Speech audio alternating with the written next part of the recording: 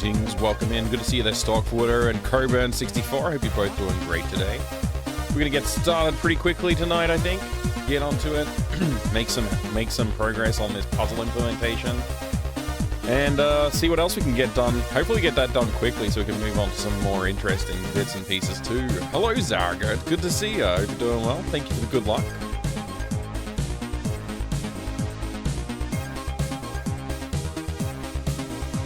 G'day there, Bo Elving. Hope you're doing great today as well. Let's get started. Let's not dilly-dally. We don't no dilly-dally streaming today. Zero dilly-dally. Let's get on with it. This button. Hi. Good to see you. Welcome back. My hair still has not been cut. It's at the awkward length. It's at the awkward length where I can't really do anything with it anymore, and it's just like a mess of hair on top of my head. I probably should get it cut now. I probably should get it cut. I can no longer correct it. It's pretty bad. But anyway, we're going to dive into the code. Well, we're going to dive into the implementation basically immediately here. I suppose we need to do a little review. We need to do a tiny bit of a review, I guess. I suppose we'll do that. We'll just do a review of like where we're up to with the document here and stuff like that. So day 4, we did a bunch of stuff. I don't remember, was that 2 days ago now? 3 days ago? I forget. I wanted to do, I think it was on Saturday or Sunday. Was it Sunday? No, I didn't stream yesterday. I streamed Saturday. Yeah, Saturday. Saturday was a bit of a rough day. Today's going to be a good day. Hey there, Pi. Great to see you, my friend. I hope you're doing well today. Oh, I like the I like the Augie heart. That's great. Oh man.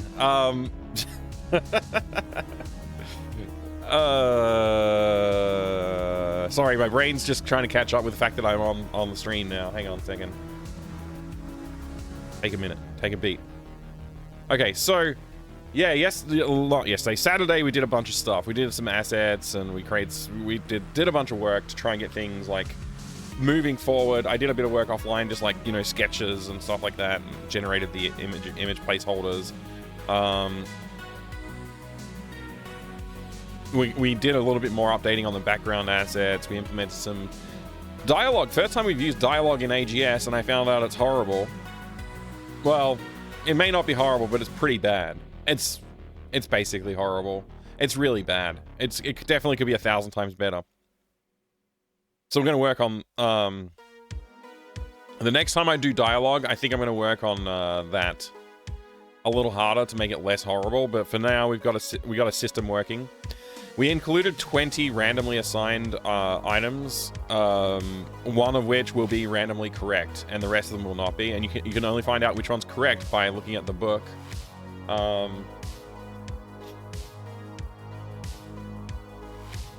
We'll see. We might allow people to like guess, brute force it, but they still, if they brute force it, they won't know the frequency to look for. So, you know, they still have to eventually find the book. I guess they could brute force the frequency as well, but the way I intend to set up frequencies is there'll be like way too many to brute force. So, anyway. Dialogue script, detect when the correct module is chosen from the box almost works. I fixed that offline.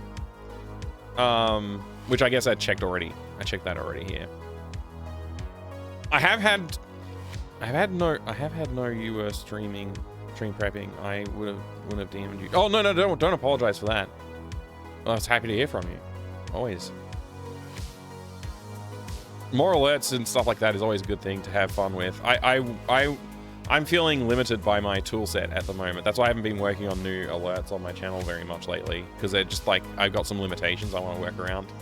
I really am trying to avoid working on like a custom bot, but I may have to make a custom bot, annoyingly. And I really want to keep using the Twitch alerts because they're fully integrated and like, you know, they're good, but whatever. We'll see. Maybe. Anyway, so today we're going to continue working on the puzzle implementation, and if we get time, we're going to try and come up with another little side puzzle. for using a safe, which I drew in the background. And I talked a little bit on Saturday about, like, sometimes you're just drawing and you feel like, oh, this needs to go here. Or you just, like, have an idea and you draw it. And that can lead to, like, well, now it needs to do something, right? Like, now it needs to be part of a puzzle. So that's what happened with the safe. I drew a safe, and then I was like, oh, gosh, I guess I got to make you do something with the safe. But that's a good thing, actually, because that room is very empty. It's very empty. There's a couple of things that we have to do in there that we haven't implemented yet, but, like, in general, it's quite empty. It's quite an empty space. So we need to do something about that.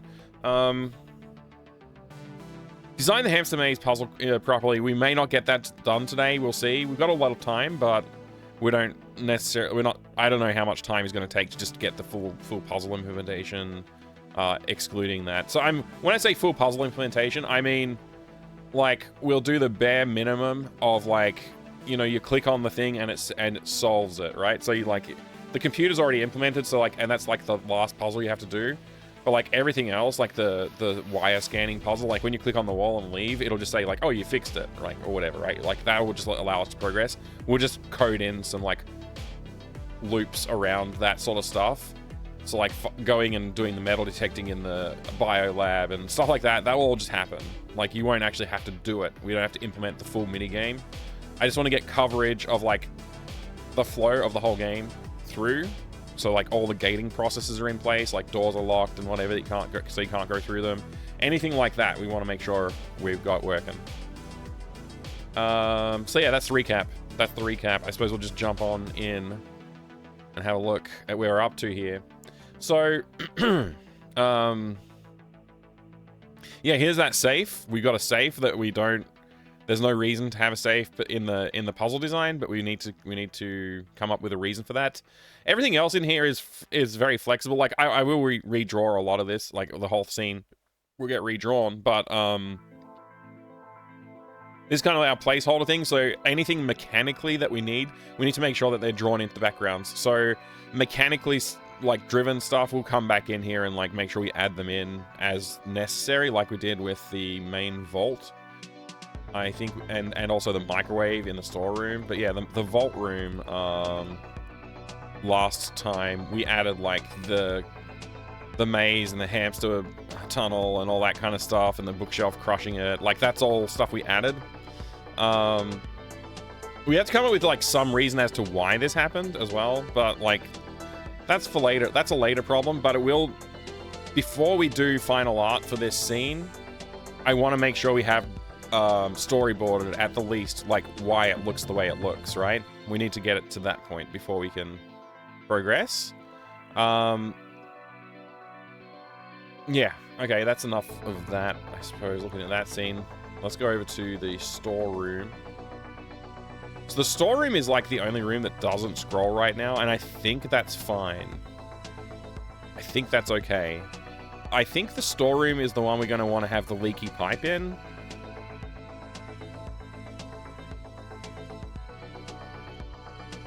Maybe we'll put it in the other room, actually. Maybe we'll draw the pipe, like, going in through the wall here.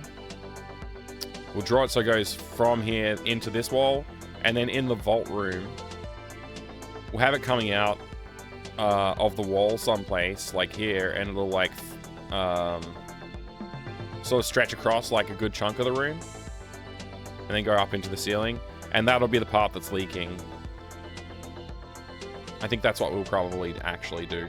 All right, so we need to go back to our puzzle dependency graph and see where we're up to here. Make sure that we're, you know, following the design and not just throwing things in willy-nilly. Okay, we need a rope from a wall hook. We need a bucket from a shelf. It doesn't really matter where those live. I'm going to put the rope in the vault room, and I'm going to put the bucket in the storeroom.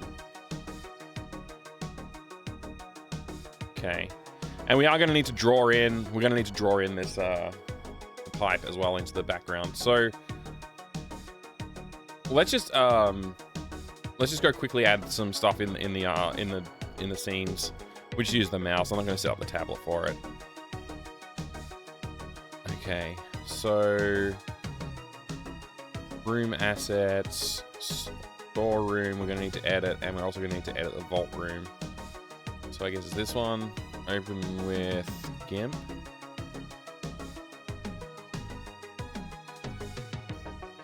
And vault. I should probably delete all the other folders that we're not using for this, but yeah, whatever. Vault. Also open with GIMP. I guess, well, now that GIMP's open in the background there, we can just drag it in. Okay.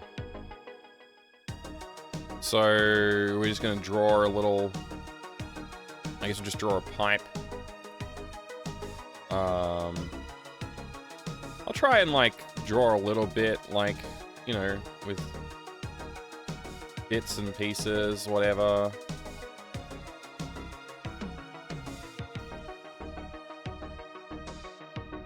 And, like, you know, elbow join there.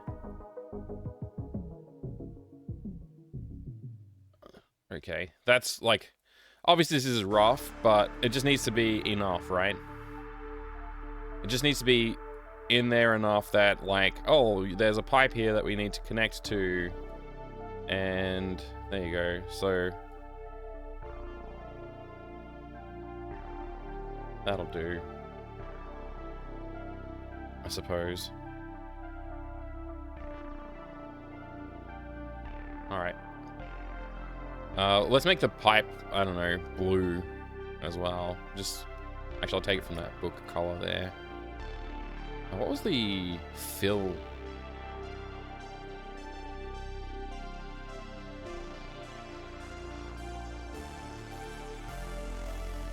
Shift B. Weird, man. All right. There we go. We got a pipe. Oops. Let me fix that. Okay.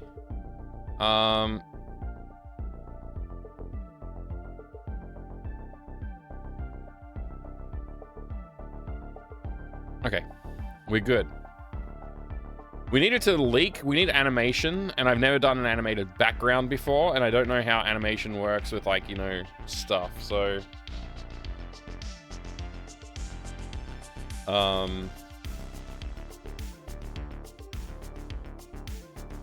There's a fair bit to think about here.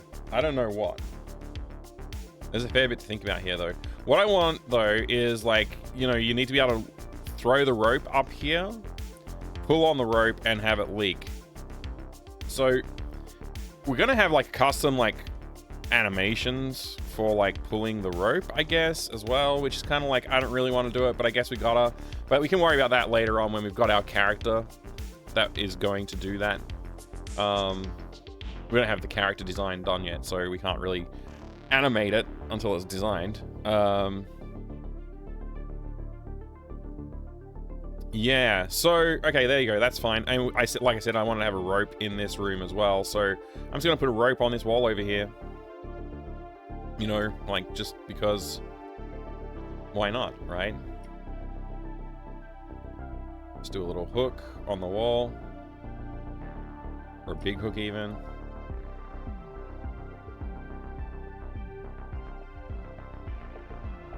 I'll clean this up. I'm just trying to get it in, roughed in, you know. Something like that. That's what it'll look like when it's got no rope, and then I guess we have to do a new layer or something. And, let's just copy that. I think I didn't copy anything just then. I have to copy it from here, and then Control V it there. Okay, and now we just draw the rope on top of that, I guess, so.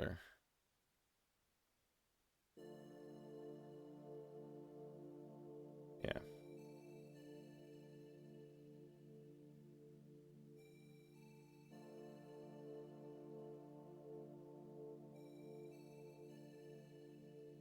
Okay.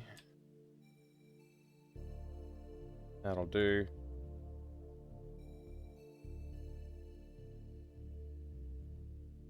trying not to, like, put any effort into this drawing. I will put a tiny bit of effort in, but, like, minimal effort, you know? Intentionally going for minimalism here. Oh, I thought that was a darker brown. It's not a darker brown. Okay, we'll make it darker. Okay, there we go. I think I was drawing on the wrong layer. That's why I couldn't see it. There you go.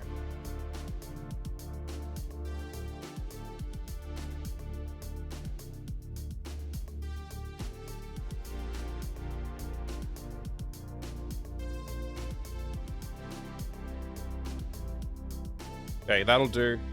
Don't want to spend any time on this. Like, let's just make the end of the rope hang down a bit there.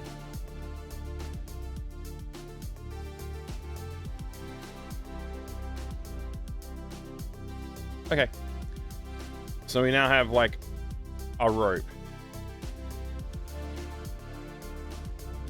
Cool. Great.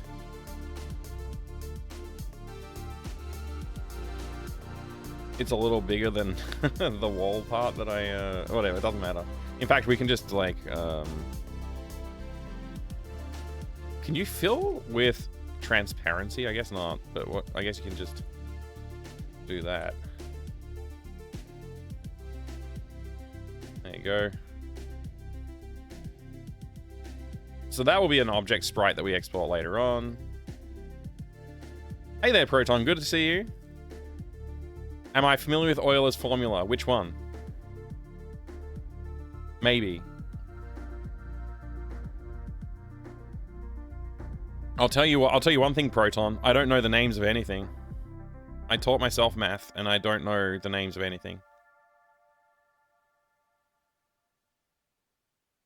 I mean, I know the names of some things. That's to be fair, but yeah, I don't know. Maybe. I'm just gonna say maybe.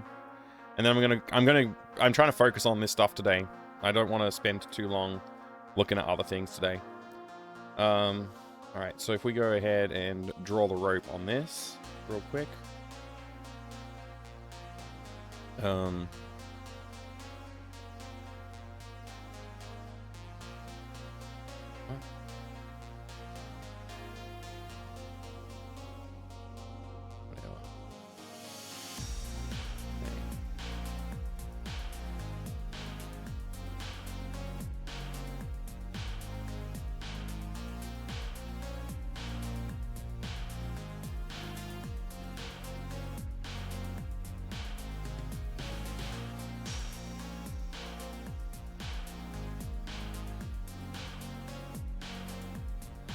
Let's get that shadow color as well and just draw that on there too. I'll put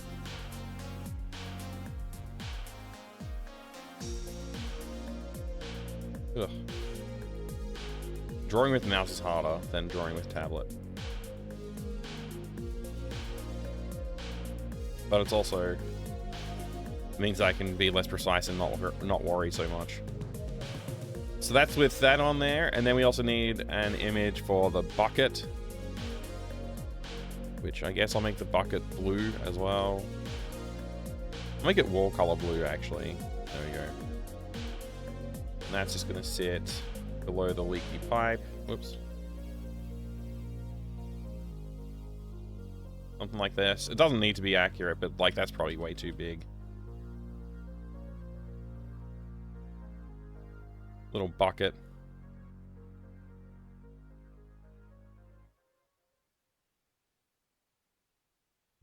Whoa.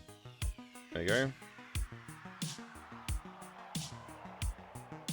Okay.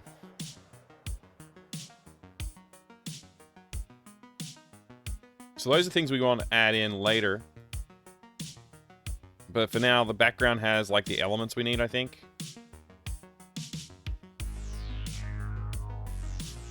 Go back to the storeroom. I guess we can draw that blue pipe going in the wall above the door.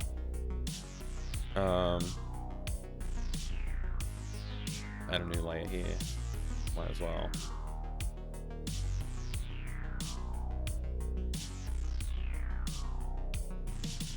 I don't know how this pipe is going to go into the wall. You know what? It's just going to come down from from here. gonna have a few segments, of course, just like every other pipe.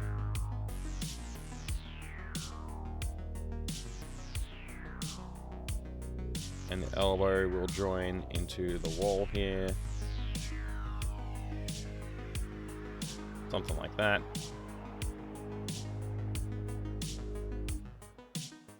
We can just fill this with that color. Hopefully that'll help people connect the dots. Not that you need to do anything with this at the moment, but maybe we'll have like... Maybe we'll actually have the valve go down. Maybe we'll have a valve here that you have to turn on, and that will cause it to start leaking. Which is a new puzzle element that we didn't have. Again, this is like you draw something and you think, maybe I've got an idea here. And you try and make that work, right? So if I just draw like a little connection here and like have the pipe come down, you know, something like this. Do a little, have the pipe do a little bend for no reason, maybe. A little elbow join. Another elbow join here.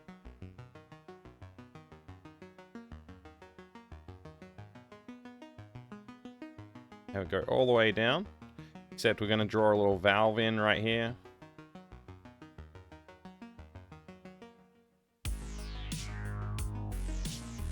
There you go. Hey, Heartstream. Good to see you. Welcome.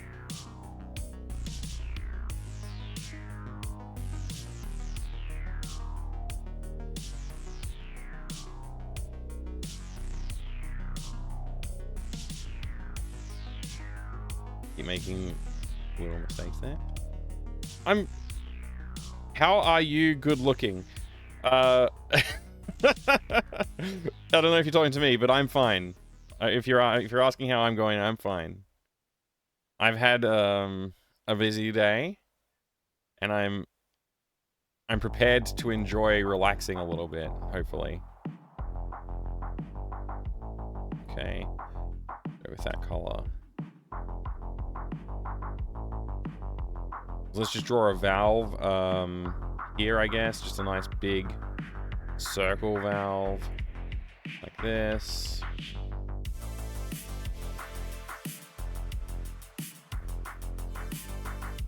It's going to be a three-pronged valve, I guess. There you go.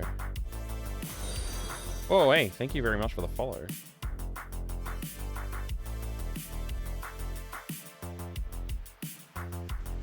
Okay. Now we want to just quickly... I'm trying to be rough. I shouldn't be doing any more detailing at all, because I'm probably going to, like, redraw this entire thing, but let's just, like, do some highlights on it anyway for fun. There you go. And then... No, see, I'm going to start doing more and more and more, and then it's like, when does it stop? You know, when does it stop? It never stops. After you've done this, you end up, like, just redrawing the whole thing right now, and I don't have time for this. I just don't have the time for it. Alright. Let's just leave it at that. It's ugly. It needs one more little detail. It needs like this detail right here. It's ugly, but that's good enough. It tells you the story of what it is. It's a pipe that goes into the wall. You got to turn the valve on to start the leak. Good. We've just added a new puzzle element, a puzzle mechanic. We got to go update. I'm gonna as I do these things, I'm gonna go and update them. So you must have turned the valve at some point.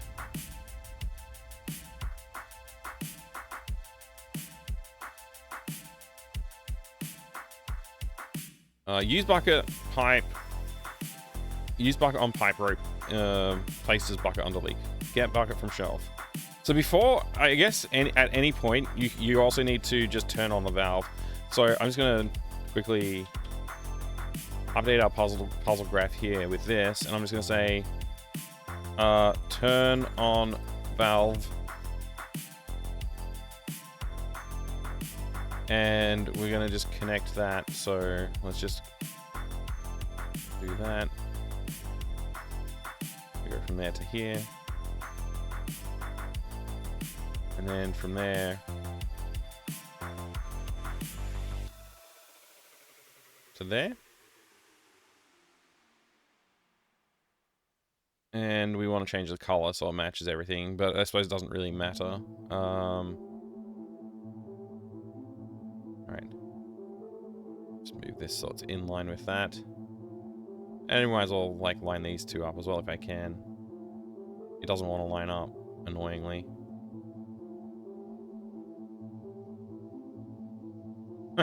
Whatever. I'll just line it up with this one then, maybe.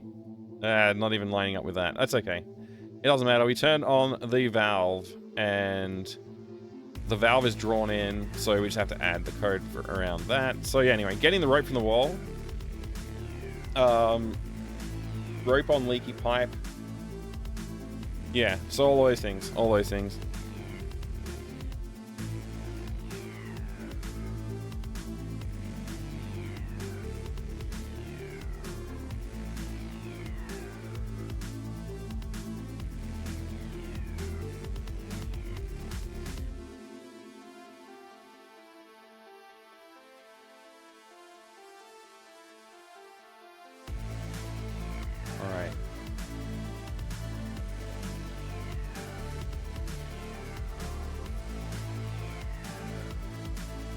So you should be able to turn on the valve at any point. Like, basically, from the start of the game, you should be able to turn the valve on and see the leak. I don't know how AGS does animated backgrounds.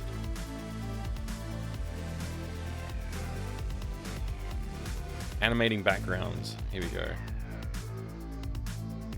One more cool thing with backgrounds before we move on is you might have guessed from this section's title, we're going to add animation to background, blah, blah, blah. I don't care. Just tell me how to do it. Background animation delay 5. Okay. Hang on. To make it, you need to simply copy a background image for each frame of animation you want, and each of the parts of each image that should be animated. In our case, the pond. AGS allows you to have up to 5 frames of animation to make up your animating background. We've already created 5 background images for you that show animating water. Aren't we nice? In each image, the water in the pond is slightly different. So when they are animated, it will look like the water is rippling or waving. Okay then, let's ripple us some water. Quit the game. Yeah, okay. Click the change button to change the background and choose file named Ripple Pond 1. You should see some white areas show up in the pond. This will be the first image we're going to add to the background to create a ripple effect.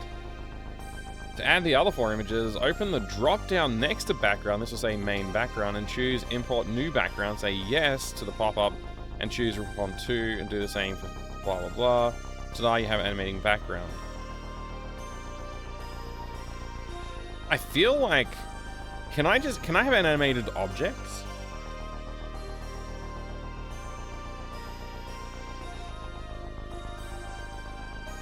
I feel like this is not maybe where I want to go with this, because like I just want to animate some water dropping from the ceiling or from the pipe. Can you animate objects? I don't know, I just clicked. Oh, okay. Oh, is this the pond they're talking about? Beautiful pond. Okay. Can you animate walk behinds as well? That's pretty important. If you can't animate the walk behinds, then I won't be able to do it.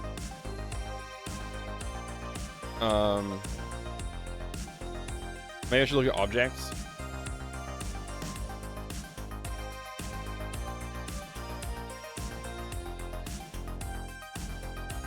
Objects can only take images, right?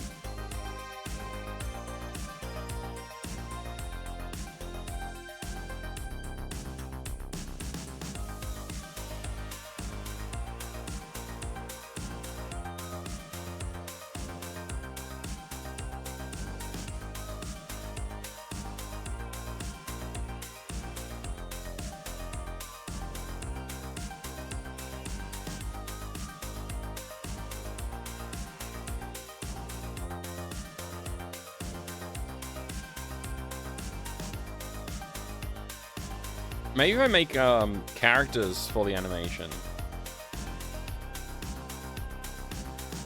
If I make the pipe a character that just takes up like a huge amount of space on the screen, maybe? The leaky pipe.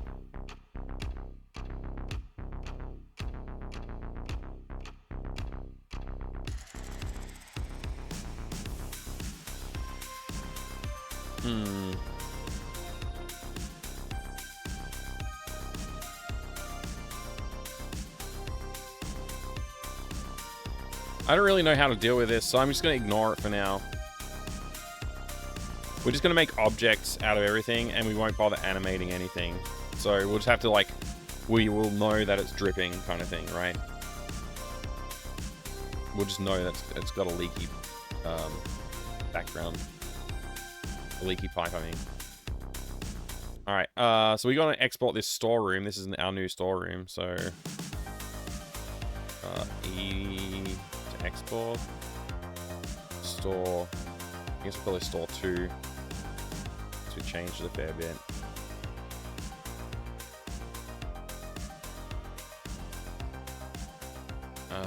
We'll call this one Vault 3. And if we just turn this on, we'll be able to see, like, okay, we want...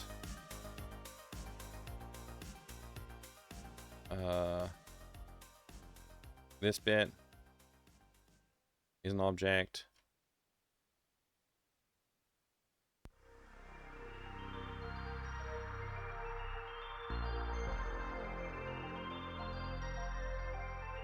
And the rope is also an object.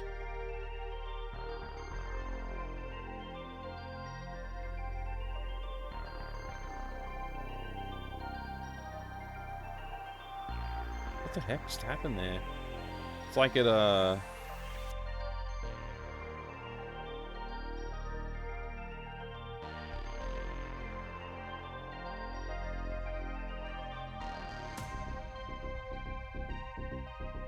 we go. Right, that rope. And then the bucket will just be an object as well. This is we probably don't... We've already got a bucket object sprite, so I probably don't need to deal with this one. Actually, that's an inventory sprite, not an object sprite. I guess we'll allow it for this one. Yeah, we'll allow it. And there's no way I'm going to let this go. There's no way I'm going to ship this quality of art, so... well, that's what I said about the inventory art last time, and I shipped that, so, you know, whatever. Export each one of these. This is going to be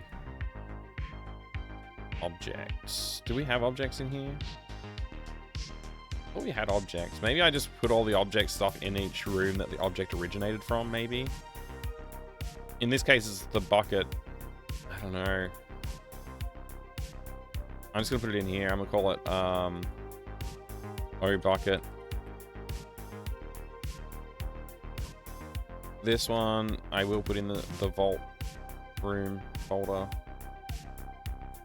And this one is pipe,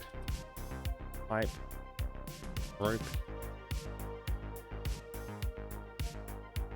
And this one is hook, rope.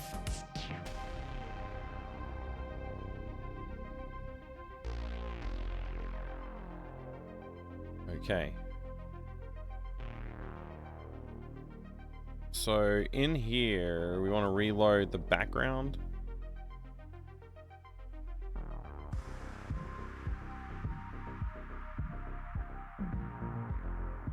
Okay, and then we want to go, we want to create an object there. And we want to change that image to objects, import, hook rope, open, leave as is, import. Okay. That's about right. And then we want to just add another one for when the rope's attached, I guess, and then we want to add another one for the bucket when the bucket's placed, and those will be invisible. This one will start visible though, and clickable. Place new object here. Okay, we need to do that. Import another one. Import the rope. Import it. Use it. Okay. I guess it doesn't really matter where this goes, as long as it looks roughly okay. All right, and then you're going to be not clickable.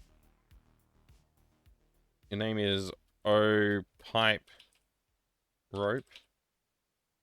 Your visible is false, and your baseline overridden is true, and the baseline is going to be approximately here.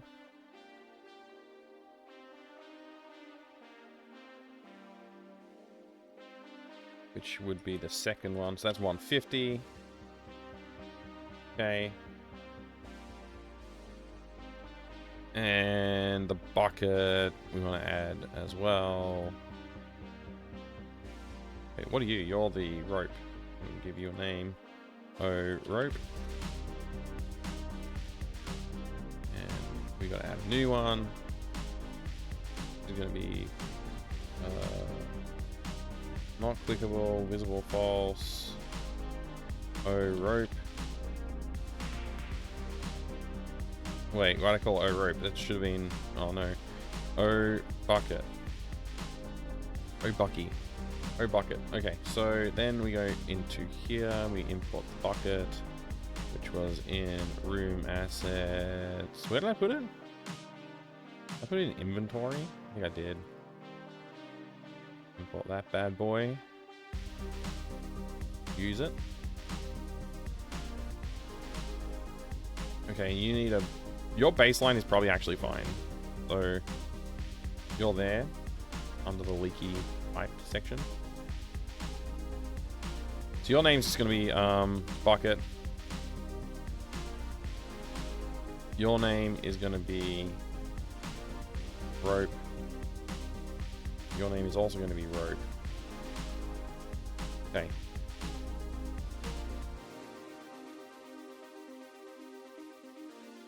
Can you add a GIF? I don't know if you can do a GIF. I think you might have to do like a character.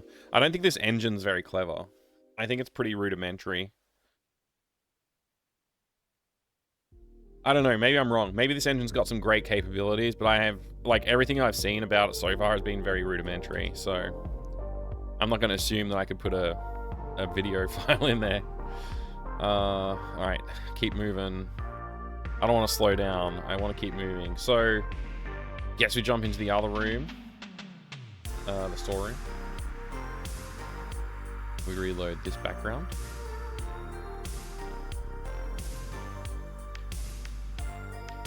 We're going to add a hotspot to interact with the bad boy. Whatever this thing's called. Let's just zoom in a bunch. Just draw a little thing here and fill it in, I think.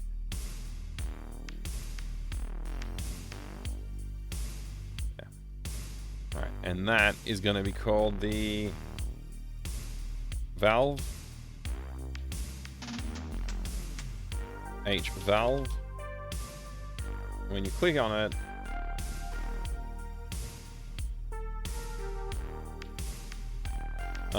player.say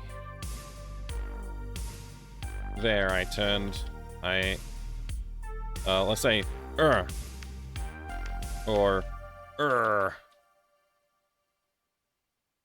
there. I turned it on.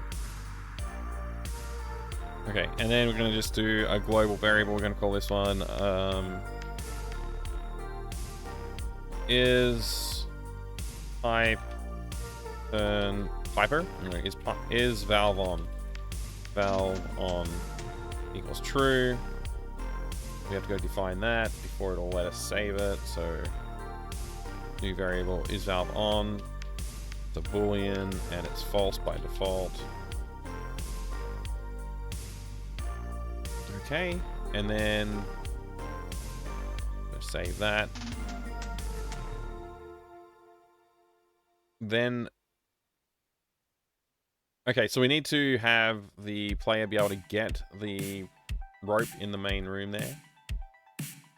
This takes a long time to implement stuff. I think mainly because this engine, but I think like the stuff you just have to kind of have to do. But like I feel like the engine slows you down a fair bit. So we're just gonna say player interact with the get the I rope, and we gotta toggle the O rope object, and we gotta move to these coordinates to do the interaction. And of course, we've got to face E direction left, I want to say. That ought to do it, I think.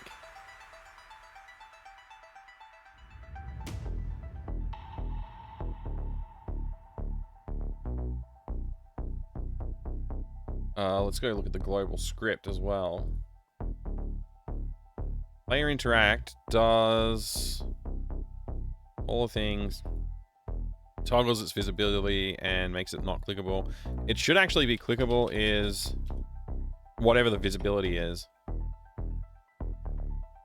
That's more correct.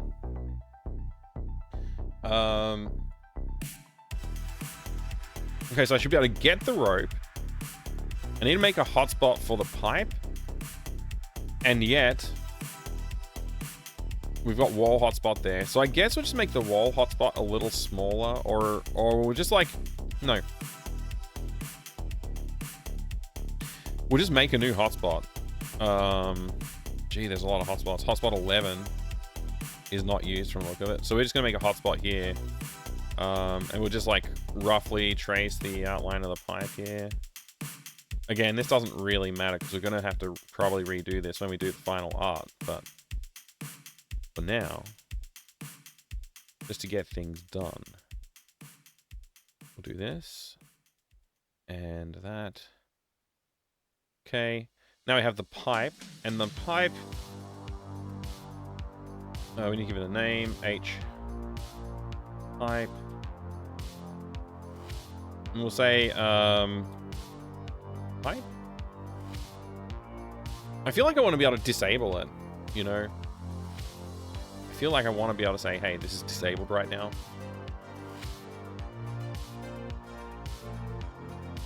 I guess I can check if the valve is not on and then no interaction happens, right? So just like kind of... no, because it will still say pipe when you move your mouse over it. I don't know. Let's think about that some other time. I'm not going to think about it that hard right now. Interact with the hotspot. We're going to add that. We say if is valve on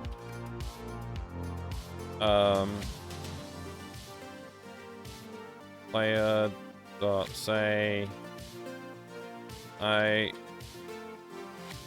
the pipe is leaking. I can't reach it. And that's all it will do. If the valve is not on, it'll just say, like, I can't reach it, I guess, right?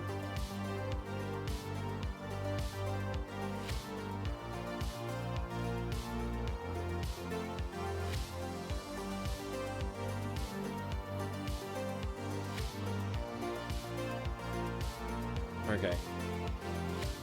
I don't want to insult. I don't want to accidentally leave stuff in, but I thought if I put something insulting in there that I'd definitely remove it, but I might not, so I'm gonna delete it now.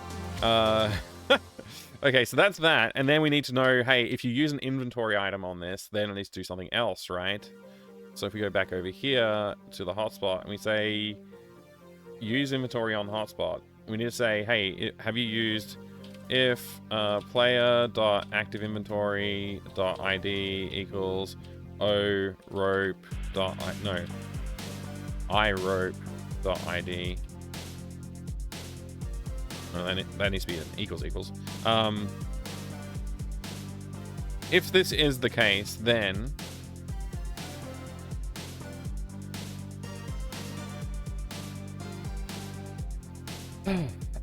do the thing. Else player dot say don't think using the thing on the pipe is going to help. Okay. And of course we need to say player dot active. Oops, active dot name. Okay, I don't think using the something on the pipe is going to help. If is valve on, do this stuff.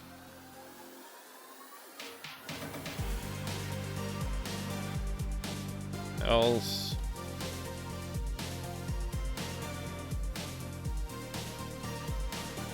do this stuff. Player dot say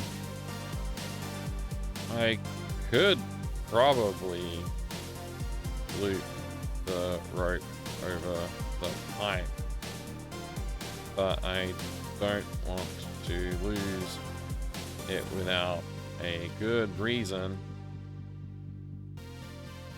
Something like that. We need an excuse, right? Not to do it.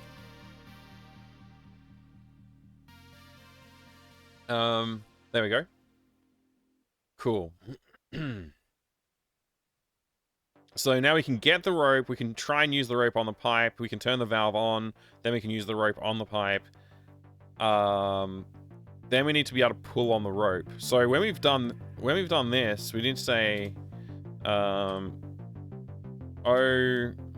what is it? Pipe rope dot visible. No, visible equals true.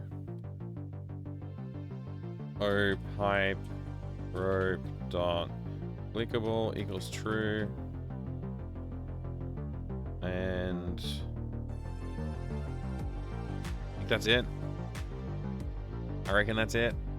And then yeah, we just say player dot say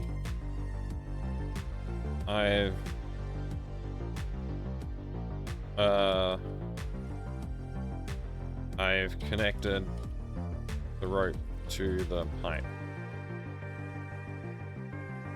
Okay, cool. Not bad. Connected the rope to the pipe. Now what? Now we need to go back into the room and add events to the object. This one. If you interact with it, player dot say pulling on the rope makes the water leak faster. If is valve on. Which it should be by the time this can't be visible without this to be true, but else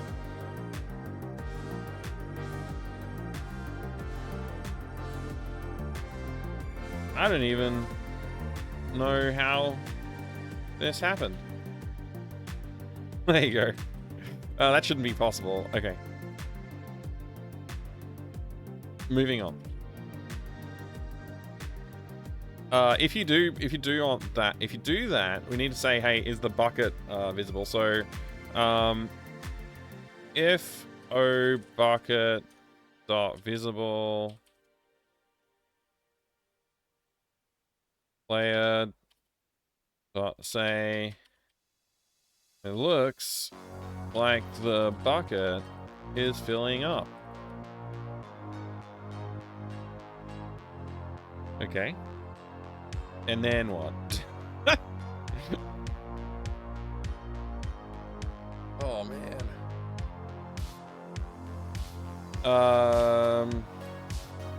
We can say o bucket dot image. No, what is it called again? Graphic equals full bucket graphic ID. I'm just going to comment this out because I don't have a full bucket graphic ID because we haven't made one. But like that's something we will want to do. So let's just do a little to do here.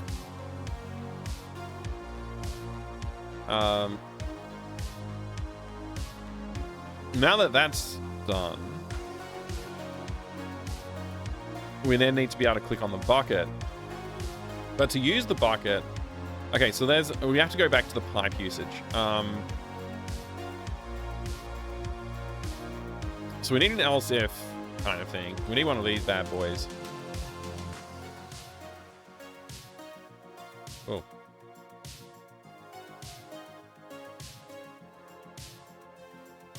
Okay. And this will be iBucket ID instead.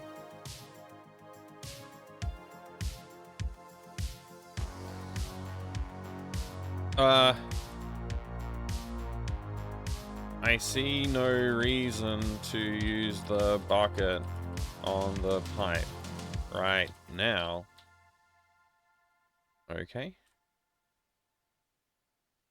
Go ahead and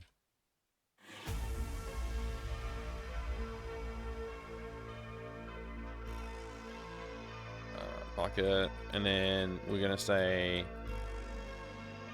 I'll put the bucket under the leak. And then we want to just say the same thing, but for oBucket here.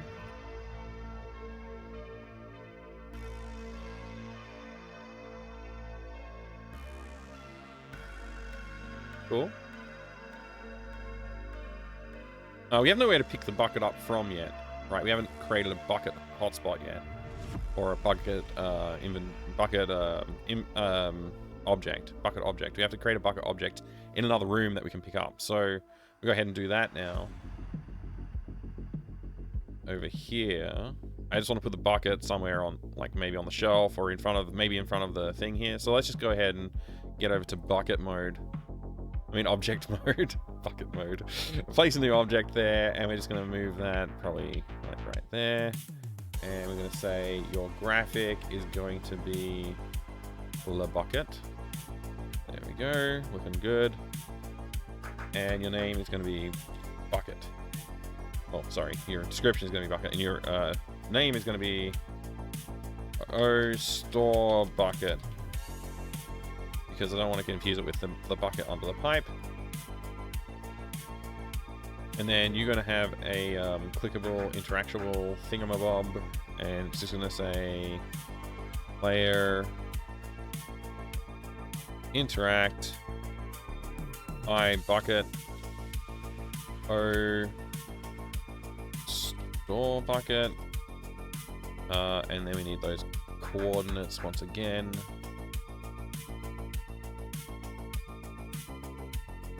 And face E facing, oh wait, E, what's it called? Old E direction. Oh, there you go. Cool. Is this now playable? I don't know. Let's see how much we can do now that I've added these things. So if I click on the pipe, I can't reach it. Okay, that makes sense. Click on the rope. Oh, did I do facing left instead of facing right? I must have. Okay, so we got a rope. We can use that on the pipe.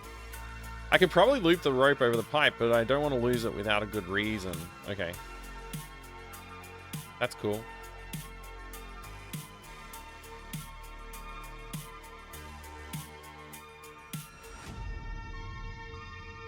Oh, okay. We don't have a proper interaction set up for that. So let's turn that into proper interaction. What about the bucket? That's a proper interaction, right? Okay, so Lucas has picked up a bucket and a rope now and turned on the valve.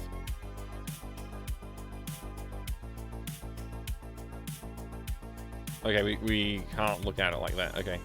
The pipe is leaking. I can't reach it. Okay, so if I put the bucket... I'll put the bucket under the leak. There we go. We did it. I still have the bucket, so we have to make sure we remove the bucket from our inventory. Okay, and rope on the pipe. I connected the rope to the pipe. Okay, good. We still have the rope as well, so we have to make sure we remove those things. Let's look at the bucket. No description. Looks all right. Left click on the bucket. I don't want it. Okay. Look at the rope. No reason. Okay, let's left click on it. Pulling on the rope makes the water leak faster. It looks like the bucket is filling up. Okay, and now I need to... We need to come up with, like, obviously we need to be able to pick up the bucket after that. So,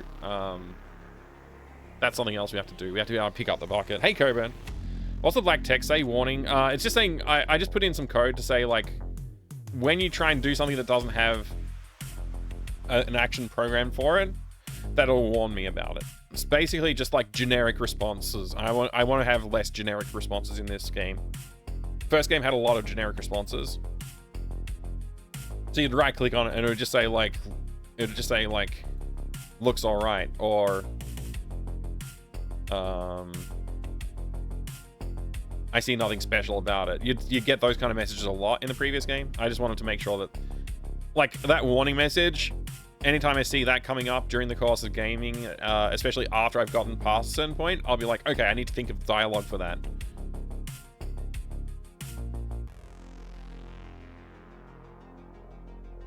Okay, so yeah, I need to be able to pick up the bucket now. Once it's full. So we need to have like a, is bucket full, or better yet, we just change... We could just do another bucket, right? Like I can probably afford to make a full bucket here. So like, what if I did, this is the full one, and we just use like a darker, grayer version of this,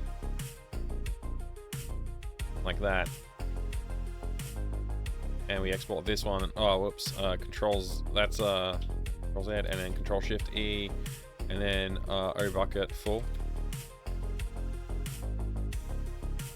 We export that one, and then we just go back to room 1. We add this in.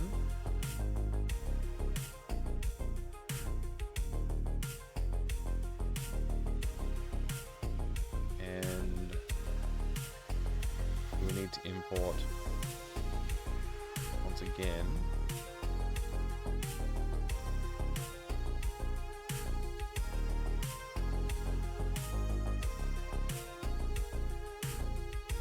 And replace this one.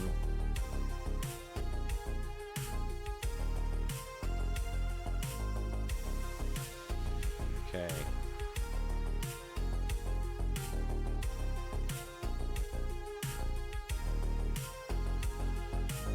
Okay, so you are going to be that. You're going to be a full bucket. And you're going to have clickable true, well, false to start with, and not visible to start with. And your O full bucket. And then in here, where I had that comment about the bucket, we'll say O bucket, where art thou? O bucket dot visible equals false. And clickable. It's false.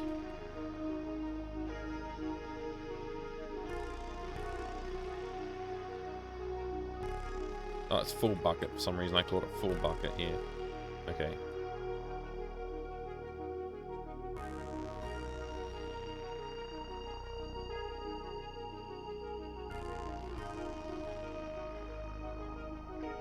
Okay, and then full bucket.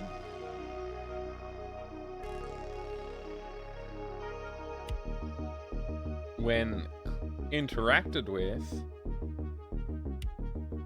player underscore interact. We want to get a I build bucket. O bucket, and we need those coordinates. We're just going to say O full bucket dot X, O full bucket dot Y. And I don't care about the facing direction, honestly.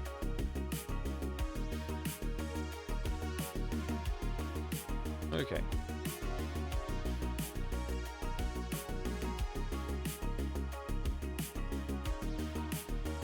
Let's see how far that gets us on this pipeline. Pun intended. Okay, get the rope. Oh, you know what? I'm gonna fix the bugs before we do this. So like, rope, interact, on face right. Who's that? Who's yelling at me? It's Duke1102. Hello, Duke1102. My eyes? Yeah, I mean, look, it's all placeholder, so who cares? I don't care about your eyes. If you look at it and your eyes hurt, that's your fault. You shouldn't have looked at it. Placeholder programmer up. Okay. Yeah, good. That's fixed. And then any pipe interactions, we want to have the player like walk to a spot to look at the pipe. So let's say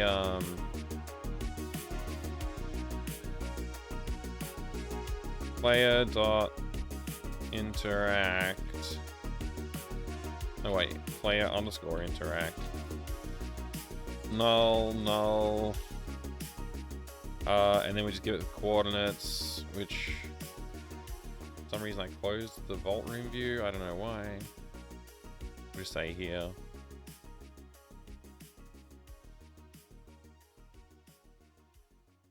What?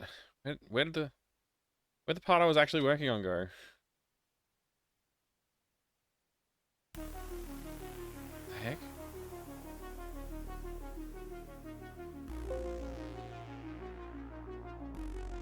Thank you. Stupid crap. Facing direction is E. Direction. This one is left, not. No, wait, this one is right again. Okay. There you go.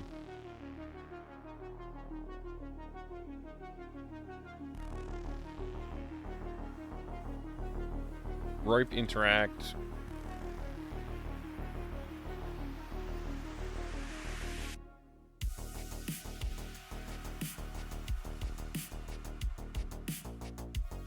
Okay, cool. Excellent. So we should be able to do full puzzle of getting a filled bucket of water.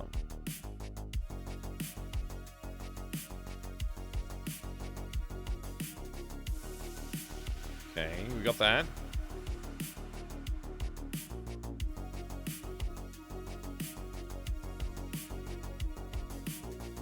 Wait, I didn't do that? Oh, man.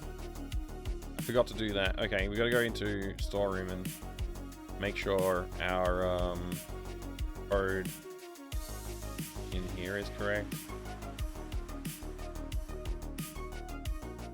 This one should be like this, except we want to walk to, I don't know, here.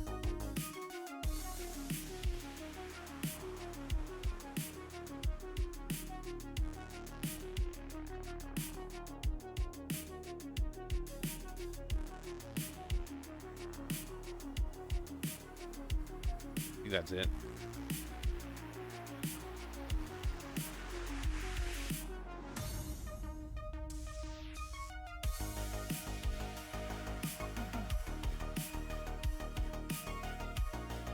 There, I turned it on.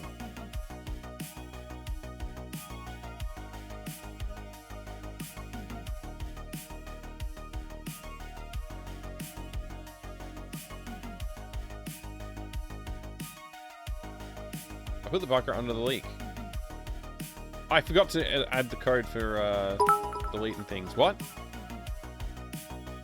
Oh. Boelving cheered 100 bits. Thank you. FMM Delphine. Aw, that's awesome. Thank you so much, Boelving, for the 100 bits. That's very kind of you. Truly appreciate it. I truly appreciate it. Thank you very much. Okay, so when we interact with the things, we need to like lose things as well. We need to not have items anymore.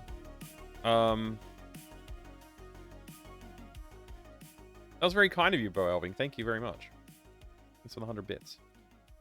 Okay, words failing because brain failing. I ate food. I thought I'd be fine. I ate food. I didn't eat much. I ate a little sandwich, but...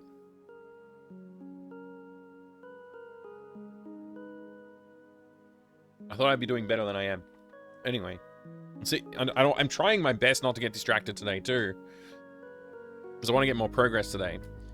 I feel like I've floundered a fair bit the last week on this project. Not because I don't want to make progress, just because my time availability and, like, mental space and stuff like that. But, yeah. Did I get my sugar as well? I didn't really have any sugar, no.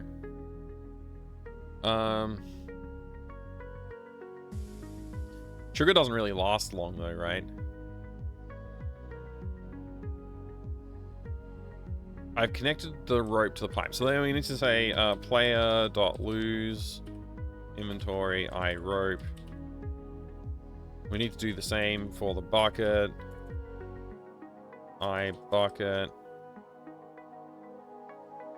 I think those are the only two things we need to do that for. Blood sugar might be low. It's possible, I suppose.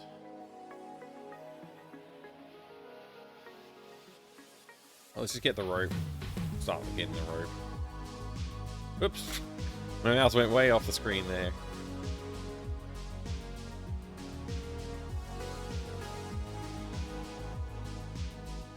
Okay, use the valve. Okay, use the bucket. Go in here. Put the bucket under the leak. So what I want it to do is, like, it should say, like, if you look at this, it should actually say, like, hey, it's not filling up quickly enough. Like, it's going to take forever to fill up at this rate. And if you left click on it, it should say, like, it's not full. I don't need to take it yet. It's not full, kind of thing. So we use the rope on the pipe. Connect the rope to the pipe, and then when we pull on the rope, pulling on the rope makes the water leak faster. It looks like the bucket is filling up, and now it's full. Okay, did I said face left, did I?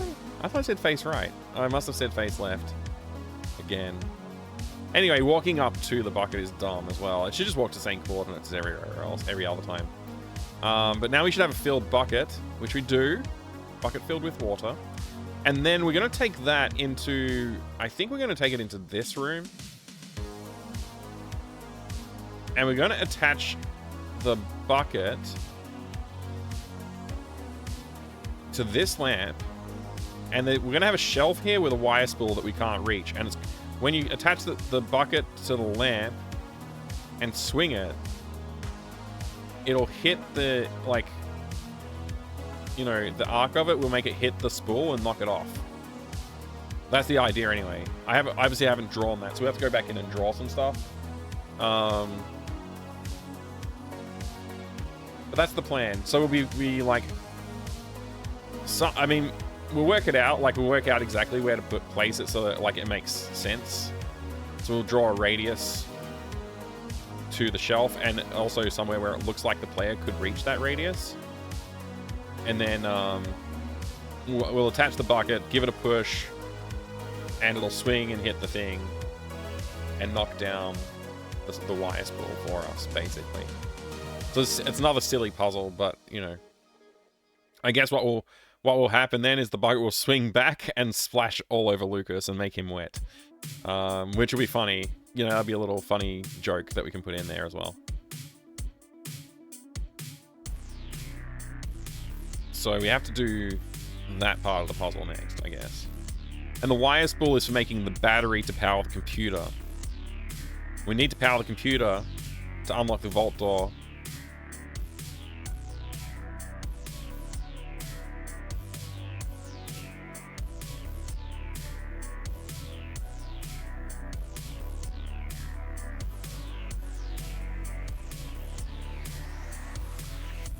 Yeah, I'm just thinking about all that stuff.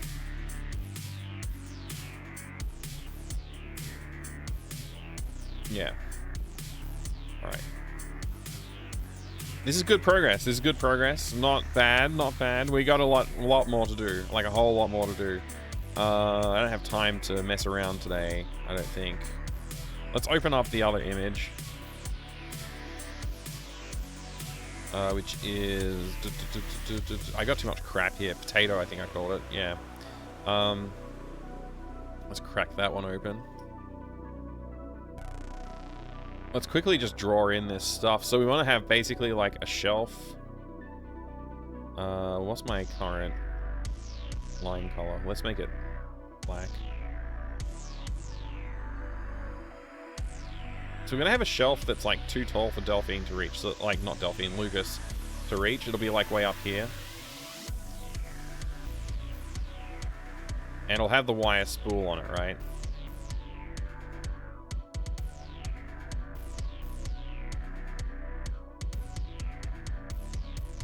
Ugh, that did not work.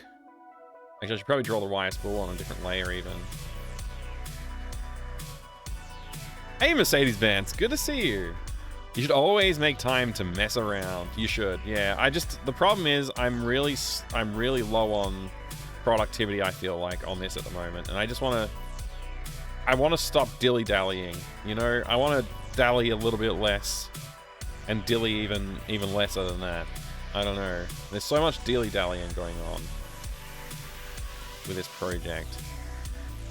I want to make faster progress is what I'm saying. This doesn't need to be... I don't know why I'm spending time to like try and draw it good. I just need the wire. I need the wire spool, that's all.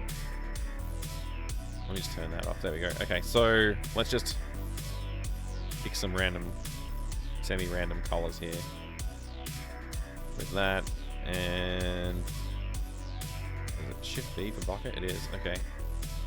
And then we need a wire looking color, which is probably going to be that. And that'll do.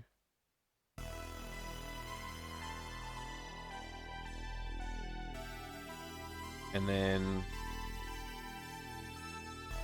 let's just go with that color again.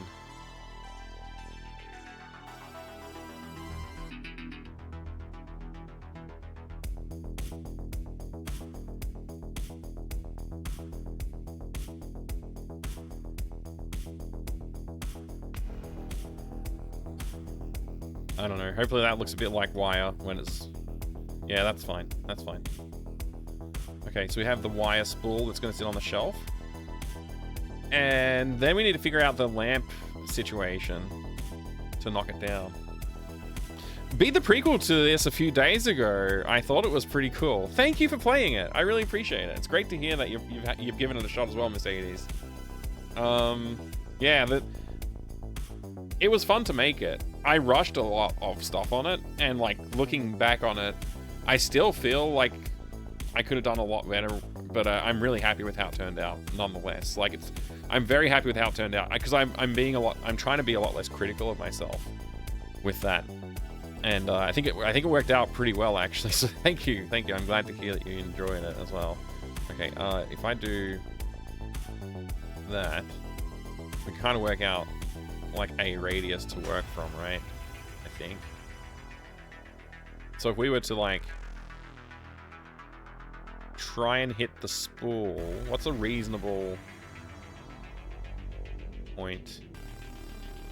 Assuming that Lucas is standing here, I think that's fairly reasonable. So the lamp needs to be hanging down to here for some reason. That's fine. Whatever. It's like just one lamp. Like a longer lamp for no reason, except that we know, you and me, we know the reason. But the player doesn't necessarily need to realize right away, right? So we're just gonna have the thing hang down to here. It'll have like the lampshade on it. So we're gonna take the lampshade off, I guess, and replace it with the bucket when you use the bucket on the thing. I honestly should just be using like line tools for this, but I'm just freehanding everything, which is probably a bad idea, to be honest. Let's see, we'll make this like a greener color.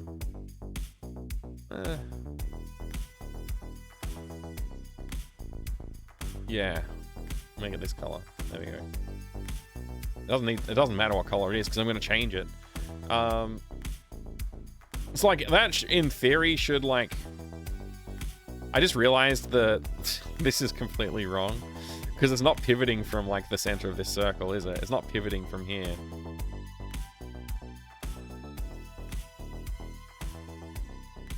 I guess I can adjust this so that it's got like. I can adjust it. I can just draw like a thing in the center here that's like, you know, oops, not green, in black. I can just draw a little like outlet thingy here that's like, you know, more solid looking slightly.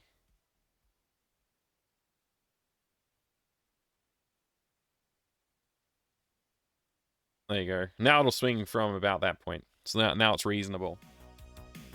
I feel like in the time you did that, I would maybe write one line of dialogue. Yeah, I really did, like, I came in with a goal of, like, just get one game done to start the year out as quickly as possible that is at a level of quality that I can be happy with it. And I basically did that. So, you know, I definitely can't complain about that. Okay, so if I was to do that, yeah, good. Okay. Yeah, so this is just gonna we replace this bit with the bucket, and then we push the bucket. It'll swing and hit the thing. If you haven't put the bucket on it and you use it, it should swing and not like have any no effect on it, right? Like maybe it'll like wobble a little bit, but nothing will happen. I really need to work out the animation situation here, or I need to like at the very least need to work out if I can even rotate a sprite. I don't know if I can rotate a sprite in here. I feel like this engine doesn't support sprite rotation. No idea, but I just feel like it doesn't.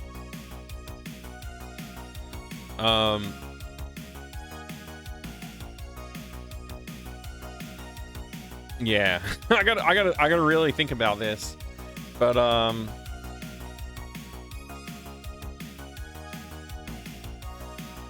let's just quickly look up and see if it handles sprite rotation. AGS sprite rotation. Dynamic sprite functions. They have rotate. Angle. Rotates the dynamic sprite by a specified angle. The angle is in degrees and must be between 1 and 359. Wait. So you can't have a 0-degree rotation. I guess that's fair. The image will be rotated clockwise by the specified angle. For counterclockwise rotation, convert the angle in a clockwise one using the following angle equals minus... Yeah, whatever. Doesn't matter. Don't care. Optionally, you can specify the width and height of the rotated image. By default, AGS will automatically calculate the new size required to hold the rotated image, but you can override this. Specifying a width height does not stretch the image, it just allows you to set the final sprite dimension. The rotated image will be centered in the sprite. Okay. Rotating is a lossy operation. Each time you rotate a sprite, you lose a bit of image quality, except when rotated by 90, 180, and 270 degrees. High resolution sprites will lose quality slower in general, but will never... You know what? I'm not even going to use this. This is like dumb.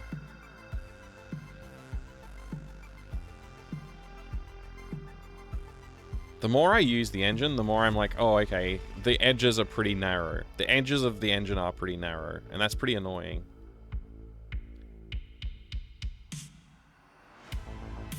It's like they just, like, you can rotate the sprite, but it's like baking it back into the sprite instead of just like having a rotated, like, just like keep the original sprite and just show the rotated version, and then when I rotate it again, show the new rotated version from the baseline one. Like, it's not this is not a hard thing to do.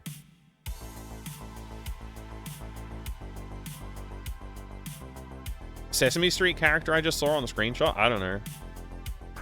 No, I think it's just some kind of duck.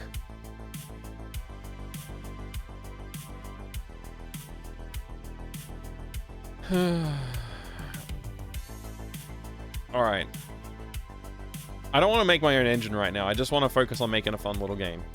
The reason I was able to make the other one quickly was because I wasn't worrying about making an engine or doing too much with the engine, just keeping it really simple.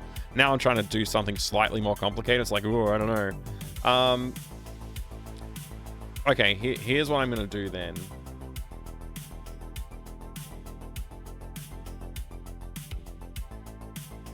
I'm just thinking. I got to think about this.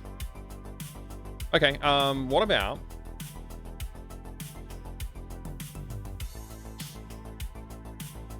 What about I do the simplest animation of like this? So I'll do like one, two, three, four or five frames, a little bit of shake at the top, maybe like, actually, yeah, like, so we got this frame, 1, 2, 3, 4 frames, maybe a 5th frame for the impact. And then, so it'll be like 1, 2, 3, impact, 4, 3, 2, and then back to here. And then I just do the same thing again with the bucket on it instead of the lampshade on it. We get those frames done. And then we can just we just have a big old sprite that we just...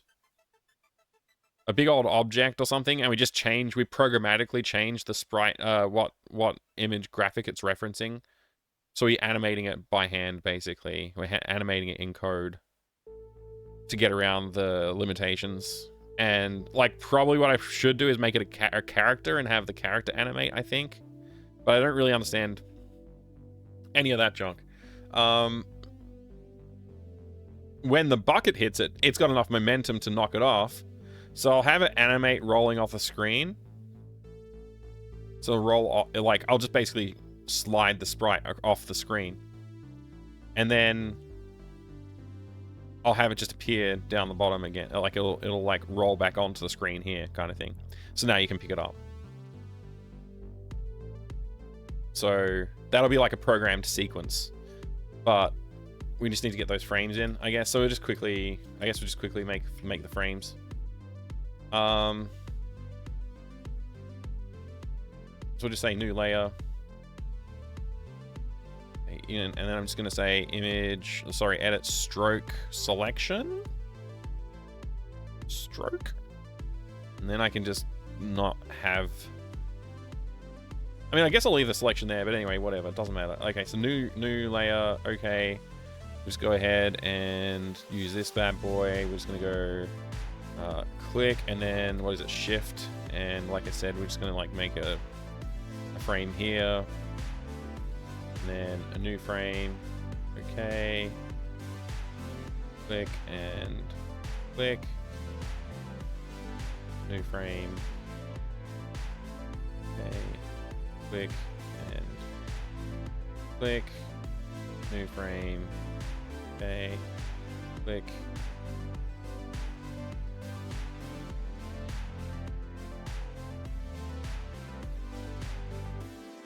Okay, whatever. Probably too late for that. Let's just try that again.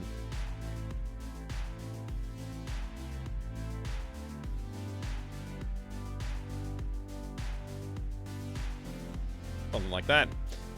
And then, so each of those is a frame. Then we just want to go back to, I think it's this one, and just draw in this bad boy here.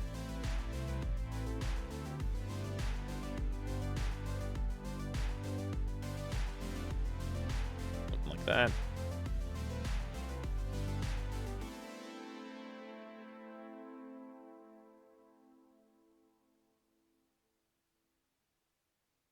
I haven't really done this accurately, but it doesn't really matter, right? Oh no, I'm editing it all on the one frame. I've got to select the next frame each time. Alright.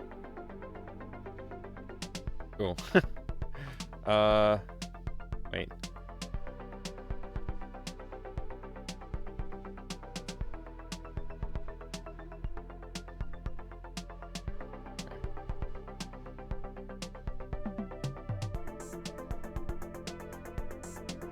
Somewhere about there.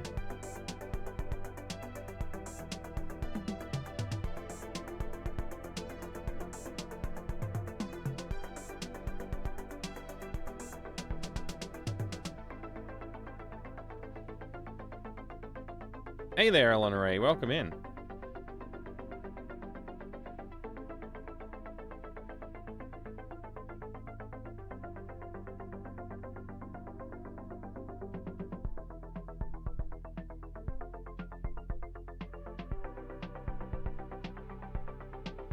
Okay, and then if we just go ahead and I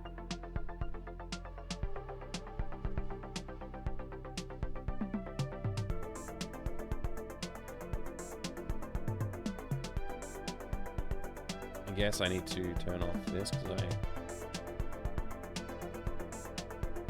can't tell what's up. Oh, okay, yeah, we got issues here with leaky something. Something's leaking. I don't know what's leaking.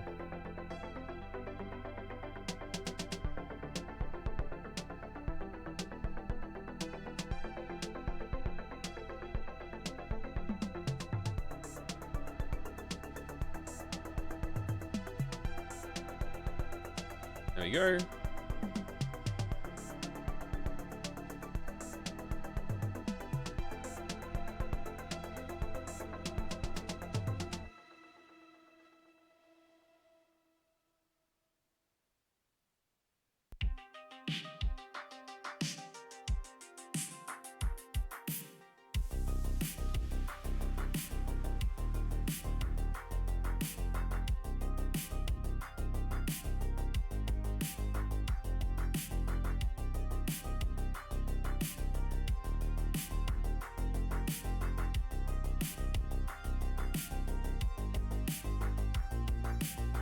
Cool. So we have like some frames of animation there, and then it'll come back down the line, and it'll just stop. Like, I don't care that much. Doesn't matter. All right, so that's that, and then we want the same thing but with the bucket on it, I guess. How much do I care about that? I don't know how much I care about that. Mom, Mike's drawing in perspective again, Eleanor A. I didn't read them. I didn't really realize what the message said. I just thought it was like a hello message. Yeah, I'm drawing in perspective. Watch out. It's not very good, but it's good enough for sketching. I have almost instantly go look and handle some supercomputer things in the cold. Good luck. Good luck. I made an updated font, the large one with fixed T and 0 for height. Oh, awesome. Naturally, a font made would have bugs. Yes, of course it would. Of course it would. Thank you. I will grab that later on. I'm trying to be focused. I'm trying to be focused today. I'm trying to be good. So I'm going to keep on working on this a little bit here. So we want to just basically duplicate each of these frames. So what I might do is just name these lamp 1, lamp 2. Wait. I guess technically lamp 1 is also includes other stuff, so I need to duplicate lamp 1. Call this base. And then I need to delete from base. So let's just do the eraser tool here. Need a bigger eraser. That's too big, dude. Alright. Where are we swinging from? There, okay.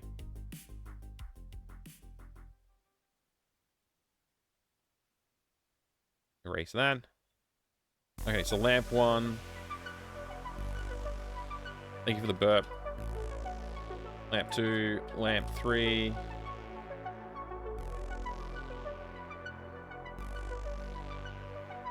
Lamp 4, and whoops. Lamp 5, I believe. Yep. Okay, so we have all those. We want to duplicate them each.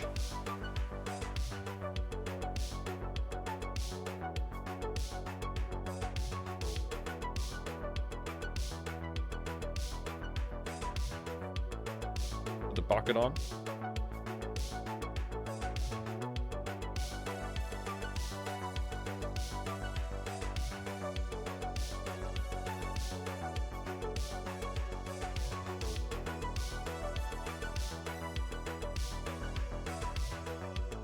Oh man, these all include the freaking thing along the top there? That's annoying.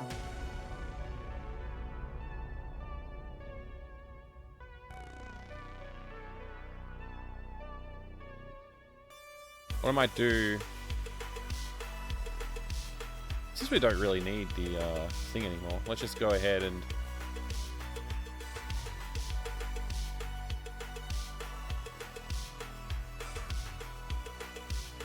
Hopefully that clears that up.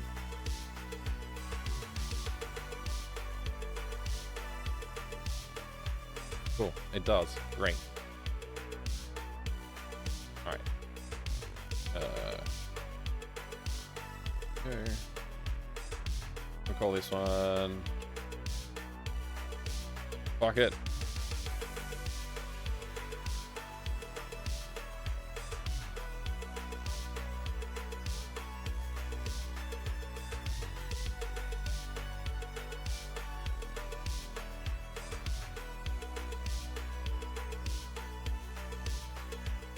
Alright, we're going to do that, and then we're going to do, I guess each one, we just need to draw, we need to grab this bucket, basically.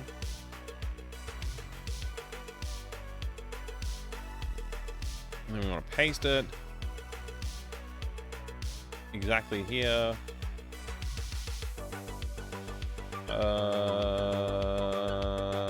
I'm gonna make a new layer there, just to make life a little easier. Then I'm just going to delete this. Merge down. I'm gonna do the same thing here. Control V. Move it. Where's my transform special moves? Rotate is Shift R? Okay.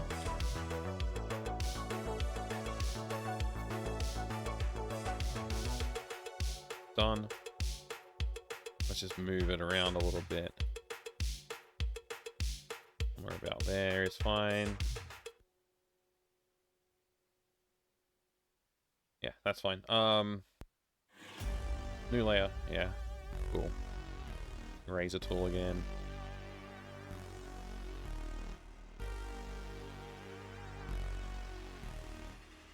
Push down. This is taking a bit longer than I had hoped it would.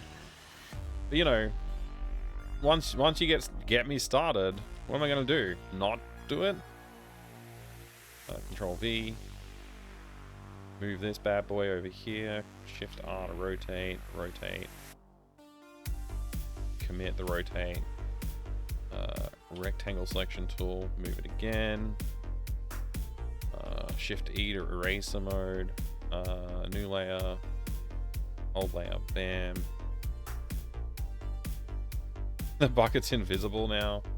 That's a little bit of a issue. I'll change the color of the wall.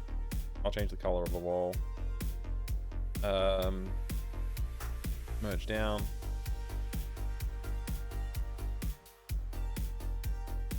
Okay.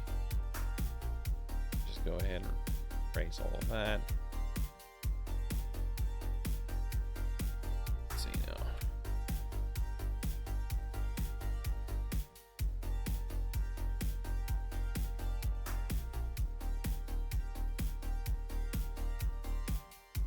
Do.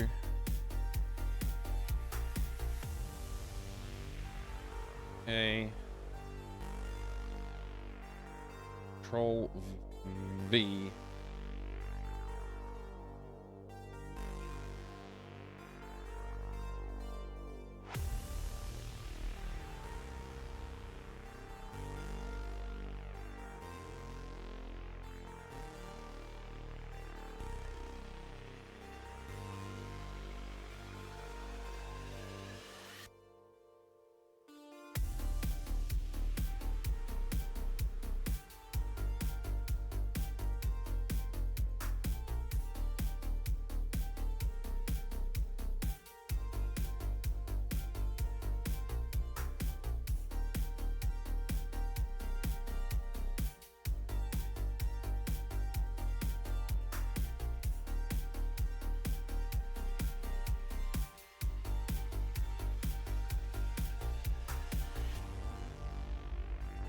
Cool, that'll do.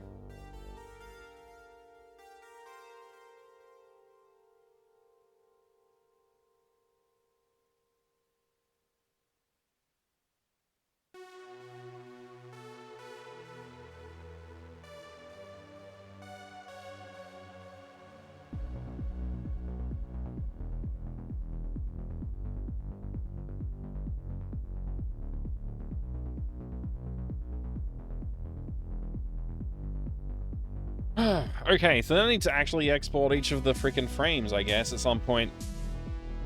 Oh man, I didn't think about that. Too much work. What are we building, Atreides? We're building a game. Building a terrible, terrible game. It's gonna be amazing. So the wire spool gets knocked off the shelf when you swing the bucket into it, but when you swing the lamp into it, nothing happens because the lamp isn't heavy enough. So you replace the lamp with the bucket, and then the bucket, when it swings into it, will knock it off the shelf, and it'll go away.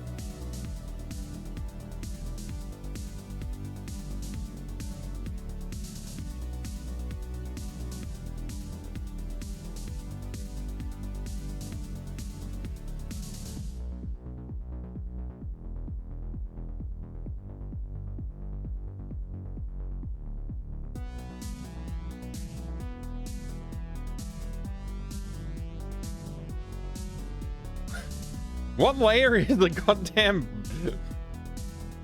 What layer is the spool on?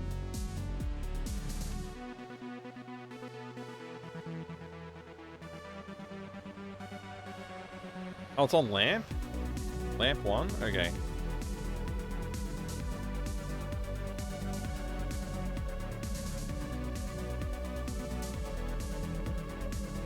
It's also there. Okay, whatever. Alright. That was confusing.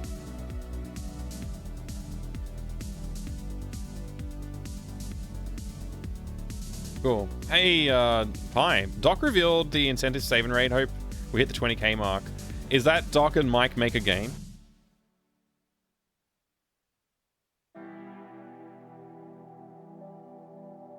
Osric, did you get attacked by wasps? Wasps, sorry. That's horrible if so. Oh no. I hope you didn't get too badly damaged by them. Alright, layer, crop to content. Okay, how am I gonna do this? Hide that. I guess first of all, is there a way to export a layer? I don't think there is.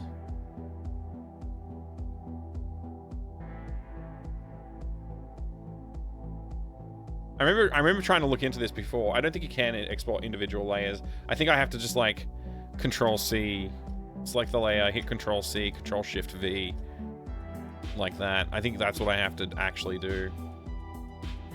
Okay, so what I want to do is make every one of...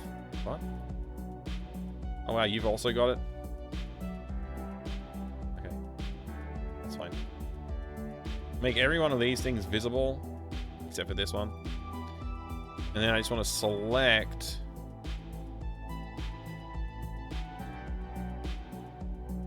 I guess like this?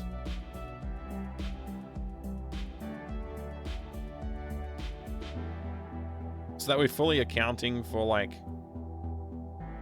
Everything will be encompassed in this. That way when I have it and it animates, hopefully it will just like animate perfectly. I hope. I genuinely hope. I don't know what's going to happen. And then I can just Control C each layer and then Control Shift V each layer to get each freaking frame out because whatever.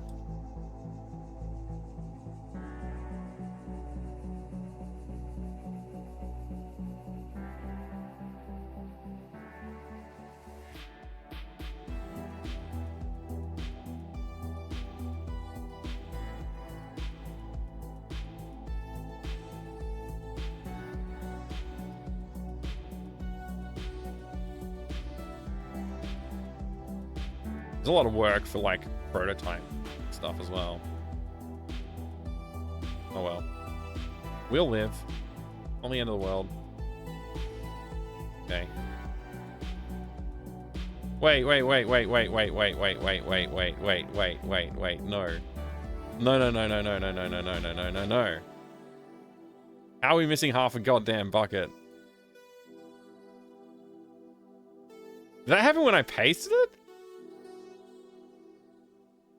Must have. I somehow lost an entire bucket here.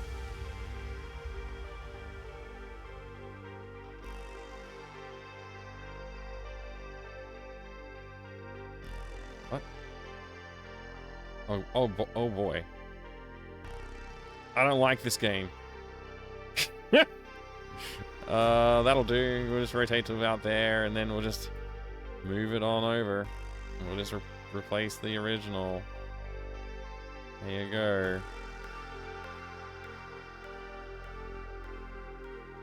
Layer to image, crop to layer, crop to layer to image size. There you go. Okay, all right. So we have all of our frames outputted now. We have this, which I believe we already exported this. Let's just save that as potato XCF is fine. All right, let's go and Control E. I wish it would have taken the name of each of them. Lamp 01. Well, we know it's less than 10 frames. Just do lamp 1. We're gonna go with PNGs this time. Lamp 1 PNG. Control E. Lamp 2 PNG. Lamp 3 PNG. Lamp 4 PNG. Lamp 5 PNG. Ha ha ha ha. We have 5 lamp frames. Bucket. Control E. Bucket. Oh man, typing the word bucket sucks. A bucket 1. Control C. PNG. 2.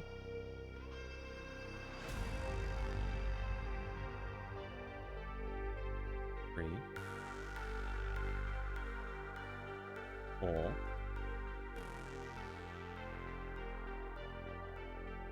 5.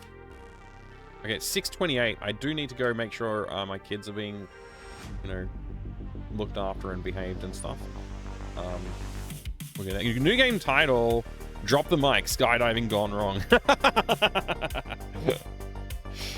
You got the nest in the end. Wow. You were brutally assaulted, Osric. Oh man, I'm sorry to hear that. Sorry to hear that. Oh boy. Okay, good. This is great. This is fantastic. We now have what we need. Did I export this bad boy? I'm just gonna put it here. I'm gonna put it in here. Wire, spool, PNG. Okay. Export. All right. Now you have to go add all the freaking crap to the freaking game. Oh, this is such a... it's fine. It's fine. Where's the potato room? Where's the potato room? Where's the potato room? Bio experiments. It's called bio experiments, not called potato room. That was just a joke, and I just kept it. Anyway, change the background. Go to the potato room. Change it to the new potato room background. Okay, great. Now we're going to add an object. Room. Objects. Right click. Place an object here. Put the object right freaking, I don't know, somewhere around here. This is probably fine. And then change the image. Whoa, I was holding down the letter D apparently. Cancel. I'm going to go into scenes, right click, create subfolder, potato,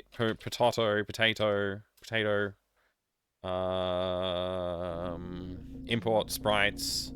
We're gonna go ahead and import lamp 1. We're gonna import everything. What am I saying? We're gonna import them all. import all these bad boys. All right, let's add this one. Doink, right there. And we're just gonna update this one's frame. Okay. So if we go 158, it's bucket, and 163, it's lamp. Good. And they're linearly imported correctly. Fantastic news. Place a new object here. I'm going to call this one spool.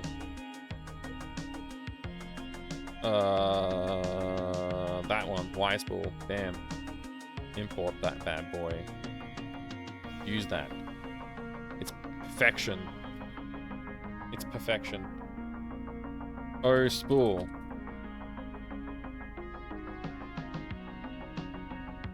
O lamp.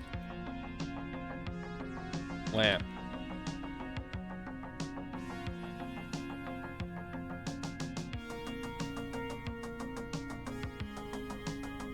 Interact object. If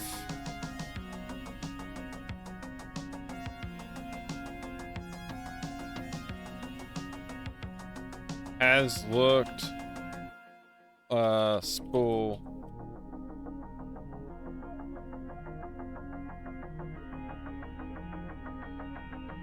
is spool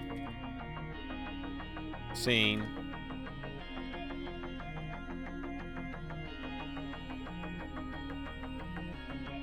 do the push animation function do push anim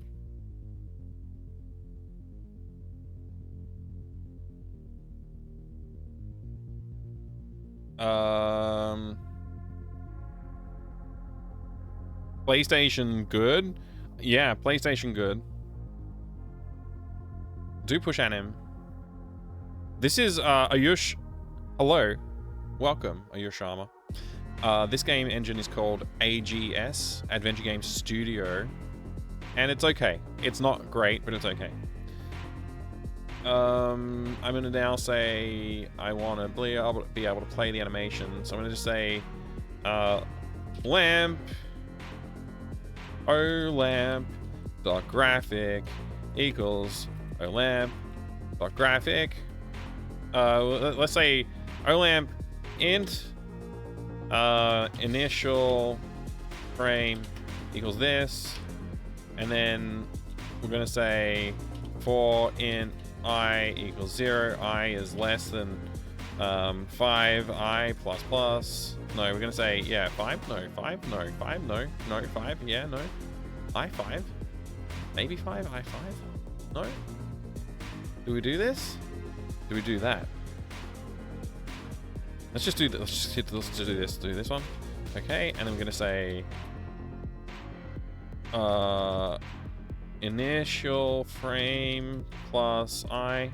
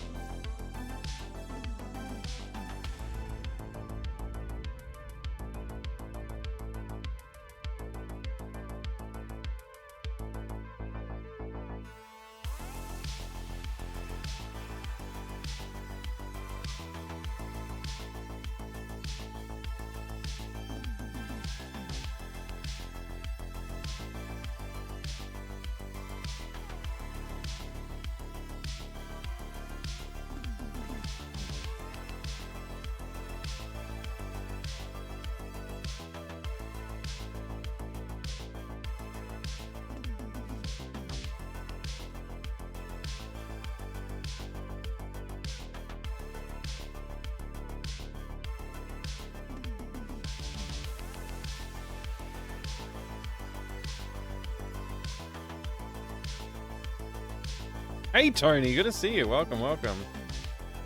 How's the black magic of adventure game development going? It's going great. I'm probably the best adventure game programmer on this channel at this point. I don't think any better adventure game programmer has been on this channel yet. Which is to say that no other adventure game programmers have been on this channel yet.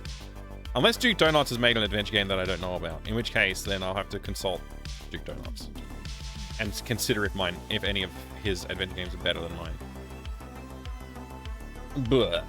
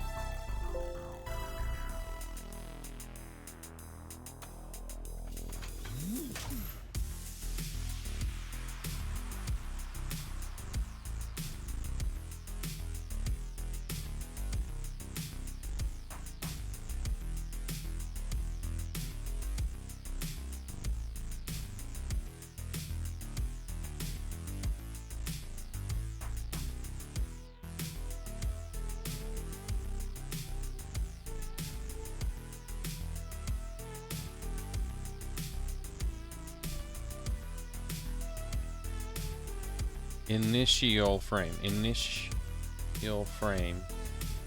equals 158.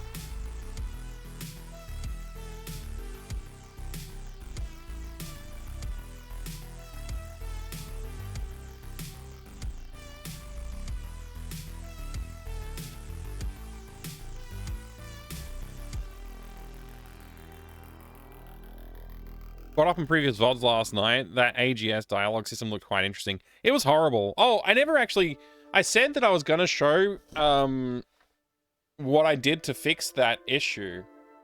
Oh, Ayush, the game engine is AGS. I don't know if you wanted a link to it or anything, but I mean, let me know if you want to know more. I guess is what I should probably say. I'll show you the dialogue situation as well. So we go to the bookshelf. I found the sensor manual. I need the Audigy Pro sensor module. It randomizes which module you need, and so you go to the box. Sorry, I'm thinking about buckets. You go to the box, it says, which sensor do I need? And then you got to go through and find the one that you need. And if you select the wrong one, it'll say incorrect. It'll give you the incorrect sensor. You won't know it's incorrect. It'll just be an image of the sensor. And you won't know it's incorrect. So, you know, you go put that back. Every time you go to the box, you put the one that you had back, even if it's the correct one. So if I select the Auto-G Pro, let me try this sensor out. We now have the correct sensor module. No longer says incorrect. It just says sensor module. So that's like a randomizer thing. Add a little bit more replay value to the game. I turned it on. Okay, we got the bucket.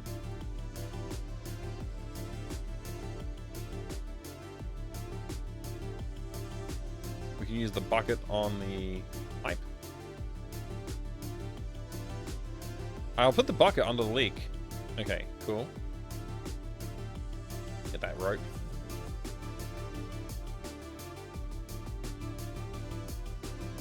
Use the rope on the pipe. I have connected the rope to the pipe. Pull on the rope. Pulling on the rope makes the water leak faster. It looks like the bucket is filling up, and now it's a full bucket. So I'll pick it up. I never fixed that. Now I have a bucket filled with water. Cool.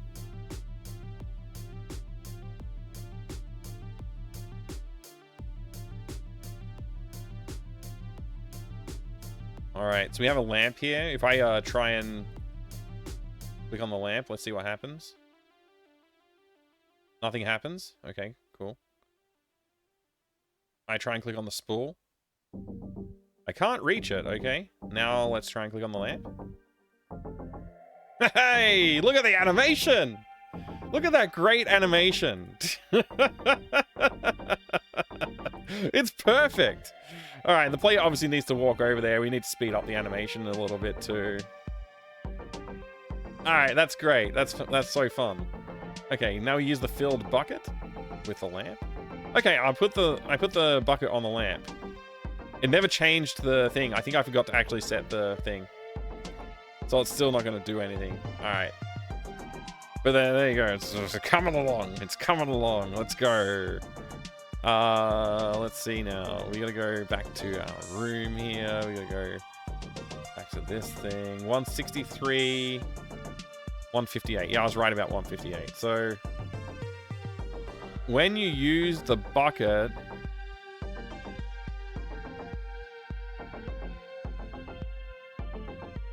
olamp dot graphic equals 158. Let's do player interact null. What? Not hull. Null.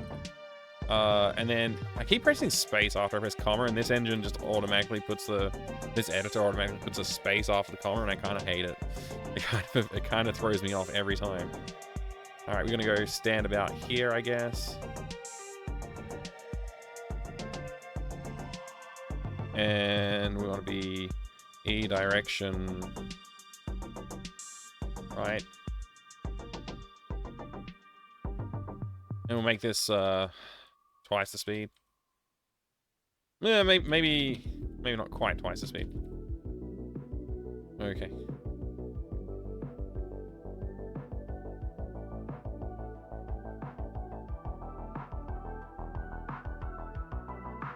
We've got to redo everything.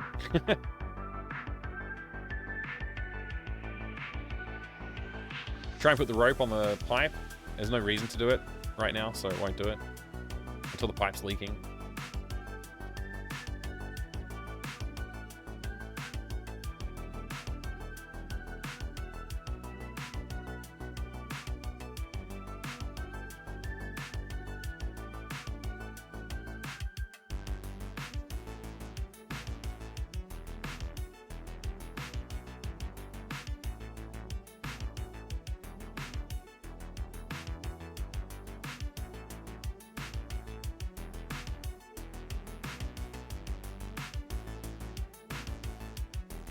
This is pretty fun. This is pretty good puzzle. I like this puzzle so far. It's a good puzzle to be like, I need to get that wire spool, but I can't seem to get it. It's like pretty insane. It's so dumb. It's really bad, actually. It's great how bad this puzzle is. Okay. I can't reach it. Push the lamp. Oh, it's like, oh, why? It won't knock it down. Damn it. Okay, it's too heavy. It's too heavy. We need to use something heavier. Let's fill a bucket with water and then push the bucket filled with water at it. Hey, it knocked it down. We can get it now. We now have the wire spool. Yay! It's so good. It's so dumb. I love it. Oh, it's so good. What a ridiculous puzzle. This people are gonna hate this one. People are gonna hate this one because of all the moon logic. I got so much moon logic in this one. I've pushed moon logic to like 11. And people are gonna be annoyed that they can't solve the puzzles. They're gonna be like, what the hell am I supposed to do with the bucket filled with water? And how come I can't get the wire spool and they won't make the connection? You're not a scientist. There's no way you could understand it. It's so dumb. I love how dumb it is. You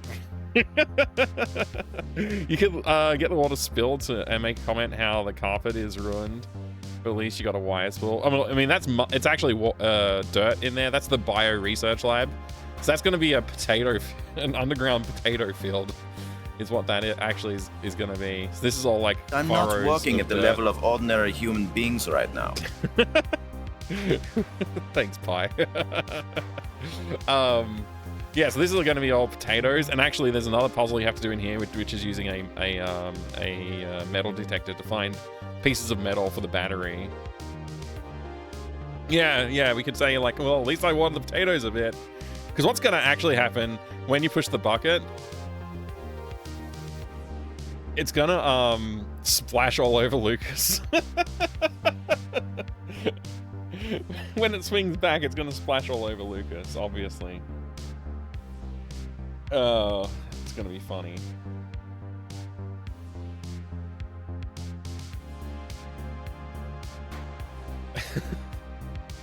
And we need to come up with a puzzle for the safe soon, because I added the safe when I was drawing the background. I was like, oh, I want to have a safe here, and now I need to come up with a reason for having a safe. Yeah. There's going to be some lemons as well. We need to get some lemons. I don't know if the lemons will be in here, or maybe the lemons will just be in the other room next to the computer already. We're going to power the computer using lemons, because you won't... That's why we need the wire spool. The wire spool is part of the plans for required for making the lemon battery. So I might have like the jar of cookies on top of this shelf, maybe. Which you will be able to reach, and then the box of lemons will just be sitting there. And so we'll like, on the blueprints, we'll have like, the blueprints will be a thing you can have in your inventory. Yeah, anyway. I'm getting a little distracted. I may need to take a moment in a second here just to go say goodnight to the kids as well. I heard once, if life gives you lemons, make lemonade, or was it melons? Yeah, it's lemons. Lemonade. No, don't apologize, Pi. That was funny. So yeah, we got the ancient cookies. They're like too hard. But the key for unlocking the hatch, this hatch right here, that lets this hamster out, that's a hamster. Trust me, that's a hamster right there. Yeah. If life gives you melons, make melonade. Yeah, that would also... I guess that also technically works. You can't unlock the hatch, right? The hatch is locked, so you need to get that key, but you can't get the key. So you need to use a drill on the cookies to break them down, but it doesn't break them down enough. So you need to get paint thinner and put paint thinner in there to like dissolve the cookies enough to get the key out. Then you can get the key out and you can unlock this. Oh, by the way, it breaks the drill, and you get the battery from the drill when you break the drill. So So you go over here and you can finally unlock this to get the hamster out. And then you need to use the hamster on the maze because the data cable that you need to connect the computer to the door is in here. But you need to find the right wire in the wall to connect the computer to, and you have to find the junction by following the correct wire until you find the junction. And which I haven't drawn yet. I haven't actually created this puzzle. But yeah, when you do that, then it'll like leave a mark on the wall. You have to grab one of the, when you break the cookies down, one of the shards will fly out and stick into the wall, and you'll be able to take it. And then you'll go into like this room, I guess, and there'll be like a sharpening bench in here somewhere. And you'll sharpen the tool. You'll sharpen the cookie so it's sharp enough to cut the wall. Then you come out here and you can cut the mark with the cookie, and that will give you access to connect the data cable to that, and then it'll automatically connect to the computer as well. So there'll be a wire hanging from like the hole in the wall over to here. And then you'll be able to go into the computer and solve this puzzle. And then that will open the door.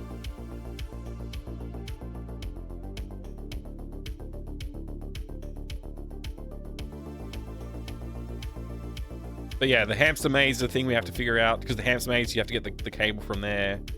There's still a fair bit of puzzle we haven't implemented yet. Hello, Racing the Bean. Good to see you. If life gives you chickens, make chicken salt. If life gives you wheat, make beer. Remind me to log out of Twitch on this Windows server 2012 computer before I leave. Okay. How will I know when you're leaving? Terrible puzzle idea 701. Don't add the junction box till the user followed the cable around the screen 3 times. Oh, that'd be cheeky. you have to rotate the mouse in a clockwise direction 3 times before it appears.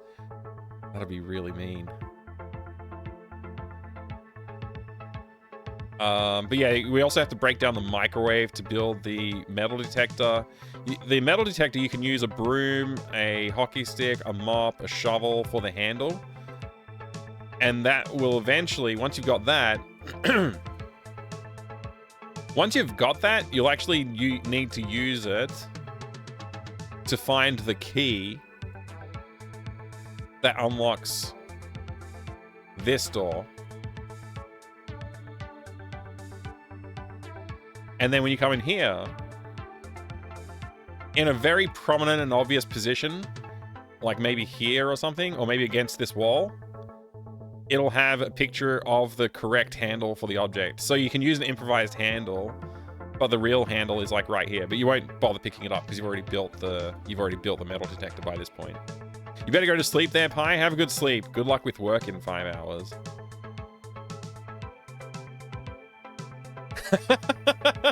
You have to detect swearing in order to show the junction box. It will never show unless you detect swearing.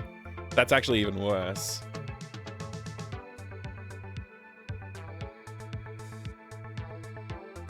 You have a good one too, Pi. Thanks so much for being here again. Oh, we need the SC55 Mark II sensor module. Okay.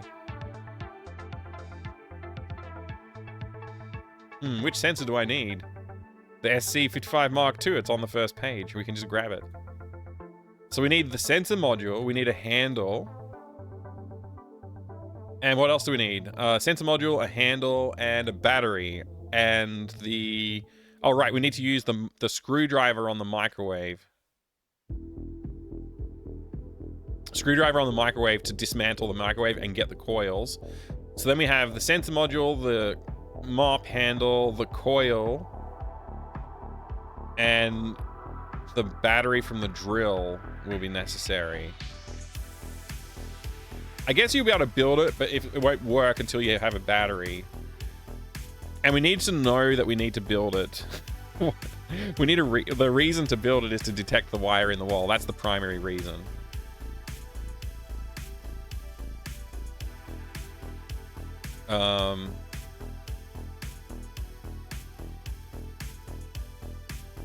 Maybe the battery.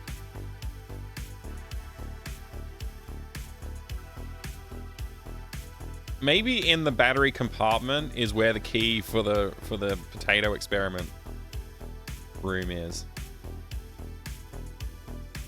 I need a reasonable way to, like, I guess finding the key. Maybe you find the key in this room and it's like it's just over here in the boxes.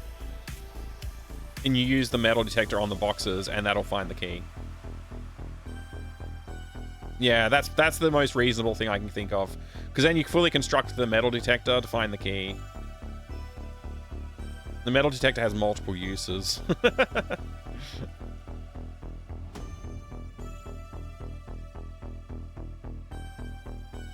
All right, yeah. So there's still a lot of puzzle implementation to do, but we got a fair bit done already. I'm gonna need to take a break, I think, before I continue on.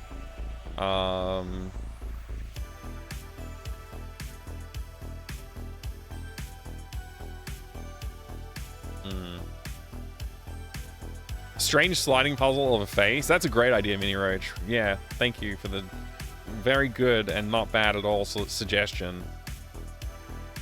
It's not a terrible idea at all.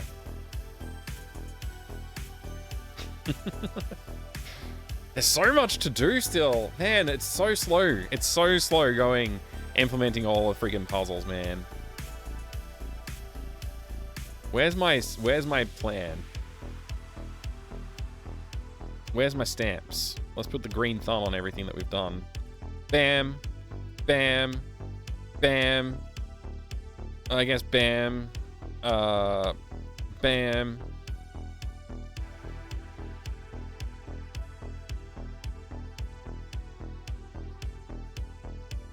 Alright, we did a lot of those. We've done a lot of those bits. Attach bucket to lampshade. I seriously didn't think we would get this far. Knock shelf with pendulum. Yep.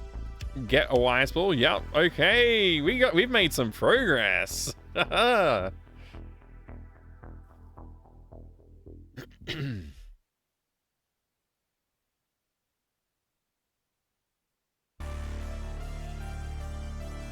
Box of sensor modules containing a bunch of models, sorry. Presents player with a list of options to select. Player must select correct module to make sensor. Okay, yeah, done. Get sensor module for metal detector, done. Put the metal detector parts together. Handle, coil, disc, sensor module. I don't have that yet. Don't have get coils from the microwave yet. Why does it have a green thumb next to it? I've only drawn it. I haven't actually implemented it. I'm gonna need to delete that green thumb. That's a false green thumb right there.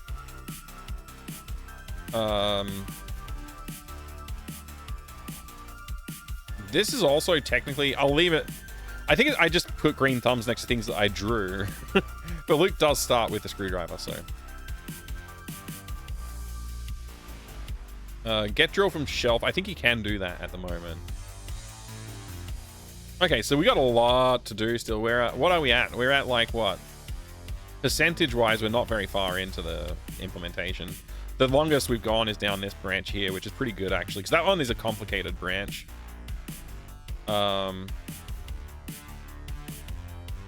Yeah, we got tons and tons and tons of work to do yet. Man, this is gonna take a while to implement. It's going all right, thank you, Kareef. How are you going? How are you going as well, Mini Roach? I hope you're very well. Your suggestion for a face puzzle is noted, but will not be done. At least not yet. We need to come up with a safe cracking puzzle as well. New week, usual Monday issues at work. Yeah, that's the way it is, isn't it? I had an interesting Monday. It was kind of like a weird start, and then I was just like stuck into work, and I kind of lost track of time, and then I was like, oh wait, I got to do stuff, so... You know, I didn't really eat lunch today, and yeah, so I quickly ate a sandwich right before I started the stream. I think I'm gonna need to take a break for dinner. Do you prefer it if I go offline for dinner, or do you prefer it if I just go away for a while?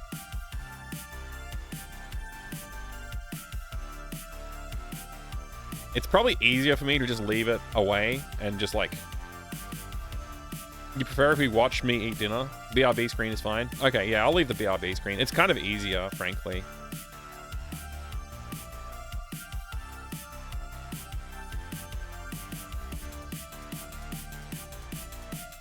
skip dinner and entertain us? Leave? Yeah. Okay. I mean, I'll go get dinner and eat it, and I'll just leave it in BRB mode. Buy me a pizza? No, don't buy me a pizza. I don't need a pizza. As generous as that is, I don't need a pizza. I do appreciate the offer though. All right. The hamster maze. I need to work on the design for the hamster maze, like seriously, because all I've ever actually done is this stupid thing. I'm like, the idea is there, but I don't really know how to make this work in an interesting way yet. But I want you to have to like plan the route for the hamster to follow, but it has to be interesting in some way. Like, yeah, I don't know. It has to be interesting in some way, and I haven't figured out how to make it interesting yet.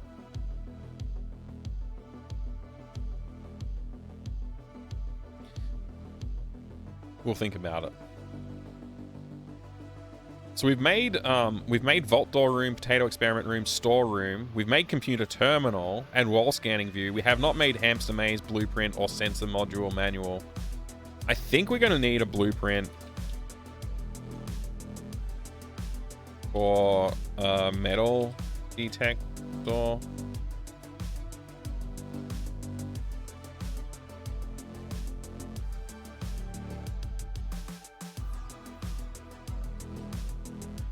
I think we may need that.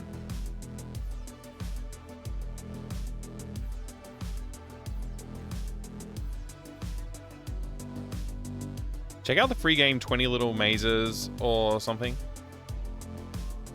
on Steam. As if you need ideas. Okay.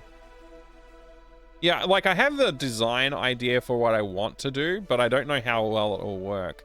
This is literally the rules of the maze right here. So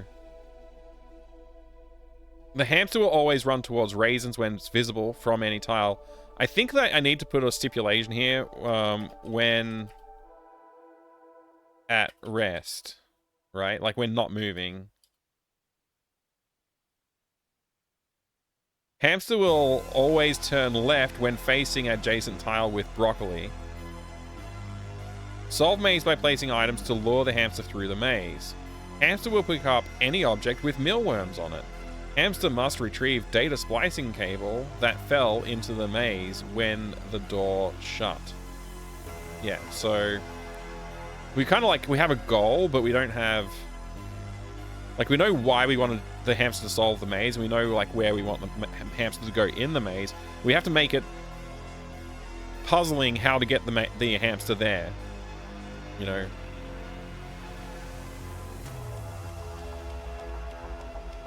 Does that make sense?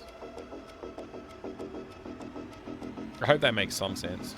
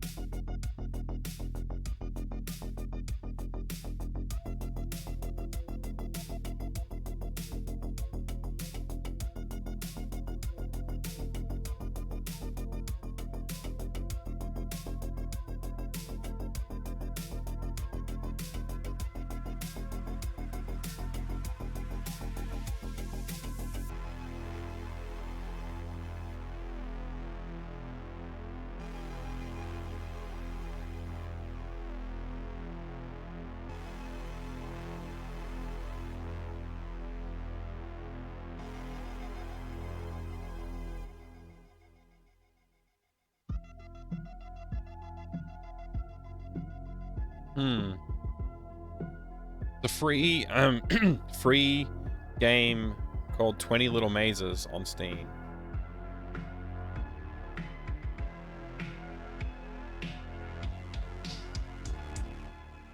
"20 Small Mazes," is that the one?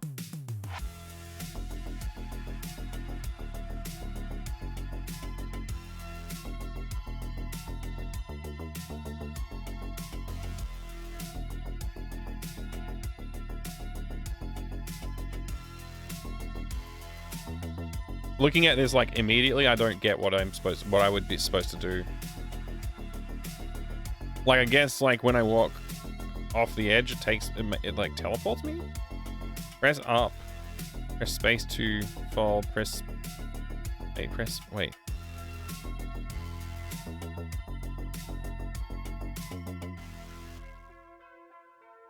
Press space to unfold. Press space to fold. Oh, I guess it like folds the map so that it gets joined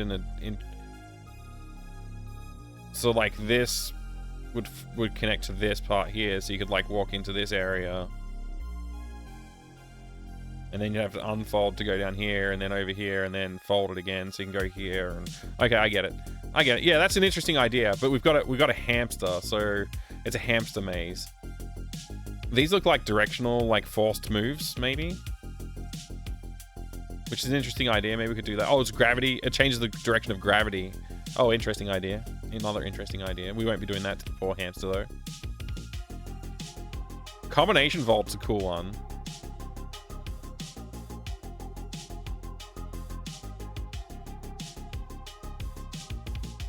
You are the maze? Oh, so you have to move. You have to move in a way that you can still fit all the pieces. That's pretty clever. I like that. That's a good idea. Again, hamster. We're not going to cut holes in our hamster. But that's a cool idea. Add an angry neighbor that resets your progress randomly. Yeah. It just comes and grabs you and throws you back to the start of the maze randomly. Even though your goal is to get out of the basement. This one is breakable walls. What's the hamster puzzle about? Yeah, so it takes place at this point in the game where we need to get a data splicing cable, which is inside the maze. And the maze is, you need to rescue the hamster. When you rescue the hamster, you need to immediately put it in the maze to help you collect the data cable from inside the maze. And so I just came up with like these basic rules, and I thought this could be a fun puzzle, but I'm struggling to visualize how it's going to be interesting. So I may need to change this a little bit. I still like the idea of like putting food inside the maze that directs the hamster, and you need to just put the food at the right junctions, and then the hamster will like follow it around. You could hack in a quick maze generator algorithm to make the maze unique for each playthrough. I could do that, but I would need a really robust system then. And I don't think that this is going to be that robust. I mean, it could be, but then like I'd need to have the generator not like guarantee it's solvable, but also guarantee that it's not solvable by just randomly placing crap. Like, you know what I mean? Like, I want to design something that's like, okay, in this particular maze, there's a few challenges and there's some things that you might think would work, but then won't work when you realize like, oh, if it goes through there, it's actually not going to work. Like, I want some of those like gotchas in there as well, because I want you to think about solving the maze. How will you tell the players how the hamster reacts to the stuff you can add? That's a really good question. I might literally just have research notes that are attached to the maze. So when you look at it, you can click on the research notes and it'll tell you like, oh, the hamster likes this and will always run directly towards it, but it hates this and will always turn left when it's in front of it. You know, like the instructions will be spelled out.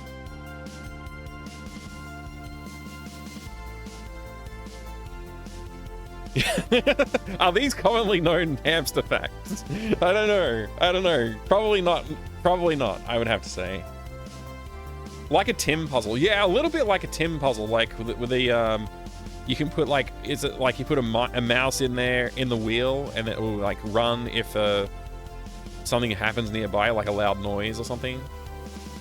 And so and then you can use the power generated by that to like turn a conveyor belt, and then the conveyor belt will like push something into something else. And yeah, it's always about those Rube Goldberg situations with Tim.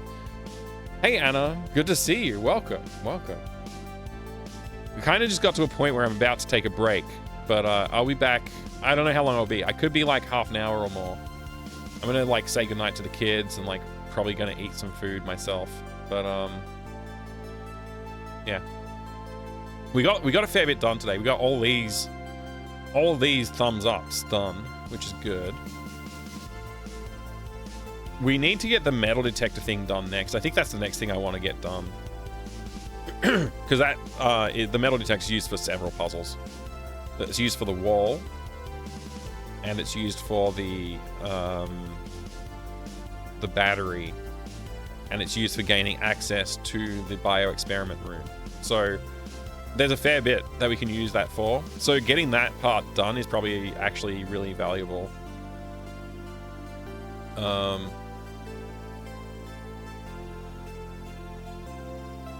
Yeah, after that's done, we'll probably focus on getting this path done, the cookies path. Because that will get us access to the hamster maze, which will be the last major thing I think we have to do. Actually, no, there's a couple other major things we have to do, like the lemon battery. The lemon battery, I think, can only be done once we have some other things, I think. Yeah, we need the metal detector first before we can do the battery, so... Yeah. Okay. I think I will take a break now. I was just thinking, should I jump back in and do a little bit more work on this? But I think we've talked a fair bit. Let's just see. We've continued implementing. We still haven't come up with a side puzzle for the safe, but we'll come up with something for the safe. I need a reason to go into the safe, and right now there's no reason to go into the safe because I just added it, like, out of the blue. And I hadn't designed a safe into the puzzle anywhere, so...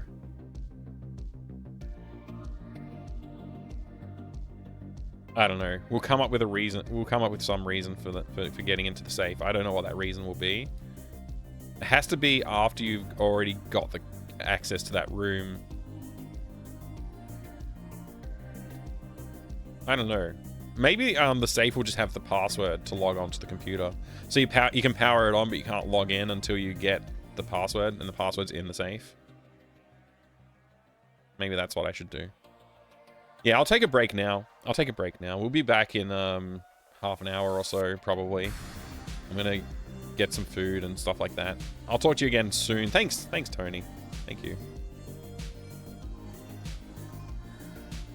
Yeah, I gotta think about a lot. There's a lot to think about still. This is actually like a lot more complex of a game to implement as well than the first one.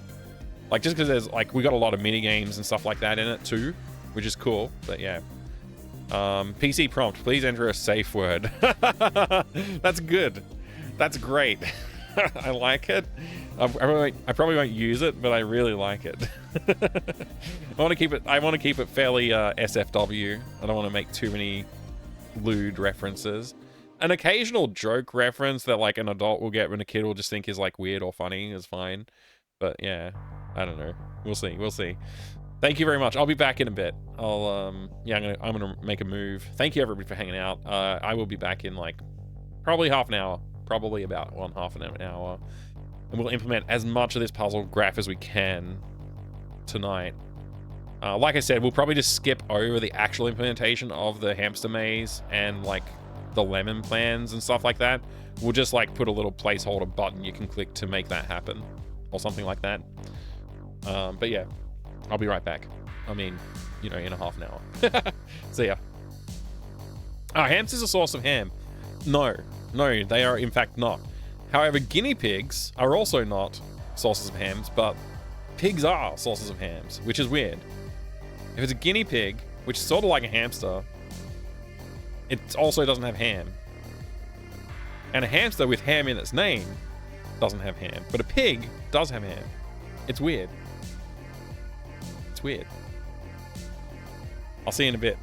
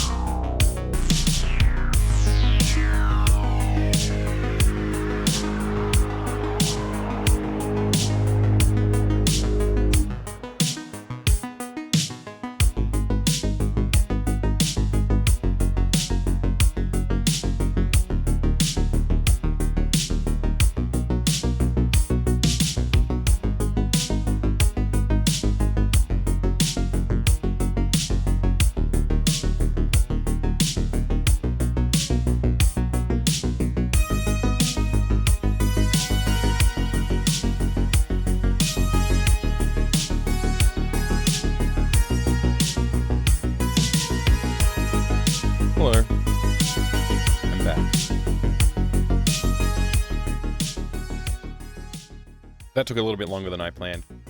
But, you know, when there's a child who needs a little bit of extra attention, you have to give it. Hello. Good to see you there. Good to see you there. It's 2025 now, Cloaked Alien. I'm sorry. How long was I gone for? Like, I feel like I was gone for like over 40 minutes, but I don't know how long I was. I didn't like take note of what time I left. It was like an hour. I think it was just under an hour, right? Because I was like about 7:20-ish. Yeah, just under an hour then. Yeah. 40 to 50 minutes, I think. Good tunes. Like, oh, that's good. That's good. Welcome back, everybody. Welcome back, me. Yeah. I had to console a child because they were missing their cat.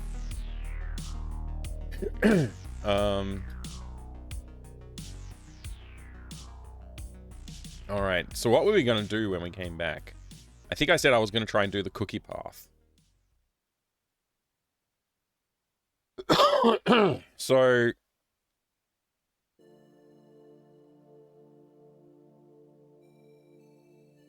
the problem with the cookie path is the drill. You have to break the drill on the cookies.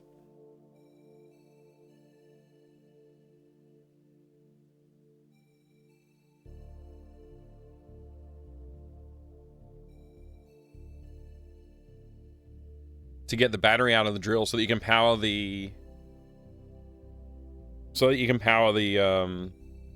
metal detector. But it's a little convoluted because you don't really know that you need to cut the wall yet. But you do know that you need to get the key. I guess it's not too convoluted actually. The goal is the key. So the first thing we should do is just go ahead and look at the room 1. Where is it? Vault room. In here we have the cookie jar. And we're just gonna need to say like, hey, the cookie jar, when you interact with it, it has to do interesting stuff, right?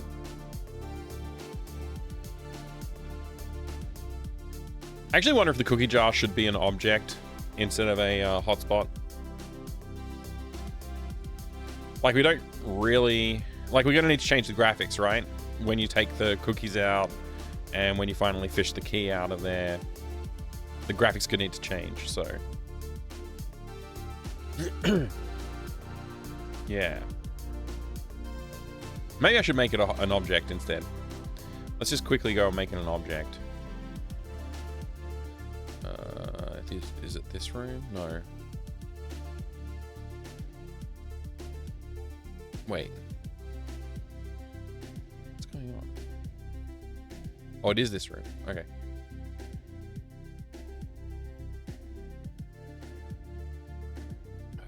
Okay, let's just quickly select this thing.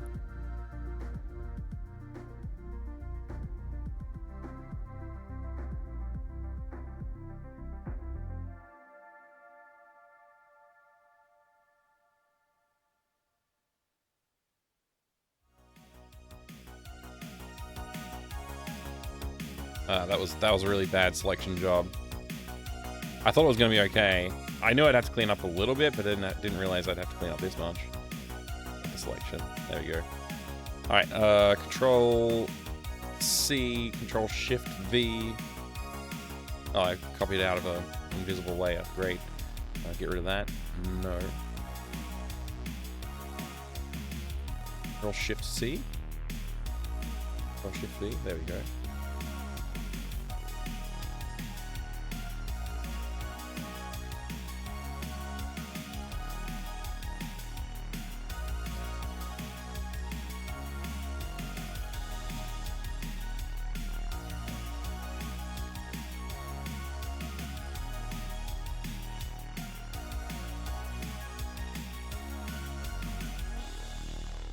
Let's see, what do? We want to do... I don't know what we want to do. I don't know what we want to do. Whatever, man. This is fine. Control E. This is going to go into Vault Room, and it's going to be called Cookies.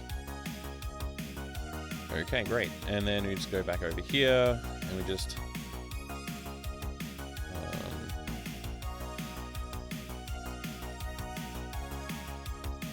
do that.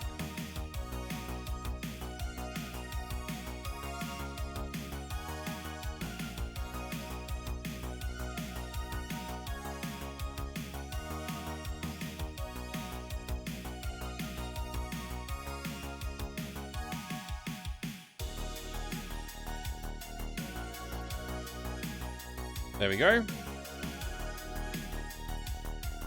All right, great. Cleaned up. Good. What's in this? I can get rid of that. Cool. Export. Sure, whatever. Whoops, I saved that in the wrong folder, I think.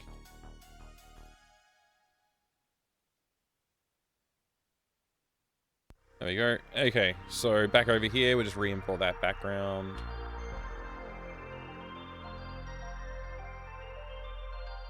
Vault 3 BMP. And we want to go to hotspots. We want to go to cookies, and we want to get rid of it. What's this one? H cookies. Is there a way to like whatever? H hot spot 5. I don't know what number it was originally. 1, 2, 3, 4, 5. Oh, I was close at 6. Oh, it says 6 on the ID right there too. I should have looked at that. Anyway, that's good. And then we just want to go to objects again. We're just going to add a new object. I'm going to import that graphic. You know what? I'm starting to feel like organizing things into the scenes, having subfolders inside the scenes is like a good idea. So we're going to do that now.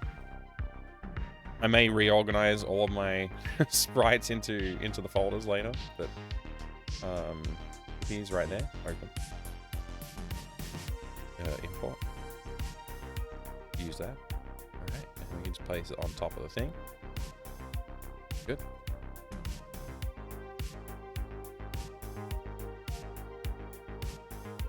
Okay, so then when we use the drill on it, it's gonna break down the cookies. We need the thinner as well, the paint thinner.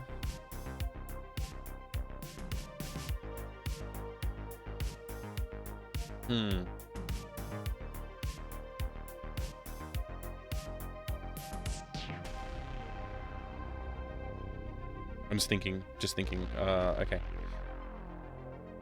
So, when you look at it, if player, if is key taken equals false,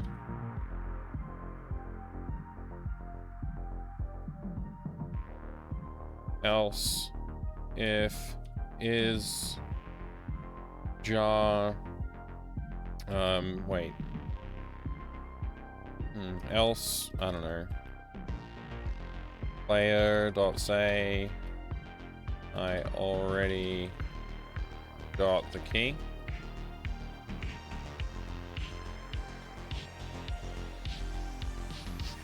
Player.say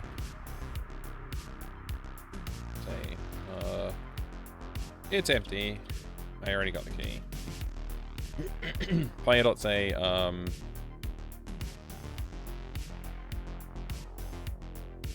that's the key to the hamster hatch.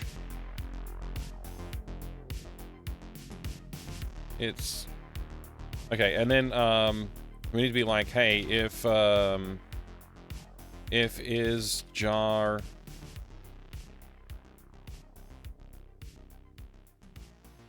drilled?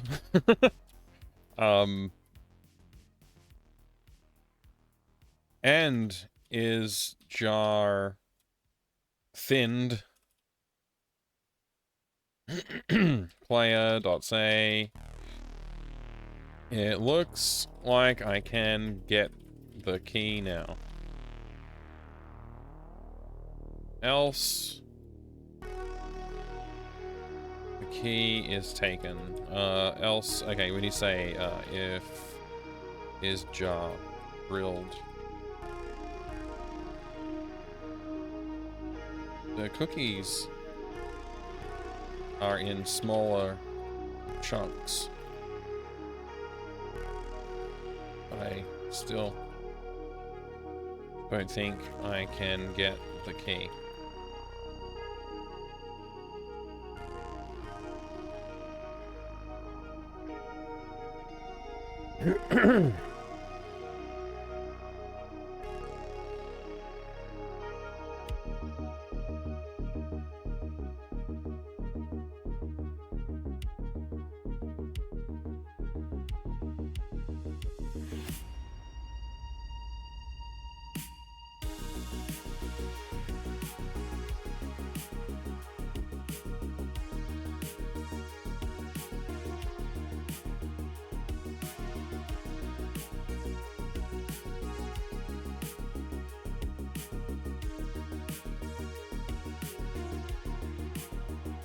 Okay.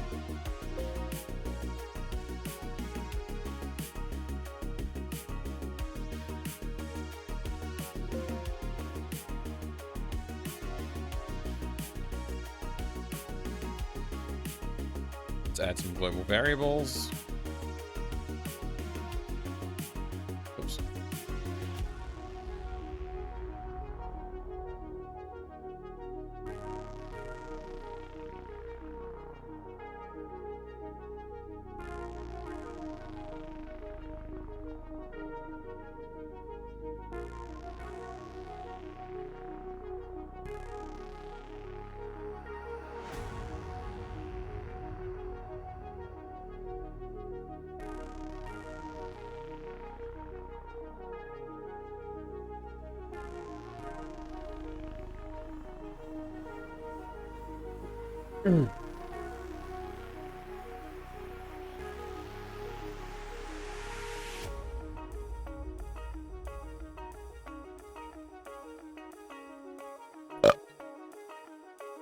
Thanks for the burp.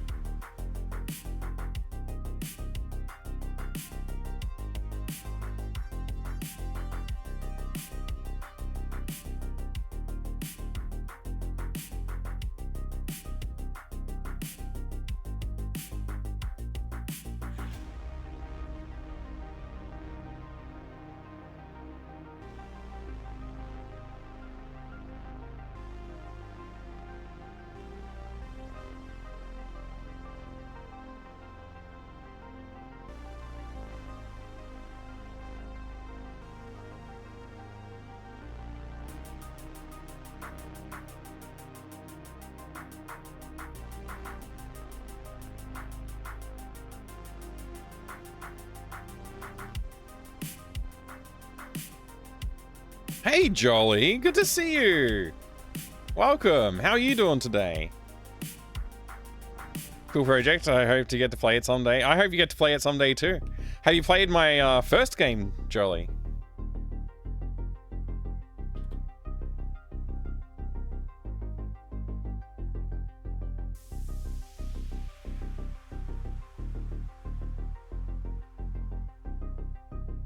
No, it was not a shooter. It's a point-and-click adventure as well. It's sort of like parallel to this game, actually. Fractal Donuts. Man, Fractal Donuts sounds interesting. I kind of want a donut, yeah. Now that you've mentioned donuts, I'm like, oh yeah, I could do a donut right now. Completely missed it. I think I saw you working on some kind of shooting game. Yeah, I was working on a tank game, which is, you know, I haven't quit. I just taken a break from it because it's a bigger game than I intended.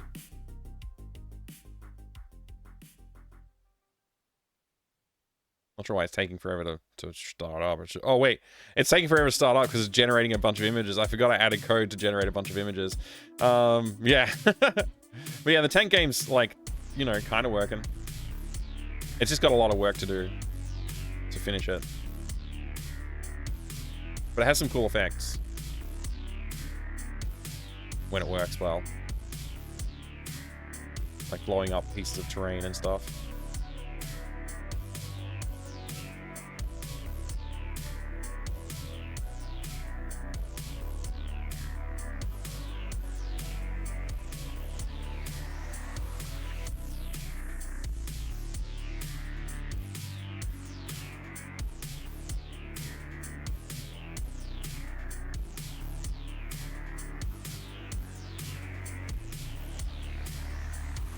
Lots of fun things to do.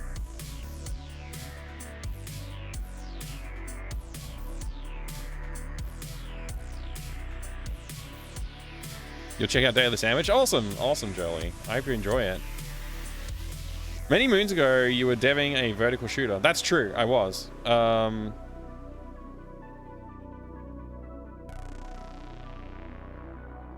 wonder where that is. I'm gonna get distracted now. If I go looking for it.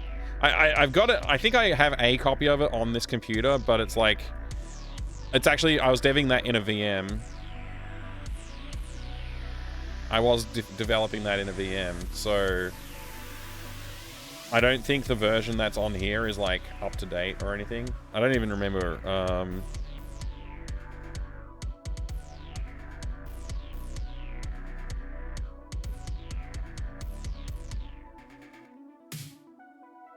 I think this might be it. This is some version of it. I don't know what version this is, but...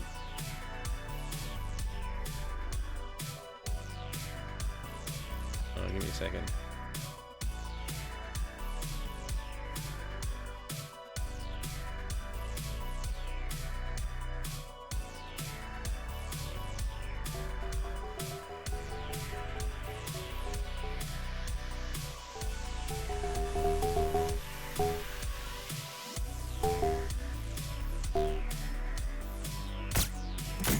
Oh wow! Ah, this is pretty cool actually.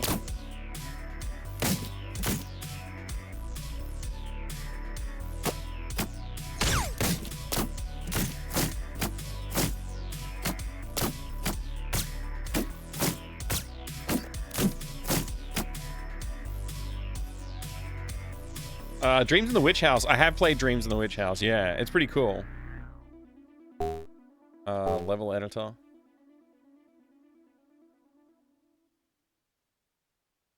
Let's see. How's this work again? I think you hold down shift. You can scroll faster. What? I don't know what I just did.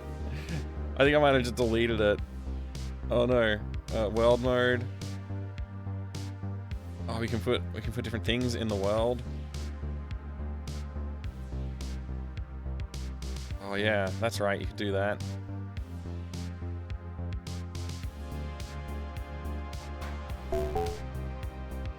timeline events. We could like add an enemy. I don't really remember how all this stuff works right now. I don't know what edit does. I don't know what doing that does. Oh, you can scroll. You can scroll to change the type of enemy. Oh, we had a ton of different enemy types too?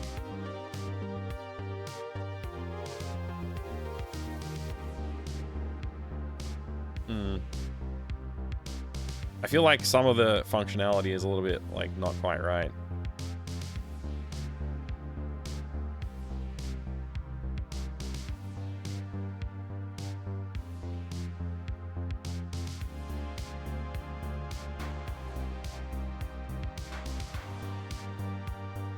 Is there like a power-up option as well? Yeah, I think we can make them drop power-ups.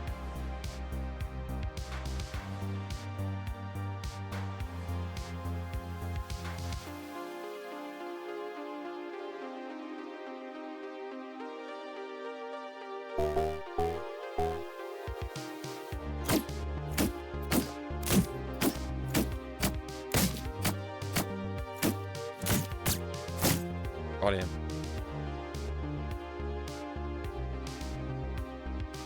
I added more enemies too, right? Should be some enemies coming up, hopefully.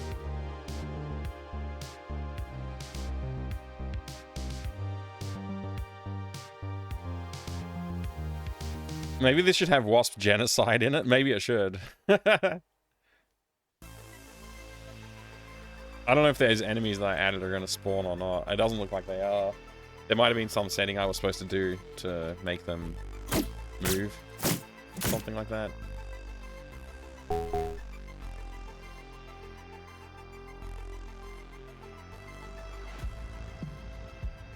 looks like I may have deleted them somehow. Huh. So they appear up here though. I can see them. They have an array. Oh, okay, yeah, that's the pattern editor. Okay, yeah. I was working on adding more interesting stuff to this at that time. But this is designed to run on like a Windows 95 machine or whatever, 98 machine. So it's like it's got some limitations as well. Anyway, whatever. We don't need to look at that. Let's just make the current game work, shall we? What was I doing? Microwave the hamster? No. Cookies. I think I was going to do the microwave thing, but then I just decided doing the cookie thing. Anyway, if is key taken, if not is key taken, we can do stuff. Actually, you know what? Let's not do that. Let's just say if player.activeinventory.id equals I drill.id and is jar drilled equals false. Do the drill. Is jar drilled equals true. True. Play the drill sound.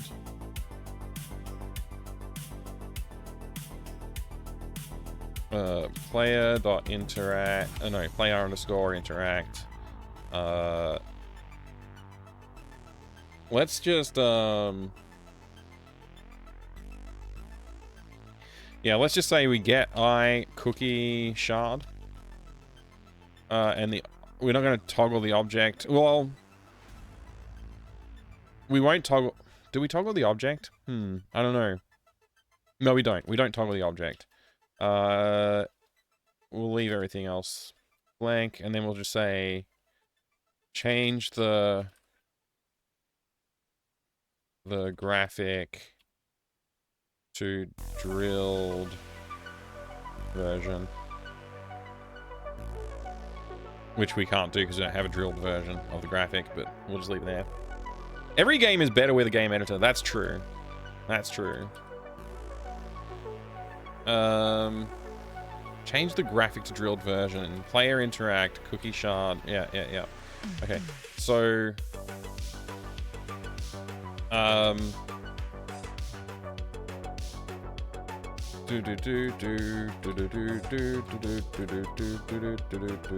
think that's all I need to do. If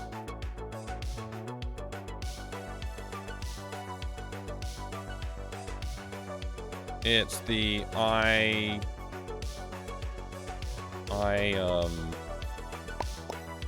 paint thinner ID, and the jar is drilled equals true.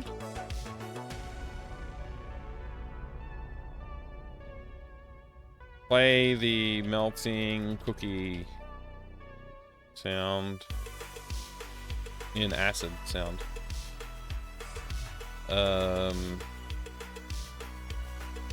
Oops.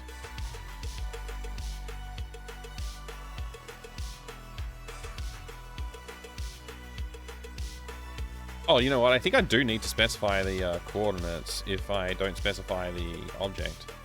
So we better go ahead and grab the coordinates that we want to interact from. Let's interact from here.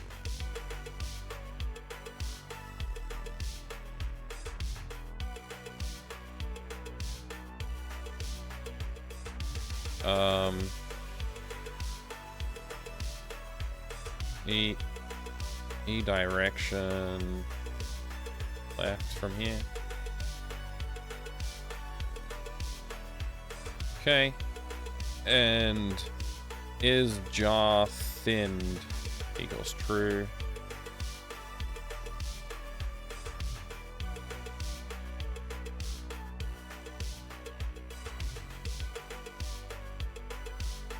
Okay. Getting a little bit crazy in here.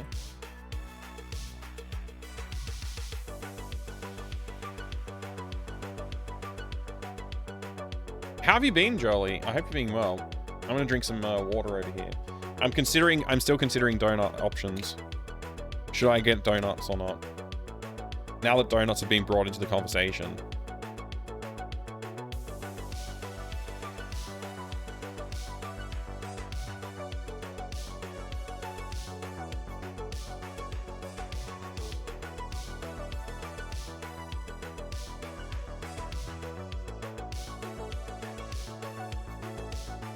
Definitely yes to donuts. I don't need the encouragement, frankly. Wish I had them for my coffee now. Oh man, coffee and donuts is such a good combo. It really is. Let me see, can I get donuts? I don't even know if anywhere like delivers donuts, but I'm not going to go out to get donuts. I spent too long away from the stream already. Let me just search for donuts.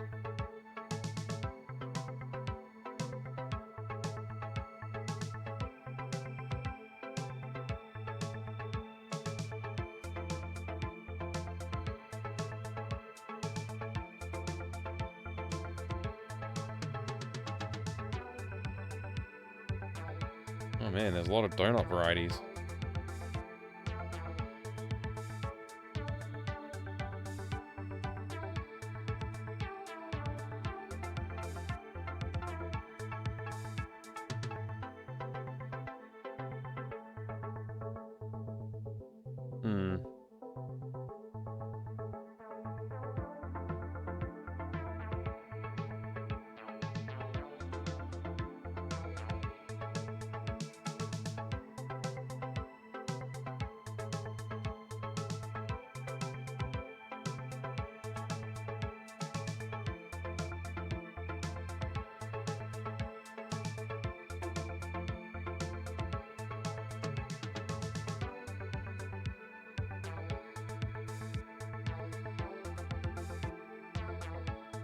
Do or do not. Do or do not. There is no try.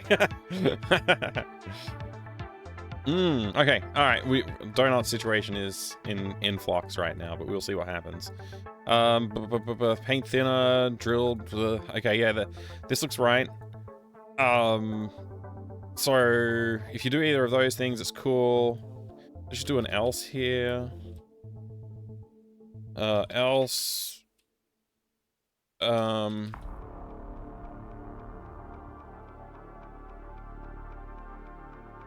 Wait, I copy that right.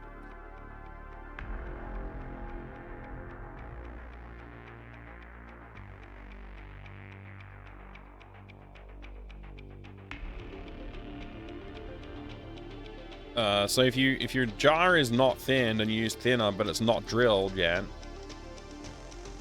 which I guess it could be explicit about this just so it's.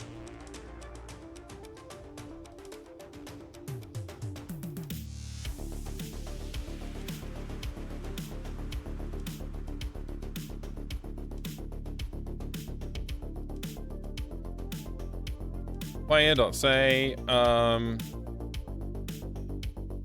it looks like the acid. No, wait, the the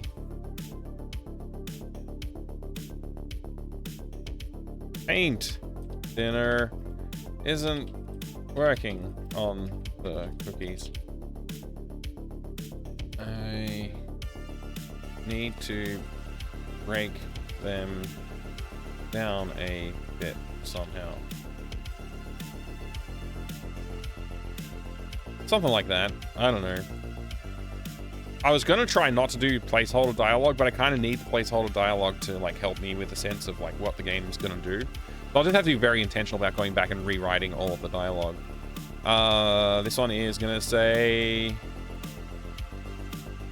Eureka. Eureka. I don't know how to spell Eureka. Eureka! It's working. I'll soon have that key. And player, let's say, ouch. Ouch.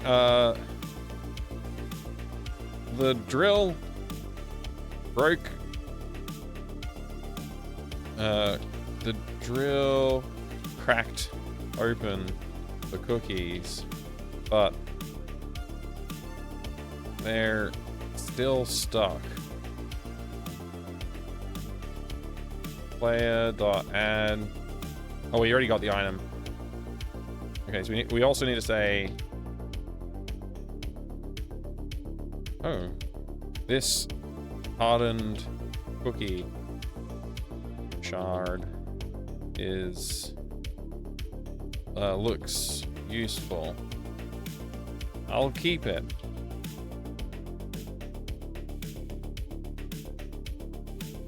Cool, man. Cool.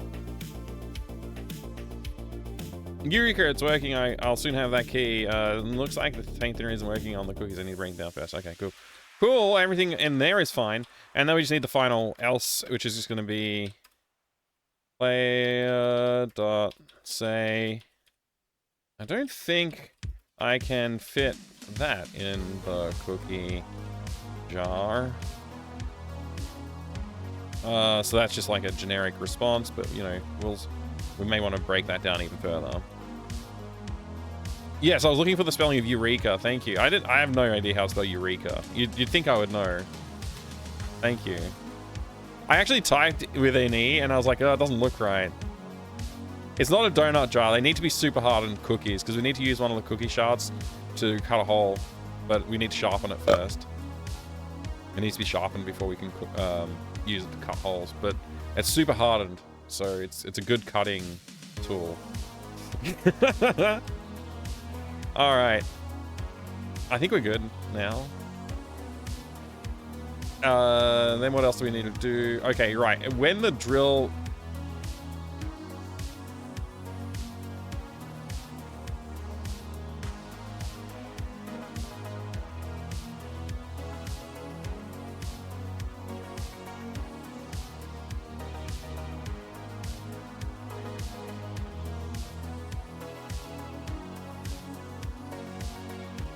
The drill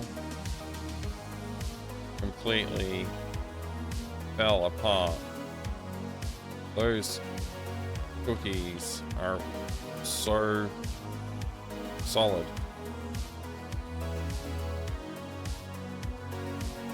I'll keep, so let's just say the battery is the only useful bit left.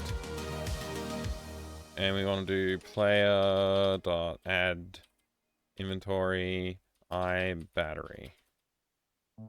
Bam! Look at that. We're implementing so many puzzle elements. It's great. Let's see. Let's see. Cookies cannot be removed, which we need to give that a thumbs up now. And we gotta get the paint thinner. I think that's already implemented. Player must use that paint thinner to dissolve cookies. Paint thinner doesn't work by itself. Get the drill from the shelf. Use drill to break through the shard. Super hardened cookie. And then get the drill battery. Okay, we've done that much. What's next? Paint thinner now works. Yep, that's good. Use... Oh, okay, so we need to get the key. We ultimately need to get the key. I think I programmed that. Interact. Yeah, hatch key gets added, so that's good.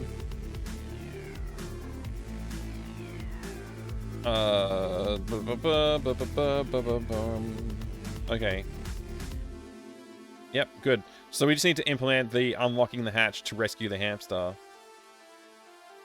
We're so close to having the hamster. So close to having the hamster. The day of the hamster, you could say. What's wrong with me? Alright, so...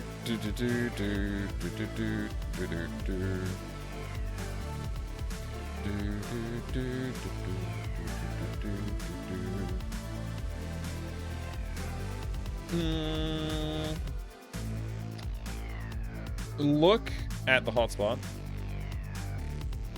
If is hamster free is false, else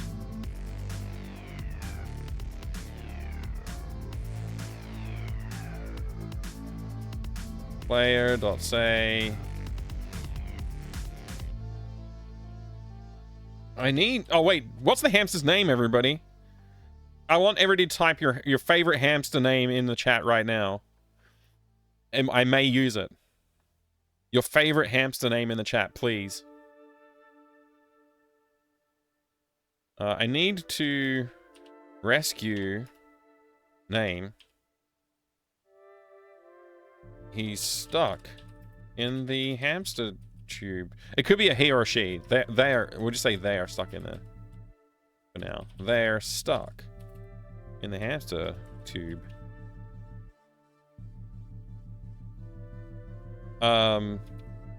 Alphonse, Dick, Jeffrey, Mayo, Robert, Paul, Pico. Okay. Okay. We'll see. We'll see. Player.say. Oops. Say. I rescued name from the tube.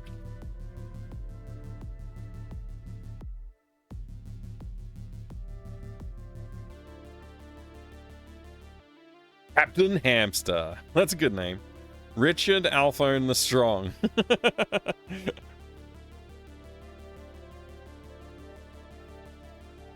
Hamster Chamster Face. Miniature giant space hamster. Miniature giant space hamster. What?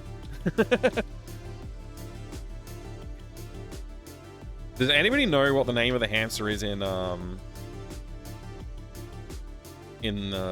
of the Mansion? Maniac Mansion, sorry. Boom, boom, boom, boom.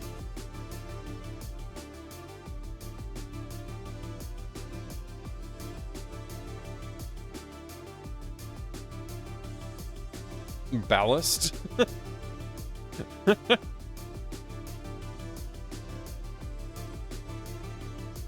I really like the name Pico. I think Pico's a really cool name.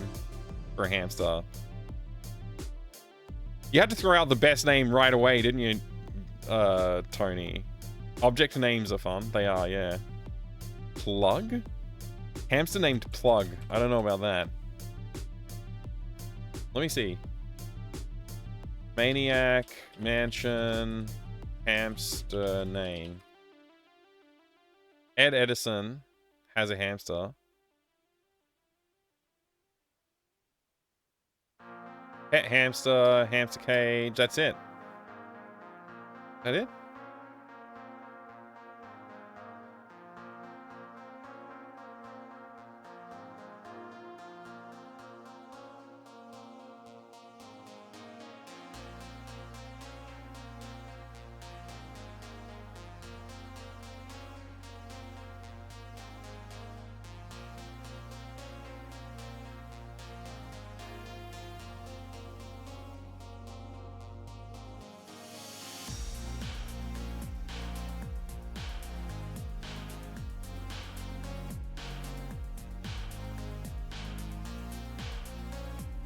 I guess it doesn't have a name.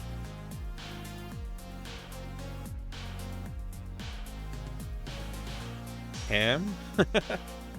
Hamster McHamster face. Isn't that what the kids are all about these days? I think like in 2015 the kids were all about that, yeah.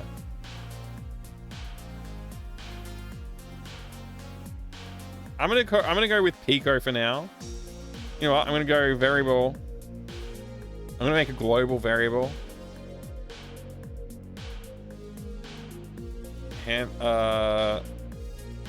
Yeah, hamster name string. Whoops.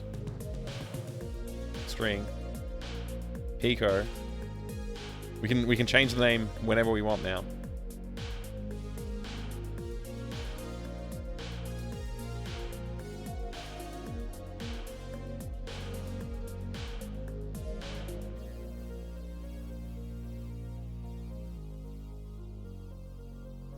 There we go. Honey Glaze is a good name. You know what I'm gonna do? I'm gonna put a list of hamster names here.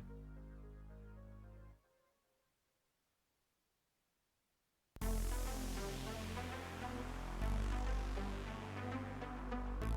just gonna take all of them.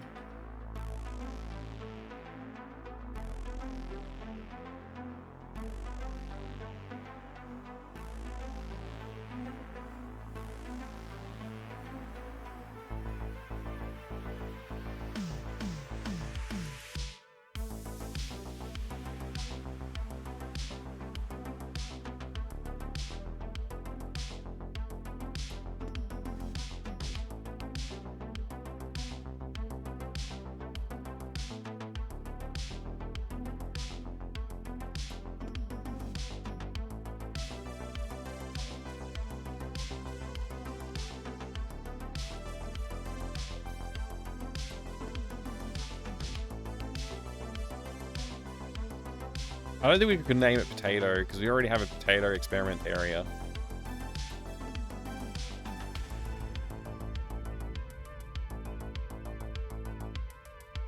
I really like Honey Glazed. It's such a funny name. Lord British? That's a really good name. Speaking of ham, I learned just recently that Spam is not made only out of pork, but of ham too. The label says chopped pork and ham on the can. Oh, interesting.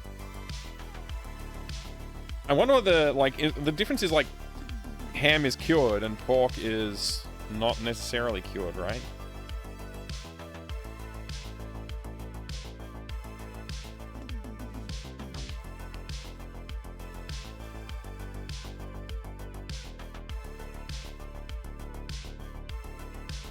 Okay, now we can change the name at will.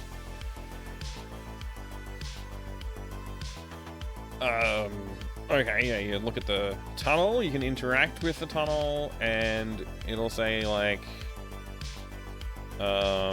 player, if is hamster freeze false,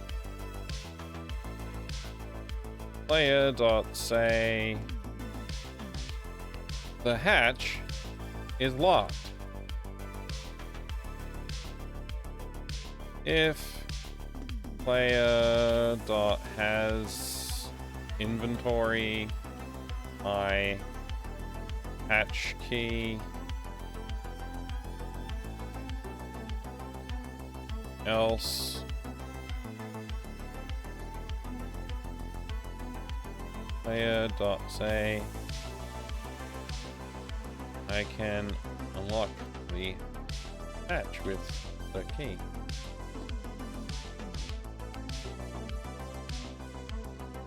Else player dot say I don't need anything else from the tube. Okay. That should do that part. And then we just need to go in and add the inventory interaction.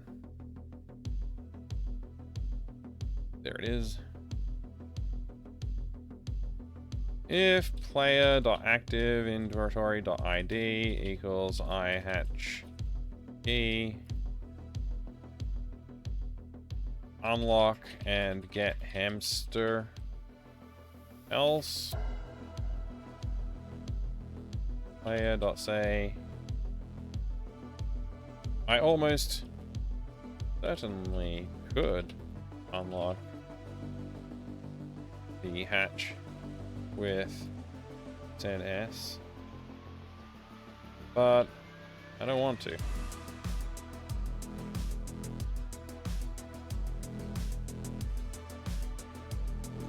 Player.say no say come here ZS.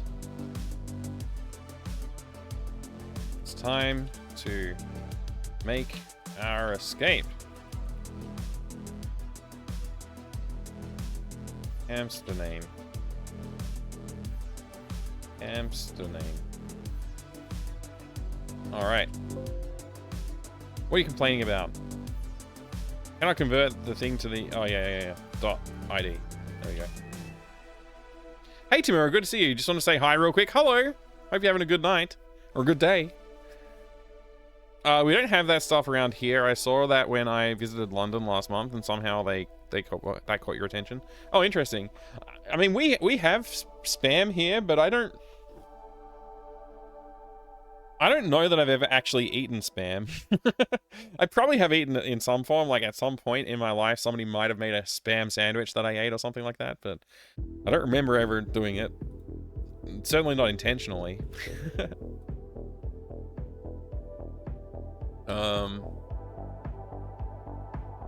Okay. Well, I think we got our things happening now. What else do we need to do? All right, yeah. Player.add.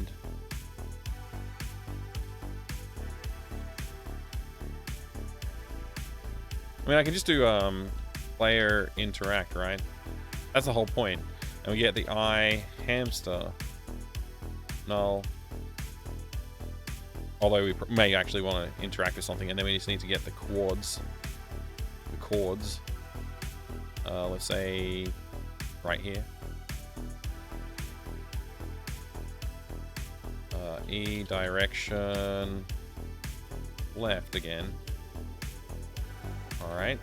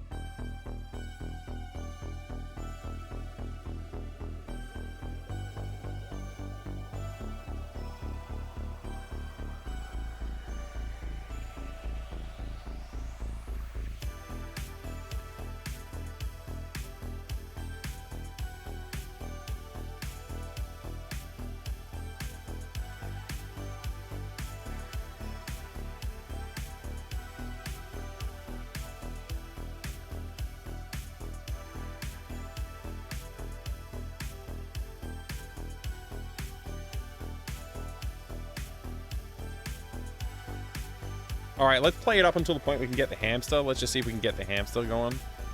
Actually, I don't even know if all the objects I need are in the game. Hey, Gary Inkles, good to see you. How are pork and ham different? I think ham is cured. And pork is raw. Potentially. I mean, obviously you cook pork, but when you buy it, it's raw. Whereas ham is cured.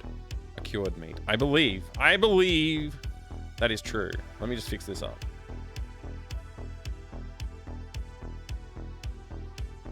Objects. Name. Description is going to be a jar. No. Cookie jar. Oh, cookie. No cookies.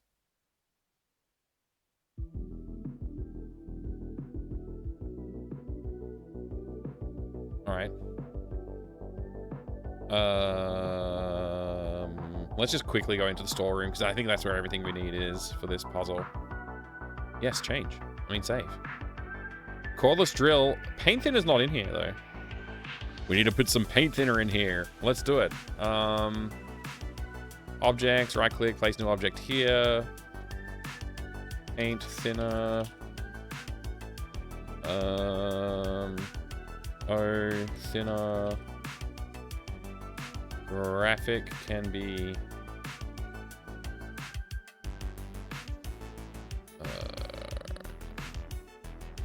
paint thinner. There we go. Put the paint thinner on the shelf right there.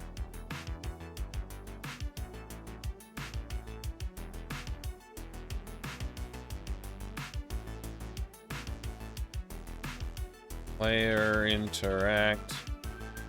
I paint thinner. Oh, thinner. Get those coordinates.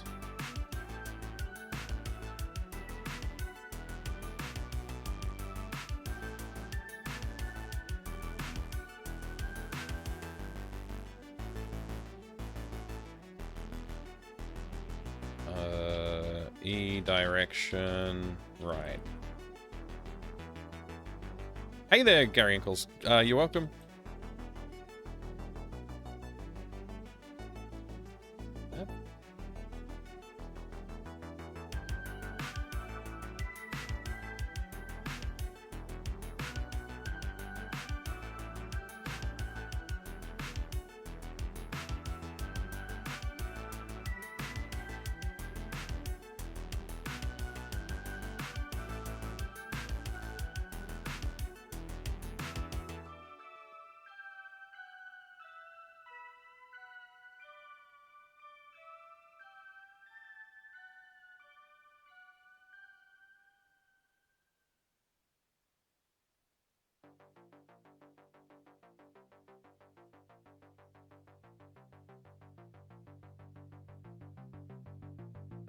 Had spam for the first time in 2009 when I had a Hawaiian roommates.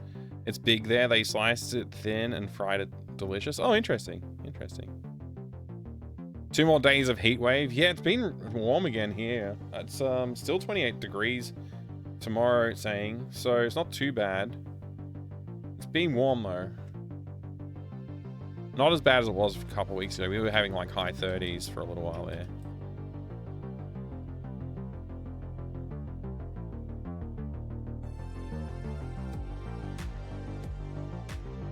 I don't know, let's just try it now. I guess we got everything we need.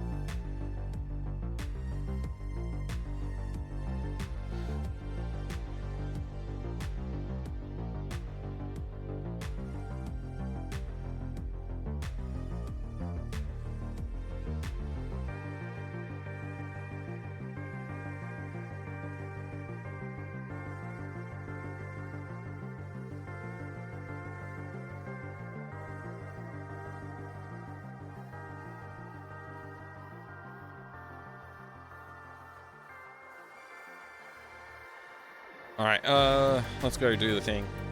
So I guess the first thing we got to do is try and interact. The hamster key is still stuck under the cookies. They're too hard to break out of the jar. That's the key to the hamster hatch in the bottom of the jar. Look at the hamster hatch. The hatch is locked. I need to rescue Pico. They're stuck in the hamster tube.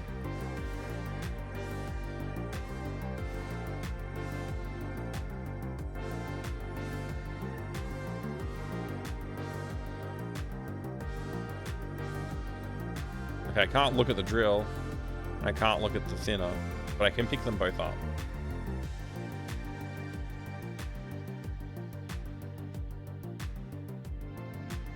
Okay.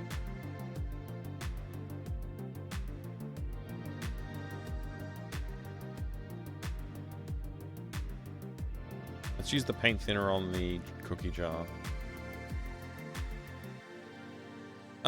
It looks like the paint thinner isn't working on the cookies. I need to break them down a bit somehow. Okay. Let's use the drill. Ouch! The drill cracked open the cookies, but they're still stuck. Oh, this hardened cookie shard looks useful. I'll keep it. The drill completely fell apart. Those cookies are so solid. The battery is the only useful bit left. Okay, so I've still got the cordless drill, but I've also got the battery. So I need to fix that. Let's just pretend we got rid of the drill though, and we've just got the battery. Let's use the super hardened cookie shard on the cookie jar. See what happens. I don't think I can fit that in the cookie jar. That's funny. That's something I should think about. Paint thinner, cookie jar. Eureka! It's working. I'll soon have that key. Okay. So I need to get rid of the paint thinner as well. All right, I got the key, and we now have the hamster hatch key. Good.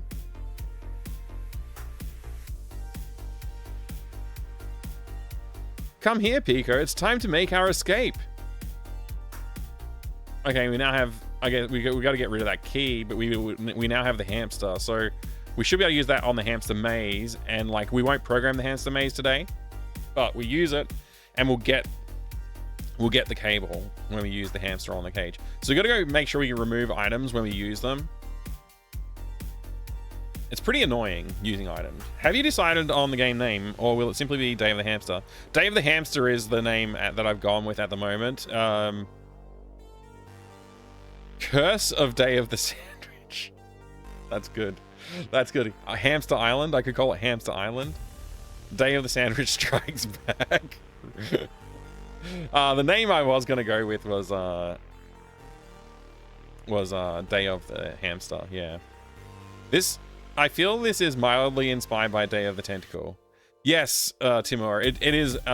When all the art is complete, it will look even more like Day of the Tentacle. So yeah, and that's my intention. My intention is to make something that looks like Day of the Tentacle. It's not Day of the Tentacle like property or anything like that. I'm not trying to use their IPs, but I am trying to make it look like, you know, that, take hints from that style and stuff like that, you know?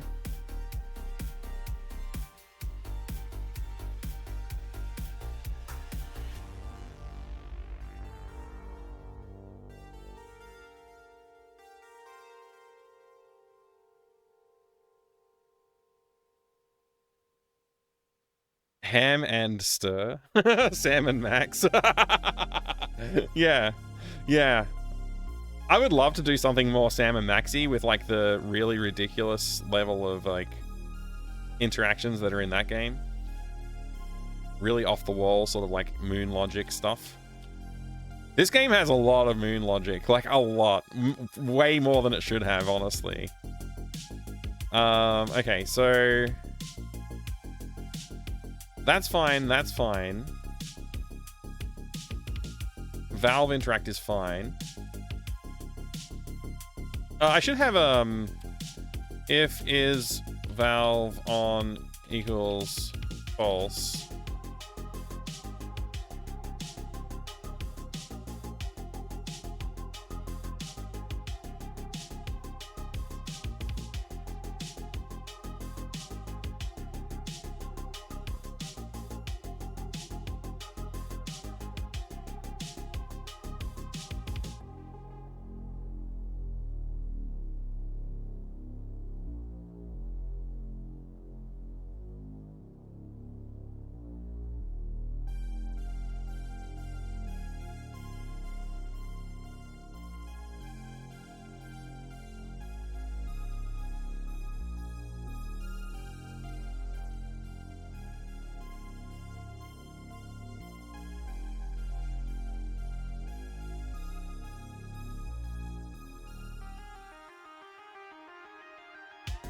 I don't know if we're allowed to do the ternary operations. Oops.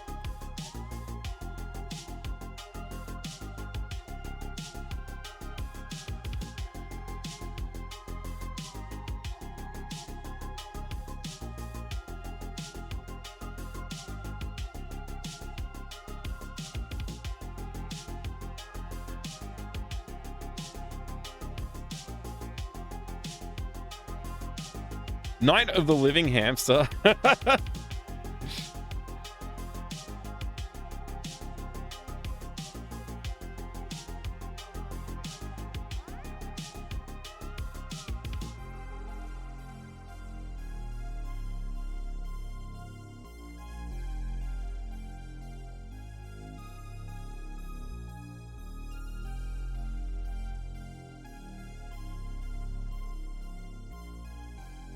Alright, go back to room 1 script. Okay, so if the active inventory is hatch key, we need to just do player dot lose item, lose inventory. I don't know why it's called lose inventory. It's such a dumb freaking name.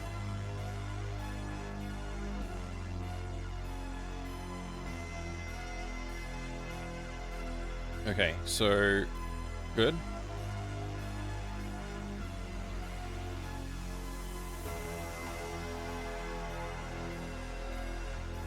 Use inventory. So using the drill, player interact with the shard is shard, add inventory battery. Lose inventory, I drill. Thinner. Thinned. Eureka, it's working.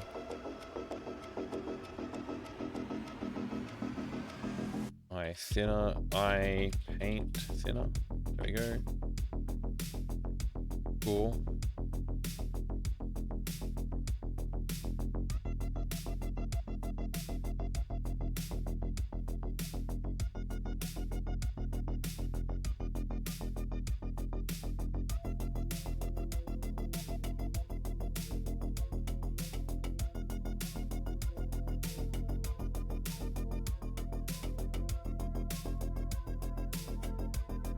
Okay, that's fine.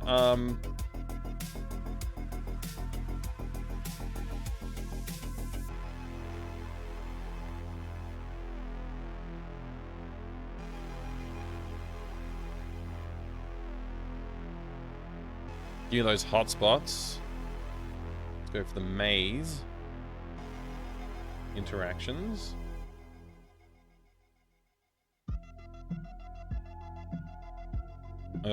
Player.say. This is where I train for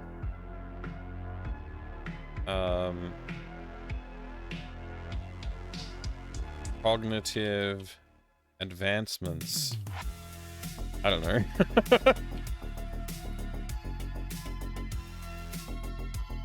And it's a hamster name.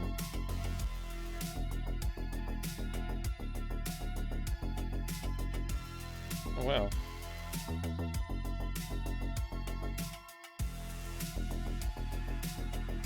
Are the hamsters the ones you shouldn't feed after midnight? No, that's gremlins. No, mogwais.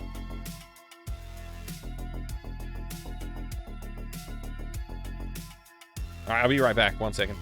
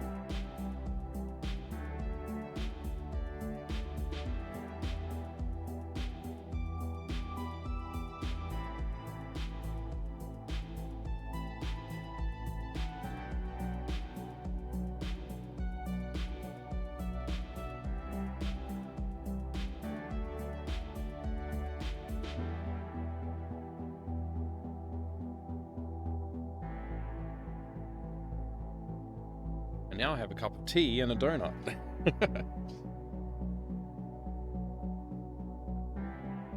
The kids will be pleasantly surprised with donuts in the morning.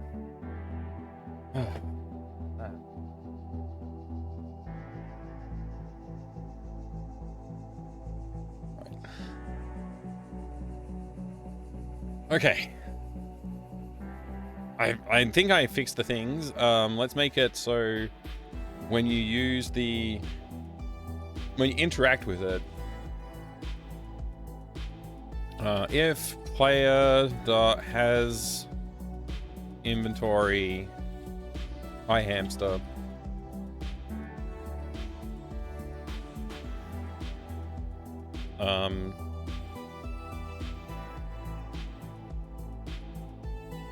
start hamster maze.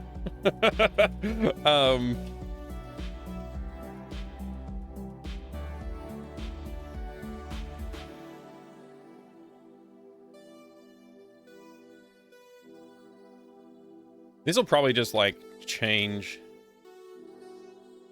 player to see hamster maze or something. Right now it'll do nothing. Actually, we'll just say player.say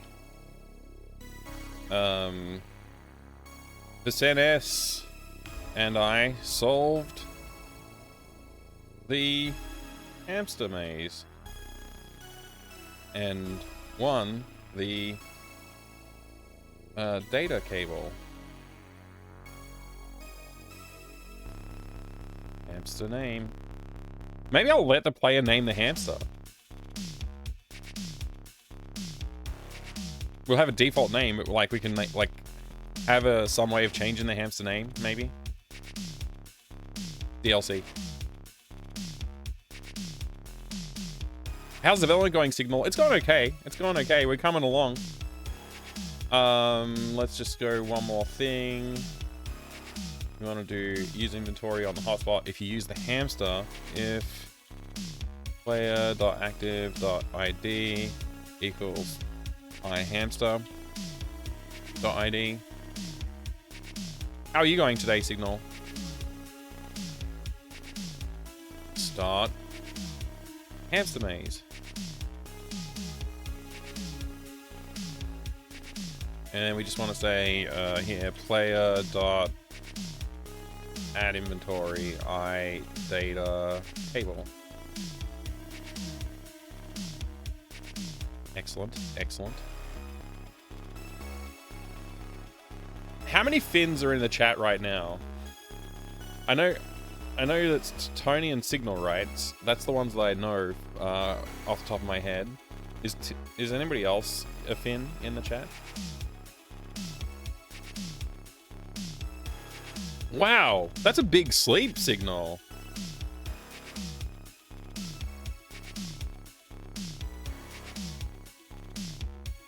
$11 hours.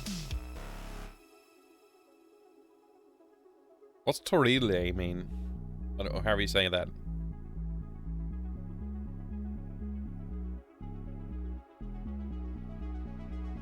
Just the two Finns today. I know Proton was here earlier, but I think because I wasn't engaging with the math talk, I was trying to focus on this at the time. I'm still trying to focus on this, honestly. He might have decided to move on, which is totally fair. I think we're good. All right, so we solve the hamster maze instantaneously because we're not implementing it. I should probably do a display.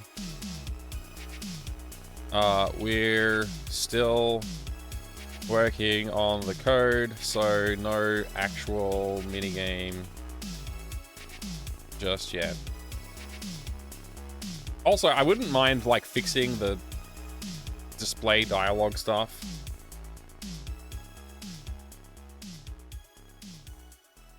I can do a I can global script.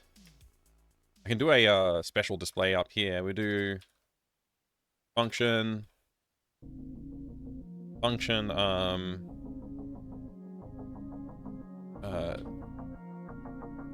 display message. Oh damn, they've already got all this stuff. I don't know. Display. String. No, you see, I don't know if I don't want to do this. I don't want to do this. It's gonna be more of a pain in the ass than worth.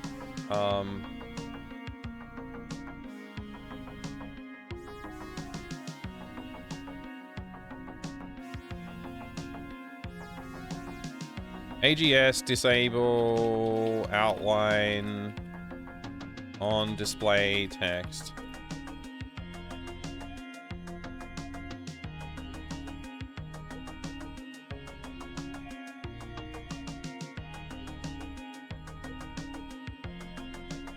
I'm not even gonna bother. I just like a fleeting thought, but I'm not gonna bother. All right, let's see what else we need to do. We got the data cable, then we need to connect the data cable to the hole in the wall. We haven't made the hole in the wall yet, so let's just say when you go into the wall,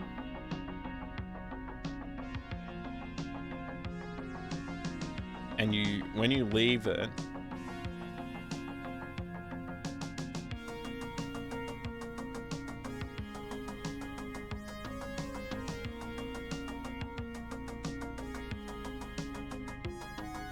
We're just gonna say,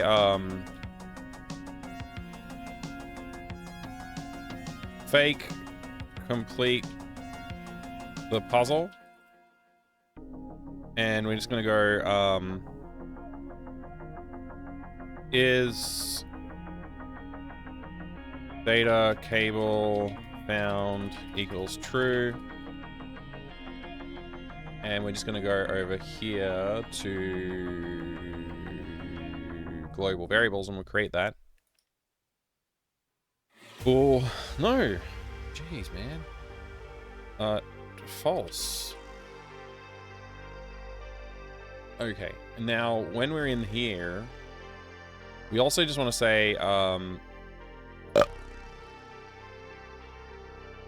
was that? Oh, of course it was Duke 1102. Hi, Duke 1102. I'm gonna just chew on this donut. I'll tell you what it tastes like when I try it. It's it looks like it's just sugar. I don't see cinnamon on it actually. Oh, maybe there's a little bit of cinnamon. A little bit of cinnamon, not much by the look of it. I'll try it.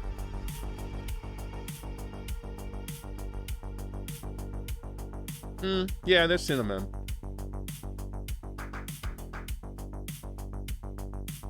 It's not the nicest donut, but it's okay. It's as far as donuts go, I've had worse. I've had better. It's okay.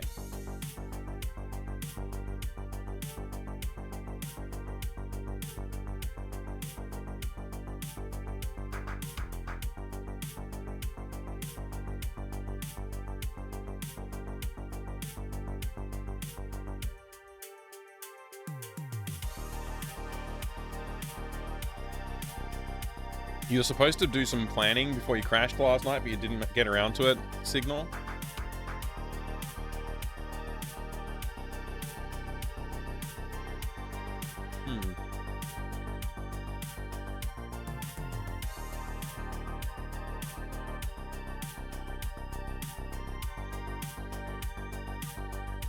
That's pretty good.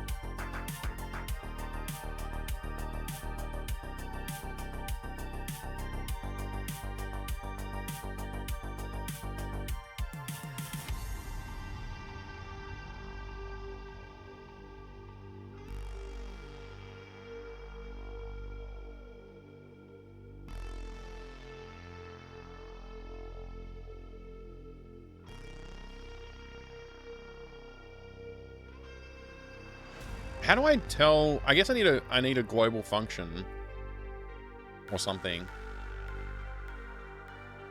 Actually, no, I could do a continuously execute.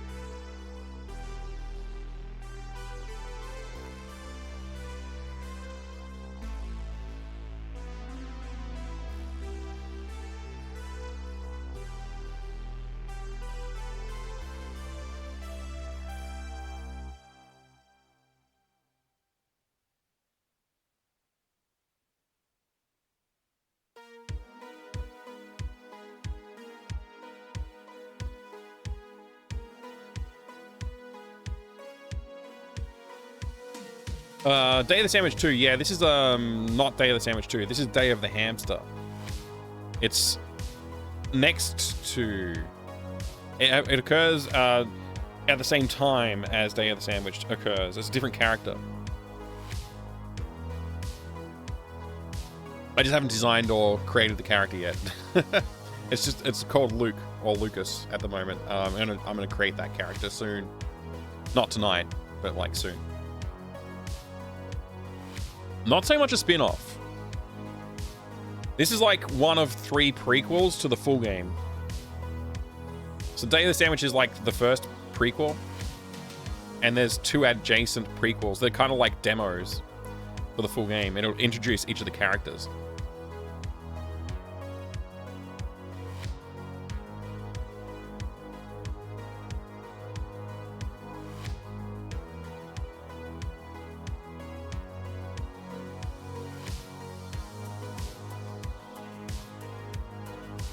I think this is all I need to do. And then we need to go in here.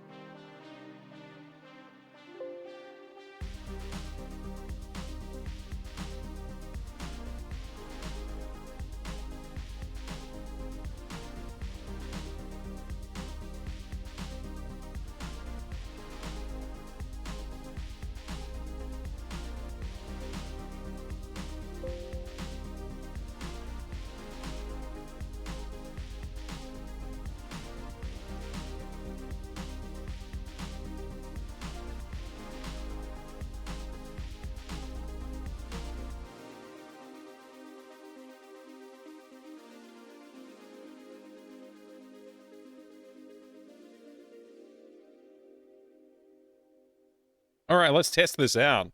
By the way, one thing I forgot to point out during my playthrough was that I really liked the anti-aliasing on the background images. Remind me of Day of the Tentacle, although I feel that game used more saturation and contrast in their backgrounds, as well as tradition. Yeah, that's one thing I noticed as well, is that I was still doing stuff with like a different color theory. I didn't really follow the color theory that's used in Day of the Tentacle very well at all.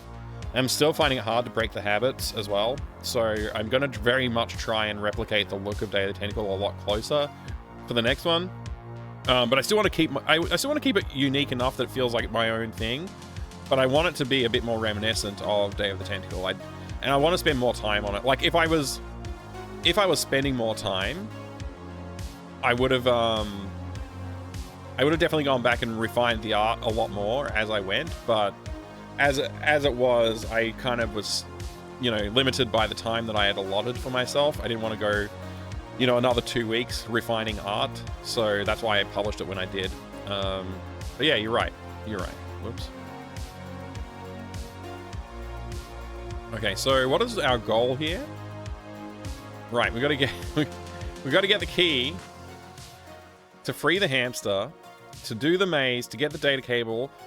We also want to cut the hole in the wall. I don't have a way to get the sharpened cookie yet. Oh, I just realized that. Okay, we still got more work to do before this puzzle is solvable. Let's go back to room 4.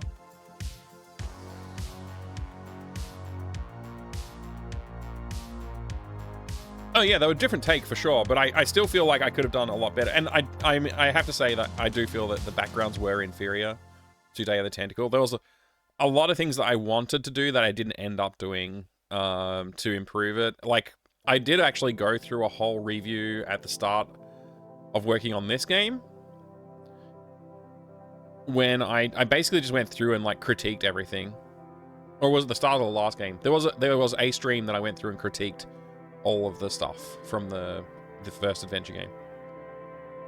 Unfortunately, I did lose some streams. I don't know how many streams I lost. I think I lost 1 stream. I may have lost 2 streams because I didn't remember to go back and click the archive, like click the highlight button. It's very frustrating that I forget these things. But hey, these things happen, I guess. Anyway, yeah, I was coming in here to add, I gotta add a hotspot to click on that you can sharpen the tool. I kind of feel like there's not enough room. Like it's gonna get pretty cramped in here if I do it anyway. I may try and make a little hotspot right here. I'll make a hotspot in the corner for now, and I'll see about like putting in something that visually will grab your attention, but that will help you sharpen the cookie. Yeah, I'll put a little hotspot in. That's all I'm gonna do for now. I won't even draw an object there. I'm just gonna put a little hotspot. Hotspot 6. Not in use from what I can tell. Put a little hotspot right here, and we'll call this H diamond grinder, something like that. Diamond grinder. And use inventory on the hotspot.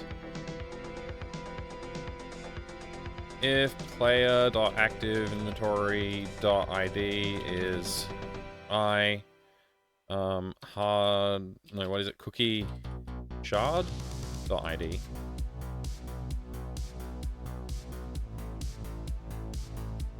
Player.add inventory sharp cookie.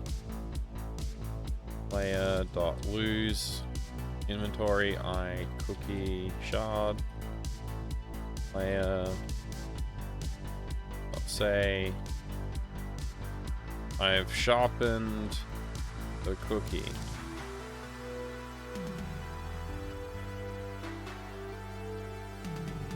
Else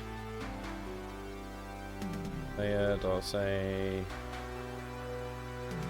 I can't sharpen that here.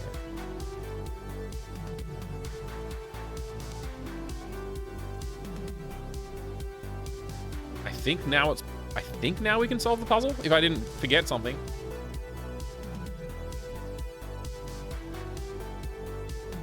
Okay, so the hamster key is still stuck under the cookies. They're too hard to break out of the jar. That's the key to the hamster hatch in the bottom of the jar. Okay.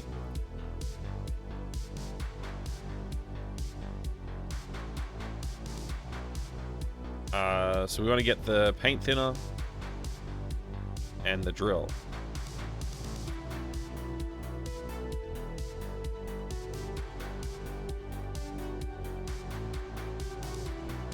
We use the drill on the jar. Delphine said hi. Ouch, the drill cracked open the cookies, but they're still stuck. Oh, this hardened cookie shard looks useful. I'll keep it. The drill completely fell apart. Those cookies are so solid.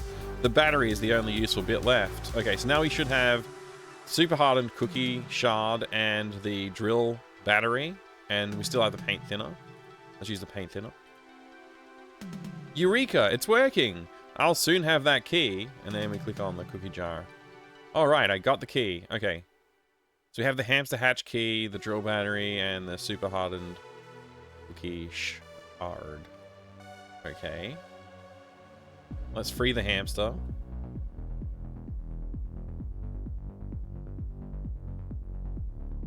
Come here, Pico. It's time to make our escape. Okay, I should make her say that. Make him say that after he walks over. All right. We got a hamster. Let's use it on the maze. Yeah, that's just a warning saying it's still being developed. Pico and I solved the hamster maze and won the data cable. So we still have the hamster, but we also now have the data cable.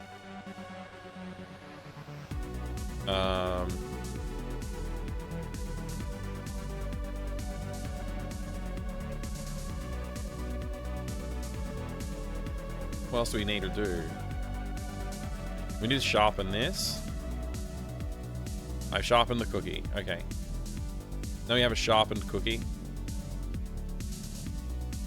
Technically, we can't do the next step until we've built the... what's it called? Metal detector.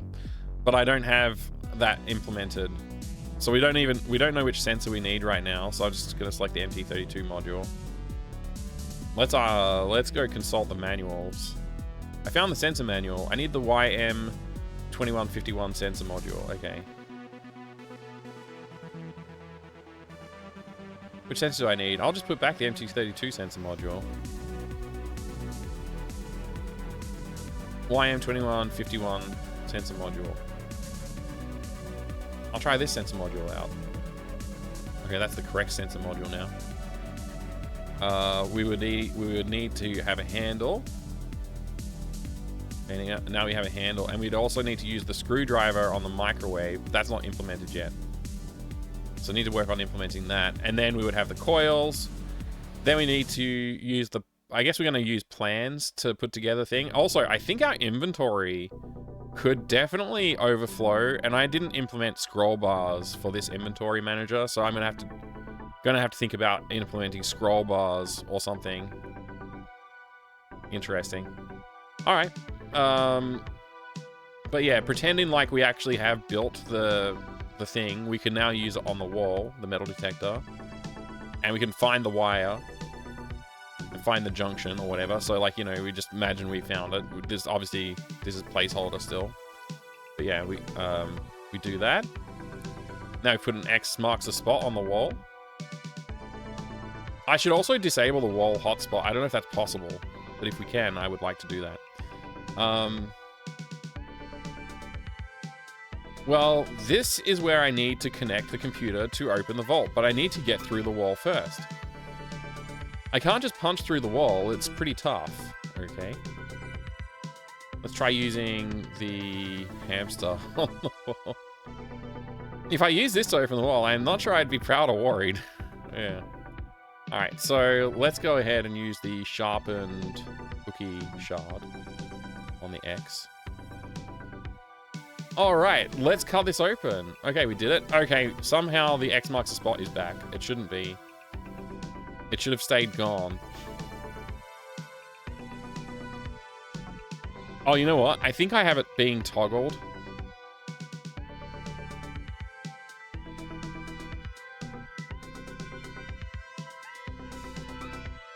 Yeah, I'm toggling. Oh wait, I'm toggling that on. X mark should be getting invisible though.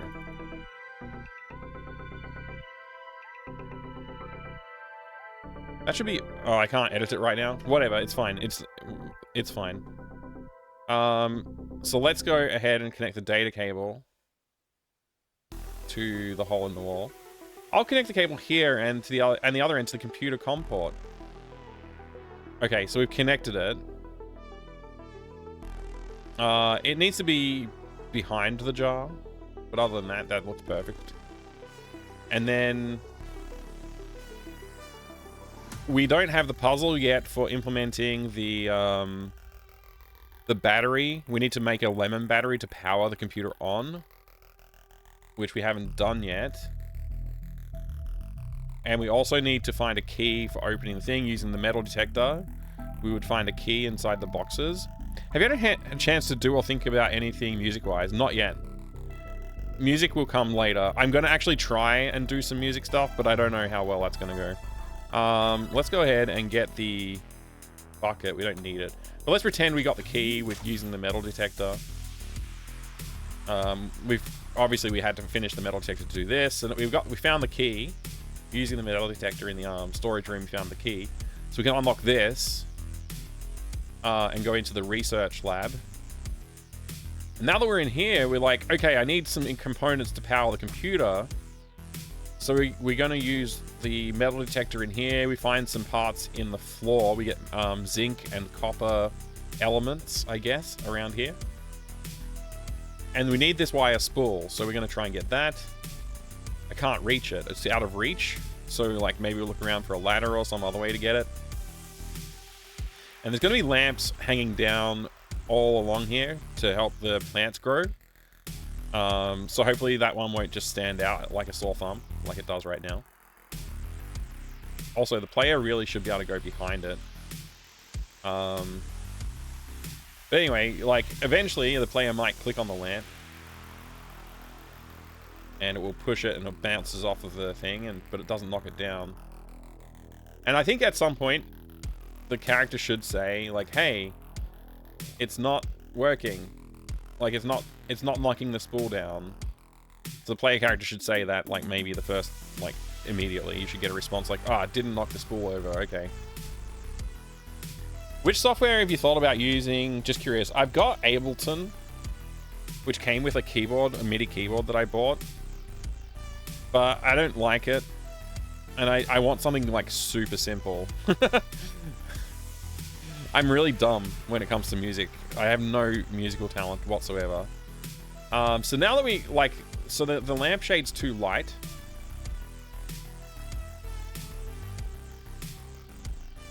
I can't reach it. Okay, we don't have a look at thing for that, but we can't reach the pipe. But there is a pipe in the roof, so that's it. That's an interesting feature, right? Let's use the rope. Which keyboard? Oh, it's I forget. I forget, Signal. I will tell you more information when I get around to the music, because I'll probably question you. I could probably loop the rope over the pipe, but I don't want to lose it without a good reason. Okay.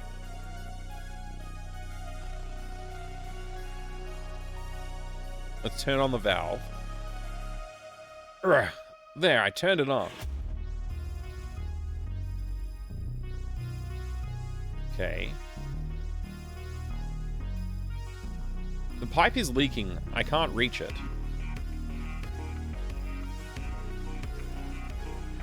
I've connected the rope to the pipe. Pulling on the rope makes the water leak faster. Okay. Let's put the bucket under the pipe. I put the bucket under the leak.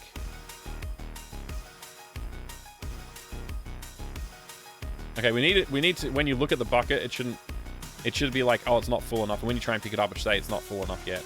So when you pull on the rope, pulling on the rope makes the water leak faster. It looks like the bucket is filling up. And now it's a full bucket. So we can pick it up.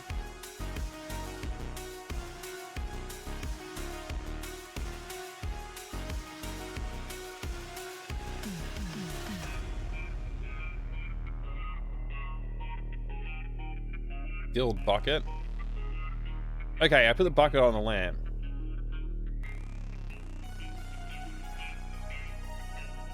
Yay, it knocked it down. Now I can get it. Gladly answer any questions you have. I really appreciate that. Reaper is free, but I haven't used it myself, so I don't know how approachable it is. Oh, okay. Alright. I might look it up. I think at one point I looked at Fruity Loops a long time ago. There was like just a really basic MIDI tracker that I used once that I liked. But yeah, I don't really have that many ideas, I guess.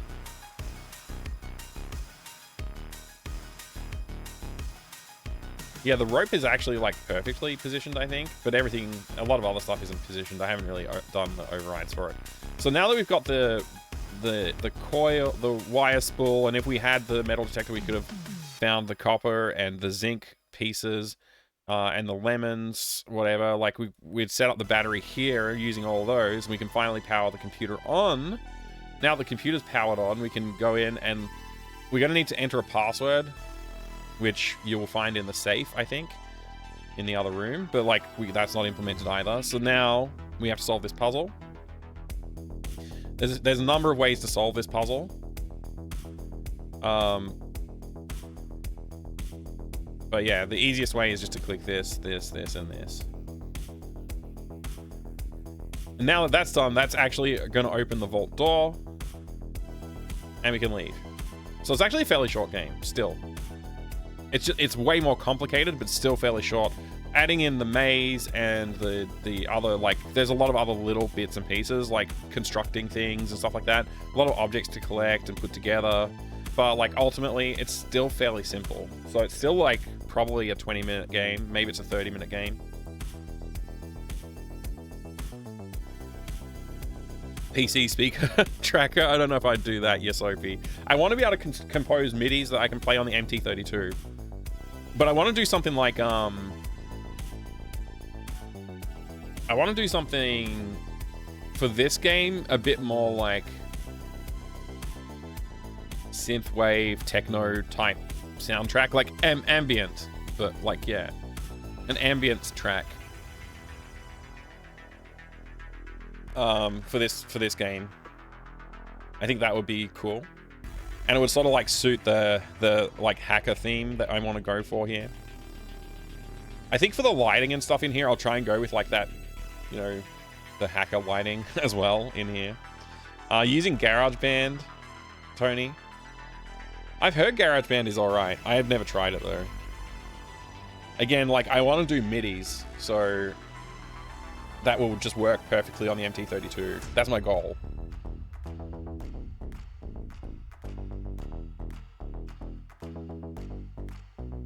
FL Studio should be well suited for it. Okay, is FL Studio free? I can't remember if it's free. Oh, for Synthwave? Okay. Started out with FL Studio myself. I got serious about making music. Obviously, the program has gone through a bit of an evolution in, what, 24 years? Okay, yeah. It's not free. All right. So, yeah, there's still a lot of bits and pieces that we have to take care of here. I think I should put a distaff in the game.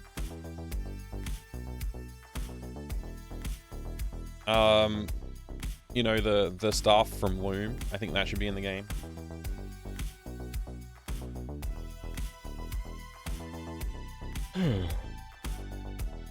I feel like I'm not making fast enough progress on this, but like there's just a lot to think about.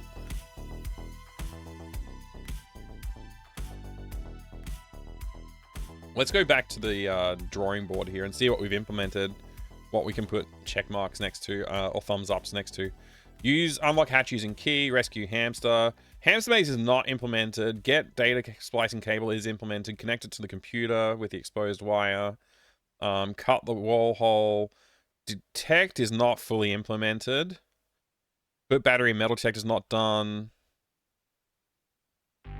Put metal detector parts together is not done. Frequency usage is not done. Let's see. Where's the part about sharpening the cookie? Oh, here it is. Get cookie shard. Sharpen the cookie shard. The reason this is purple is because it's one of the most moon logic-y things in the entire game. I just wanted to make sure that that was called out. Solving the logic puzzle is implemented. Gain access to the computer terminal is not really. Power computer terminal is not. That's not. Find the lemon plan. That's not. Detect key in boxes. That's not done. Open potato door room is not locked, so there's no key. Detect dirt and dirt, copper, and zinc. We haven't got that. We haven't got that. But we are getting close. Like most of the things, I think now more than 50% of the game is done in terms of puzzle implementation, which is good. I mean, obviously there's some huge things here, like the plans for this, and we're actually going to introduce plans for the metal detector. Putting the metal detector together is a bit more complex, I think.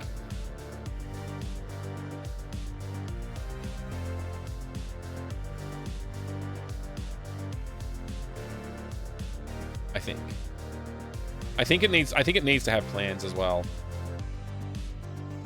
I don't know. We'll see. I'll think about that some more. Okay, but yeah, gain access to the terminal, blah, blah, blah.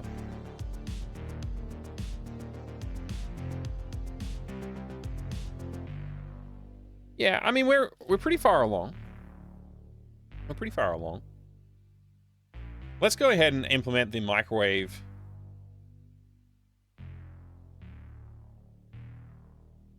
stuff together.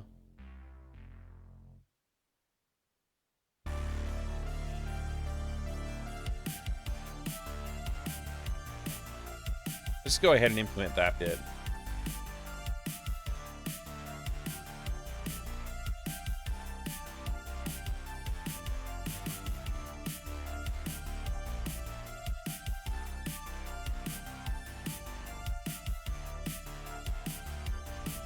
FL Studio is worth the money.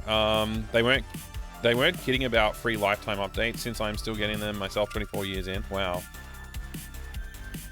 GarageBand's good for entry level and even beyond, all around music, but it won't be suitable for something highly specific like synthwave. You need a bit of specialized gear to nail the sound. Right. Can you make a MIDI track that's synthwave that can work on an MT32? Like, I just don't know. That's what I would like to go for. Thank you very much for the follow. Welcome in. Good to have you. I have anonymous follows here, but I appreciate the follow. You continue to lurk or jump in and join the chat if you feel like it. I'm just going to implement one more thing tonight, I think, and then I'm going to call it a night. Hey, Shadax, good to see you. What programming language is this? This is AGS script. It's terrible. I hate it. But it does the job. It's great, but also bad. I'm giving mixed messages, I know, but I have been complaining about it, so I can't say it's perfect. It's a great language, but yeah. I'm just trying to get. I'm just making another adventure game, so we're just working on that.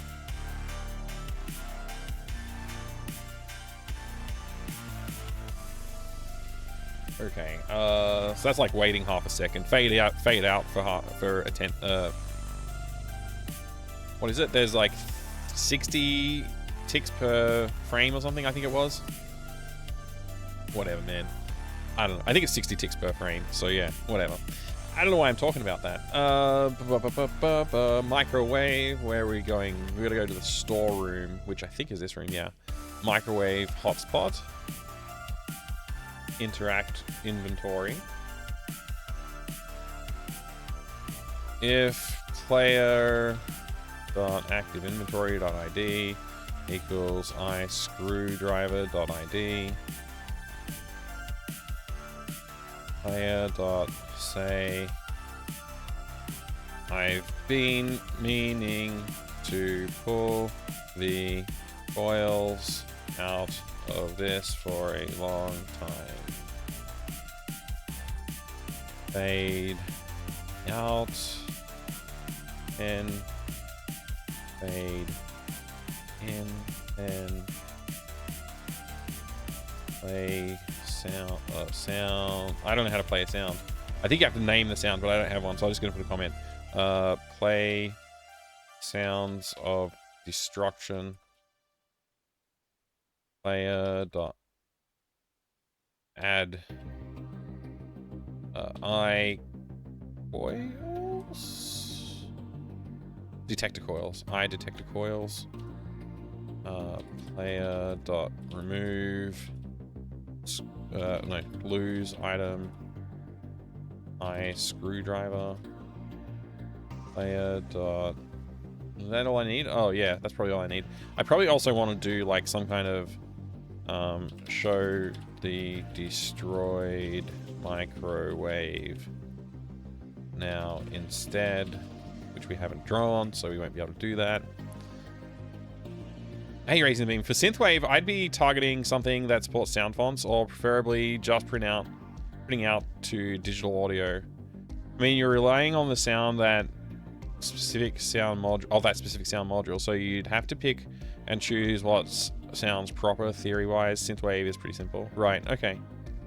I mean, I have no music theory. Doesn't the MT32 support some sample uploading or something?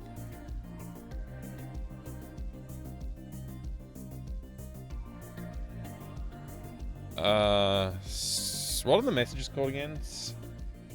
Sysx commands.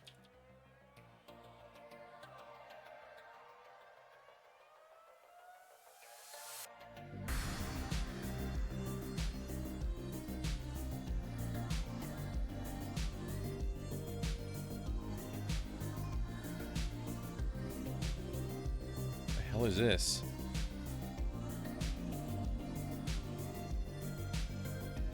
This doesn't seem like a comprehensive list immediately. I don't really understand what I'm looking at. I guess this is like just subset.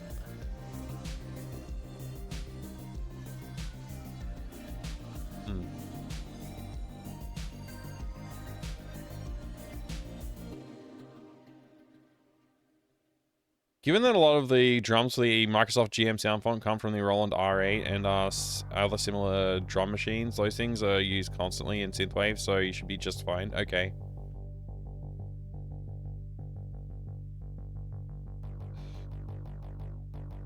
Reaper is free and used in a lot of professional setups. I use Reason as a VST rack on the Cubase, in Cubase myself. It's super nifty that way. Oh, interesting. Use Mario Paint to make the music. I want to target MT32 specifically because I'm trying to go for the MT32 era sounds. Like the sound of the MT32. So if I can't do synthwave, like atmospheric synthwave the way I want with the MT32, I'll change to the sound canvas. But I want to try and at least get that sound out of the MT32.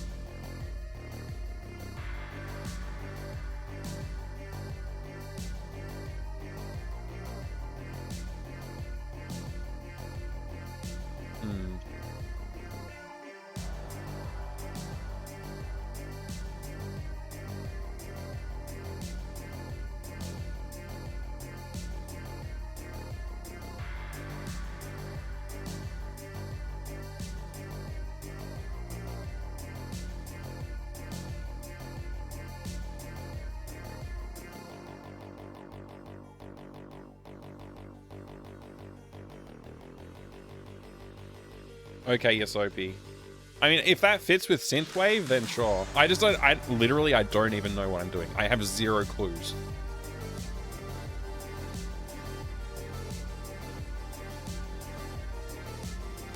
We'll have to do some music stuff sometime, yeah.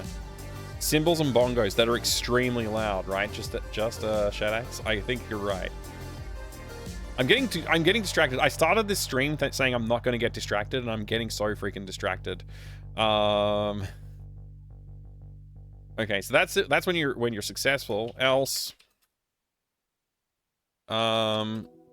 player.say. I don't know if that is safe to microwave.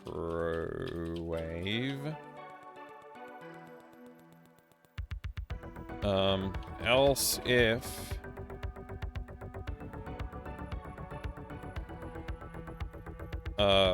player.activeinventory.id equals ihamster.id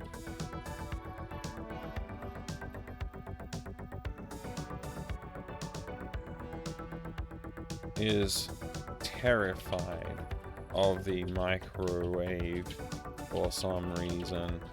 There's no way I'm putting them near it.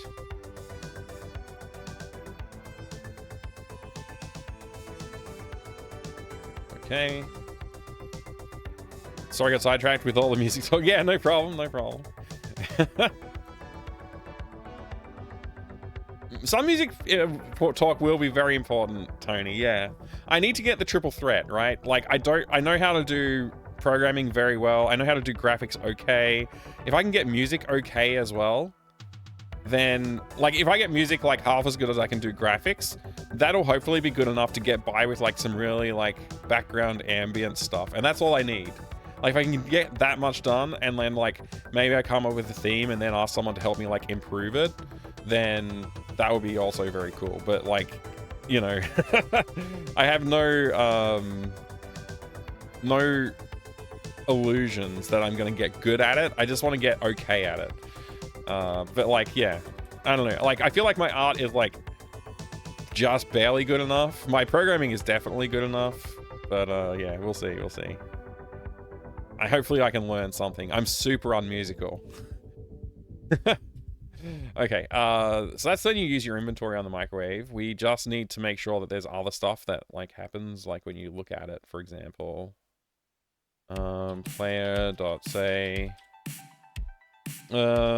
This microwave still works, but I got it to move the coils.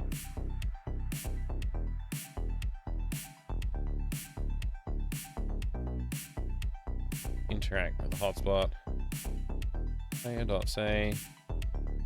I've heard that if you run these without... Whoops.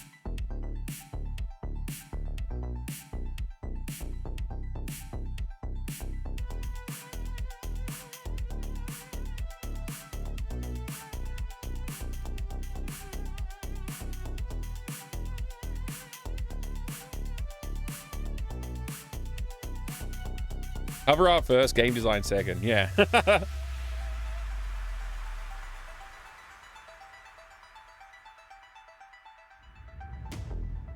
Do you save your source anywhere? On my computer, and I also zip it up and upload it to Google Docs right now. I haven't set up... I actually do have... I'm sure I have Git configured on here, but it wasn't working when I tried it once, and I just went, I'll do it later, and I haven't done it yet. So, I did set up Git on here, though. I will be using Git, and I'll be probably backing it up to Bitbucket, or maybe I'll set up a private repo on GitHub. But yeah, it's definitely getting backed up. Although it has been a while since I did a proper backup, so you know, maybe I should do that. I should do one soon. So that's good. We have microwave. We got the coils.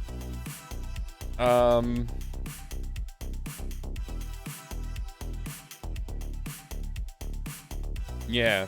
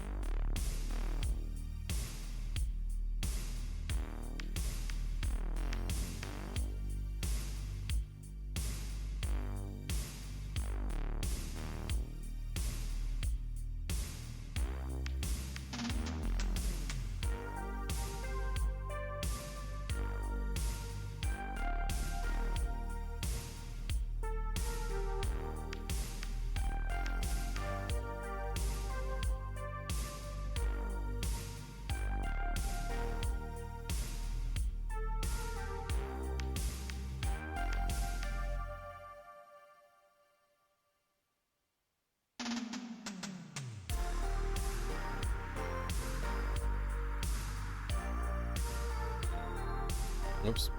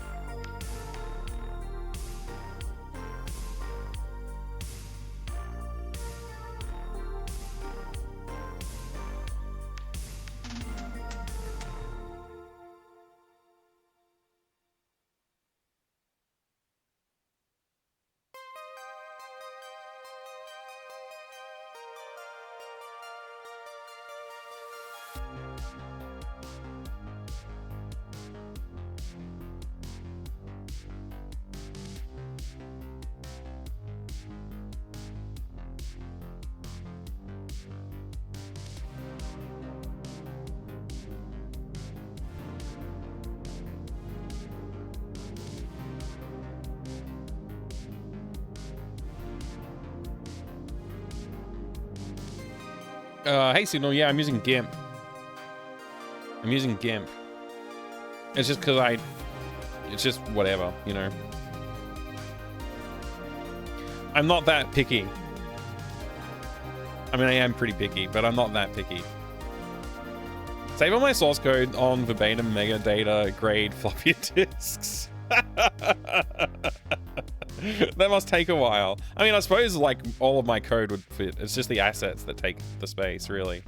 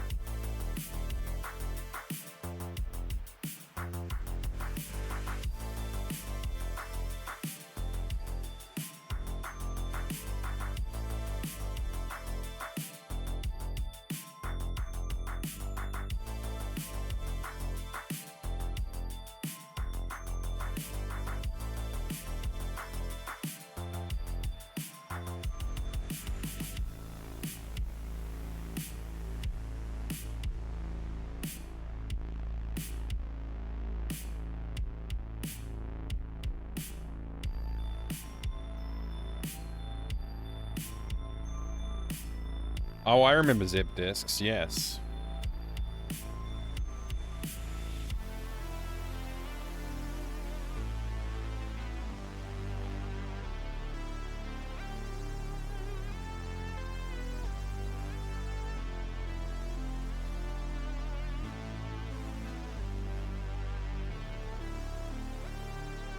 It would have been pretty cool to drug the cat. It would have been pretty cool to drug the cat.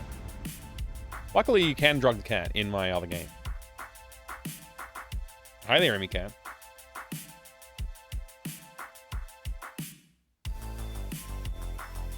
Oh, there was an eyelash in my eye.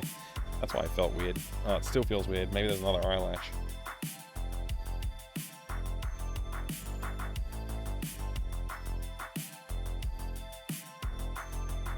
Alrighty.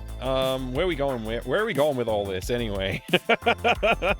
I'm just trying to add the plans for the things so we can use it to build the thing.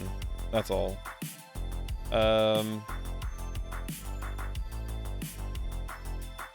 Right. Player dot add inventory I blueprint, but now we actually need a new one. MD blueprint. IMDb. Yeah, IMDb. Okay. We'll have to create that now. Right click. Let's see. Do we have that? No, they're not organized. Okay. Only the handles are organized. New inventory item. IMD blueprint. Blueprint.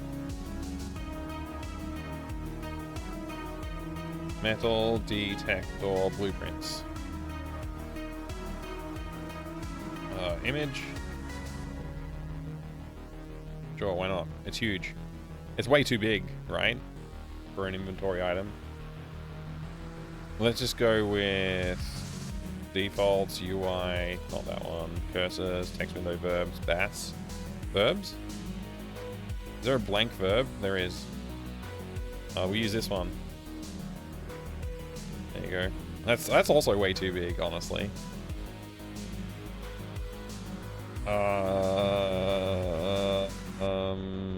Cursors? Objects? Inventory. Maybe I could just use like...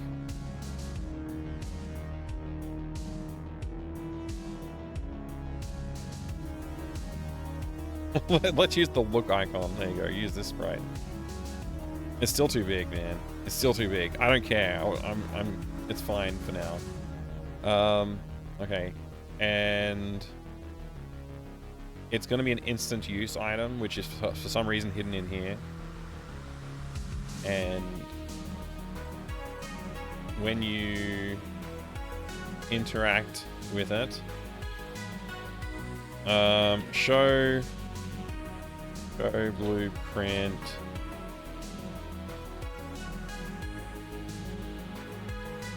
metal detector function show blueprint string name switch case. No, what am I doing? Switch name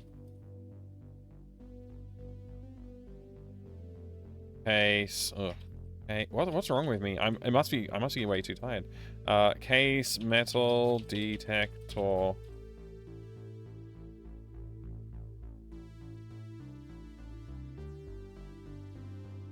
And the other case is battery or lemon.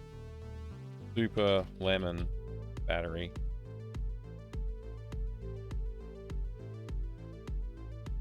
Do you know you can make 68K Mac compatible DVDs on OS X? You just need HFS disk image up to 4 gig and something to stuff files onto it. And at the very least, it works in System 7.5. Wow, because the whole OS X will refuse to let you handle HFS images. It'll still let you write them. What? That's wild. That's pretty cool.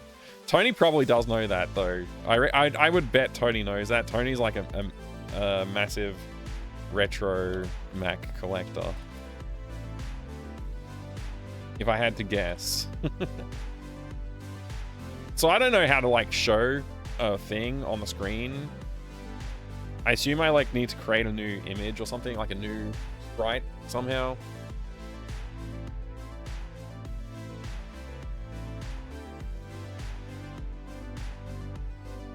Wow, there's a big response from Tony there.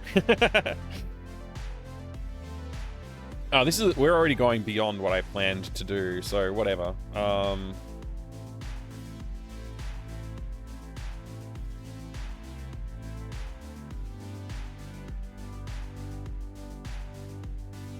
What if when I use an inventory item on the plan, it like consumes it into the plan?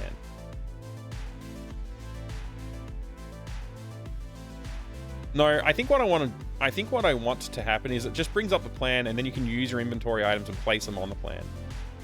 And if they're compatible with the slot, then it will just like put it in the slot.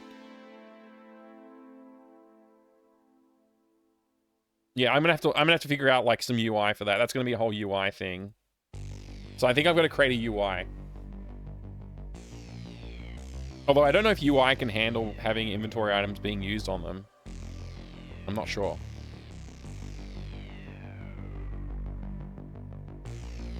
AGS UI use inventory on. Yeah, it's GUI, isn't it? GUI inventory and menu. It's taking too long to load. Using one inventory item on another. What about using an inventory item to trigger an action? You know what? I'm not going to read this right now. I'll figure that out later. So we can put a green thumb here and here. We just can't put together the thing yet. We're still, that's the thing we got to work on. Then anything that hinges off of this, we need to wait till that's done. Which looks like that might be what we have to do. Because everything else is green thumbs.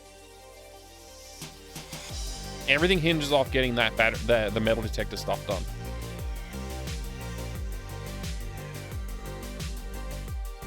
Like in some way. I guess this technically doesn't. I could implement this, the book interface.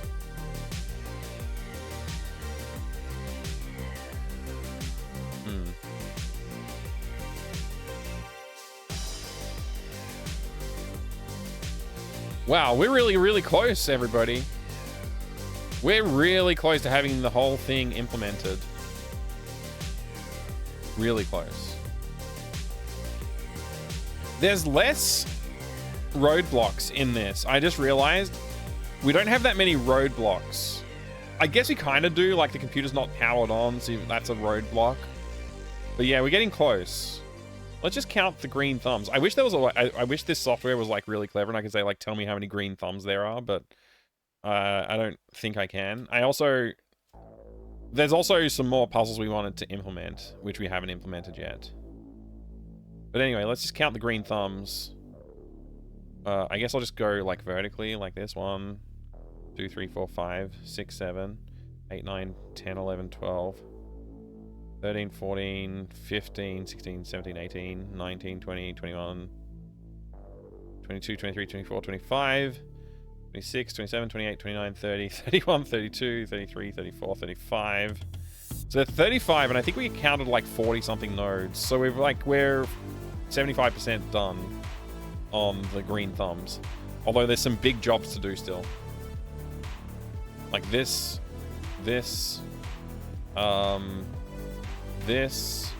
and this are pretty big jobs. Unfortunately though, when we do this one and this one, they're very similar, so we'll be able to like, you know, reuse some code, reuse some like ideas between those two things. This one is like completely unique and needs a lot of thought to make it fun and interesting. I may rewrite the salute, like how that one works, but it's an interesting one to think about. This is just a book, so it's fine. Not so worried about that. This book delivers us the plans as well for this. Like the plans are tucked inside of it.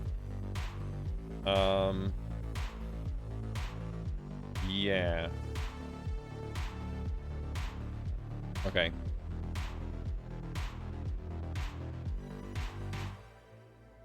Let's just give one final pass playing through what we've developed. Oh, we broke something? IMD blueprint. I think I did blueprint with a lowercase p, so.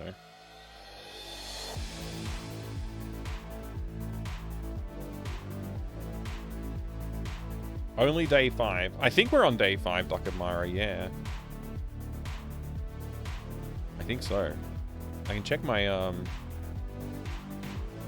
Discord, I suppose. Just check what the last go live message I used was. So 35th. Oh, it doesn't say. I never actually say. I didn't. At some point, I was saying which day we were on. I guess I forgot to start doing that. But yeah, no, day 4 was the last stream, and the one before that was day 3. Yeah, this is all making sense.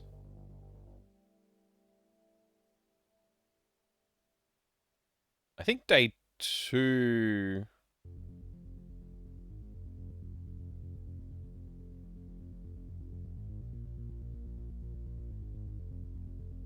I'm not 100% sure. Yeah, I think I also lost a couple of highlights. There was some games that I didn't highlight, annoyingly.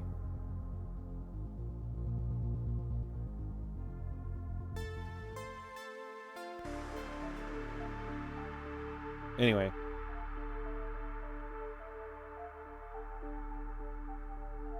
All right, let's click through the things. So I'm actually interested to see how people are going to approach this. I might get somebody, once I've got full puzzle implemented and I've got like some rudimentary dialogue, I might try and get someone to just test it who hasn't looked at it yet and see what they say. Like, I need to add all the locked doors and stuff like that, of course.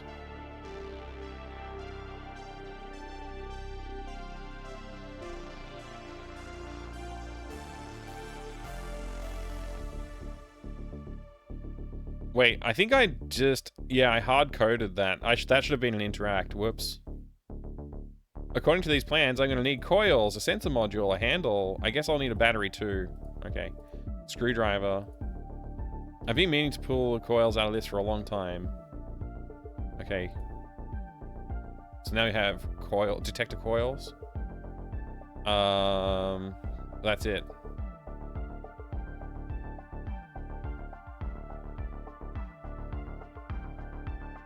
Let's see. So we know we need to rescue the hamster. We're gonna get like the intro will instruct the player a little bit on like what they need to do, like rescuing the hamster and opening the door. The hatch is locked, so I need to rescue Pico. They're stuck in the hamster tube. Okay. That's the key to the hamster hatch in the bottom of the jar. The hamster key is still stuck under the cookies. They're too hard to break out of the jar. Okay, cordless drill. Ouch, the drill cracked the cookies, but they're still stuck. Oh, Yay! This hardened cookie shard looks useful. I'll keep it. The drill completely fell apart. Those cookies are so solid. The battery is only useful to the only useful bit left. Okay. Who was that? Duck Myra. Hi. Not 4K ray traced. How come the look command is part of the item menu? Just asking, not trying to nitpick. How come the look command is part of the item menu? It's not. It's just a placeholder graphic. I was just being lazy because I decided to add an inventory item that I didn't have a placeholder for, so I just threw that in there. It's not exactly a meticulous process there. So anyways, oh right, I've clicked on the wall. That's a mistake. Whoops. I haven't programmed that in fully yet, so you know, we'll just pretend that the X isn't there for now. Okay, so I still can't get to it. It doesn't. That's the key to the hamster hatch in the bottom of the jar.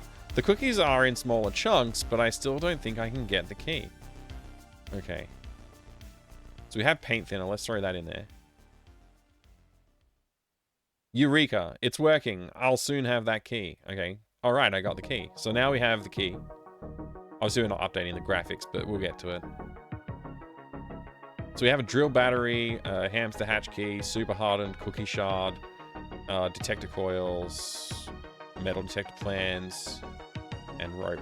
So we will want to construct the metal detector. I think right now we don't have everything we need, right? So we need to get a sensor module, and there's a box of sensor modules in here. box of sensors. Which sensor do I need? And there's a bunch of sensors. So like you get overwhelmed with the number of sensor modules here.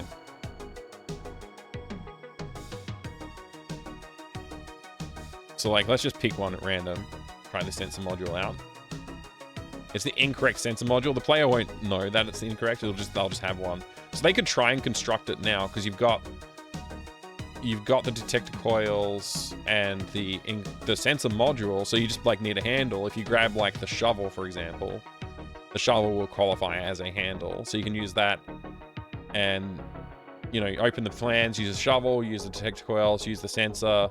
And then the player character will be like, it doesn't seem to be working, or it doesn't seem to, like, this sensor module isn't the correct one, or something like that, right?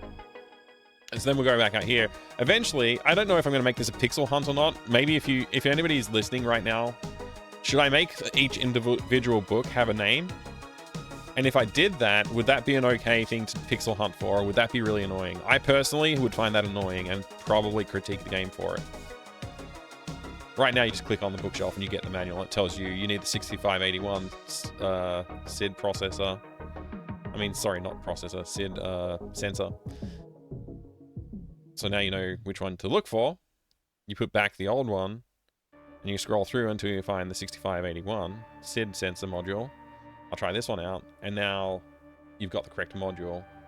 So now you could actually construct the metal detector, and you have the battery, so you can even power it. And now you can start using it. You can find the key in here, which is not programmed, obviously. So now we have the key. We can get into the science room. And did we get the hamster hatch key? We did. So we can use the hamster hatch key to free the hamster.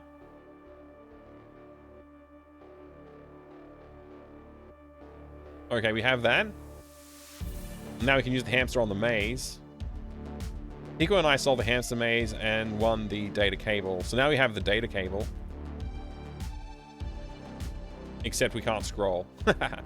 I have too many items and now I can't scroll to actually get to the data cable right now. And so I need to fix that in the UI. You won't have this many items though. I guess in theory you could, because up until this point you don't need to construct anything. But yeah, so I need to add scrolling, but whatever. We have the key because we use the theoretical metal detector, and we can get in here now. This is my favorite bit so far in the game. You click the lamp. There's no reason to click on it right now. You need to try and get this first. So you try and get the coil. Not the coil, the wire, and you can't reach it. Now you use the lamp, and you'll push it, and it will bump it, but it doesn't knock it off the shelf. It's too light. The lamp isn't heavy enough. So the character will say something like, oh, the lamp's not heavy enough to like knock it off the shelf. Just showing each name would be a fun detail, but that's it. Clicking each and having to find out if they're red herrings might find that really frustrating. Yeah, I could maybe do that, like you hover to get the names, but if you click on any of them, the character will just be like, oh, I need the sensor manual, and just grab that one. Am I alive still? I think I'm still alive, but I'm not sure. Seems to be. The preview player on the Twitch preview looked like it stopped. So, it did stop. It crashed. Okay, I don't know. It was probably just a thing on my end. Don't worry about it. So, we need something heavier. Also, we have the... Now that we have the metal detector, we could look at the wall and we can get the red X to show up now. So we now know we need to do something with the X. It just says, well, this is where I need to connect the computer to open the vault, but I need to get through the wall first. If you click on it, just like regular click, I can't just punch through the wall. It's pretty tough. So if we try and use the shovel, in theory, that should work. But we're not going to, so it won't, like the game won't let you. So that's going to be frustrating. If you have a shovel and you try and use it on the wall, it won't let you. Although...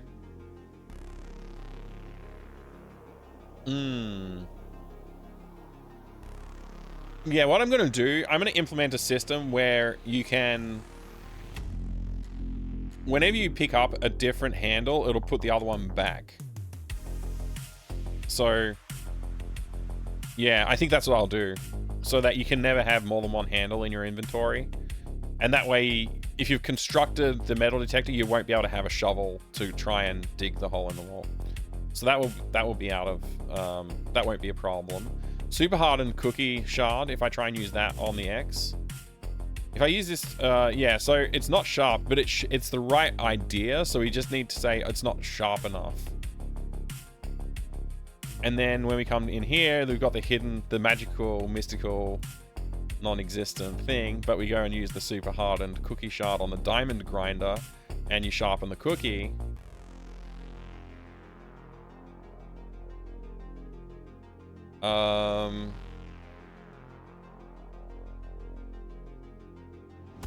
Okay, we're gonna work on the bucket solution as well. So we gotta put the rope on here.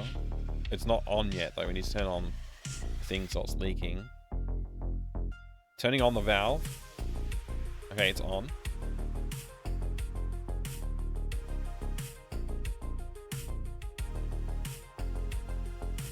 The rope on the pipe. I connected the rope to the pipe. Okay, cool. We have our sharp cookie thing. We can now cut the X. Alright, let's cut this open. I don't know why the X shows up in front of it again. It shouldn't. I must have programmed something poorly there. That's fine.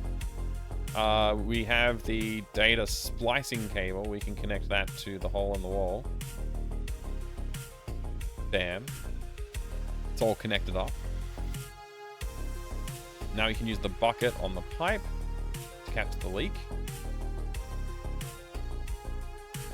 We pull on the rope. Pulling the rope makes the water leak faster. It looks like the bucket is filling up. Now it's a full bucket. We can take the bucket.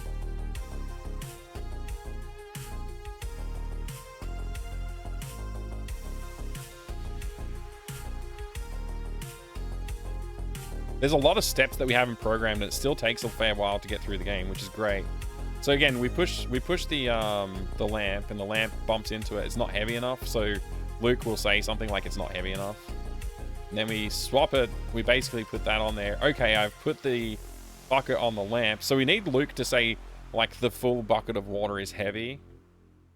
So that's a clue, as, like, when you're saying this is not heavy enough, and you say the bucket is heavy, you know, it's a clue, hopefully. So now we can push the bucket, and it will bump the thing and knock it down. And now we have a wire spool, which we can use for the battery. We can use the metal detector in here for potentially another minigame, or just like a simple walking around proximity beeping sort of thing. And when you get enough beeps, you just click on something and it will like dig it up or whatever. I don't know. Something will happen. And then, so you'll have your copper and your wire and everything, and there'll be a box of lemons here.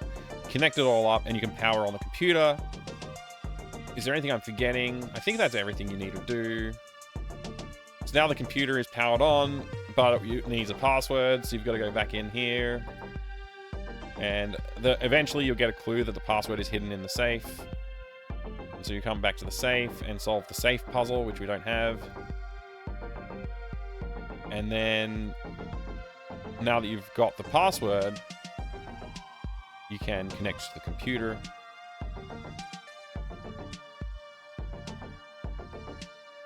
This is probably the hardest part of implementing an adventure game, is you have to think about what items are going to be used, where and when and how. Yeah, when, where, and how. Whatever, yeah. Do you tell it to stop drawing the X after the hole's being created? I thought I did, but I've just got to look at the code. I probably did something a little bit messy. I'll work it out. So now that we've got the password, we can use the computer. So we go in, and it's powered on. So we're in, we enter the password, we get to see this screen. This screen's really easy to solve. It's like this. I'm probably going to make a more complicated lights out puzzle because this one's too easy. And that's it. Now we've solved the game. And now you can just go out the vault door, because that will now be showing an image of being open. When you click on it, it plays the outro cutscene. So it's like not too complicated of a game. And when we add all the mini games in, it'll be more interesting. There'll be like some more interesting stuff happening in the mini games. Yeah. I guess I'll look at the X marks the spot situation and see why that is. But yeah, that's come along pretty well, actually.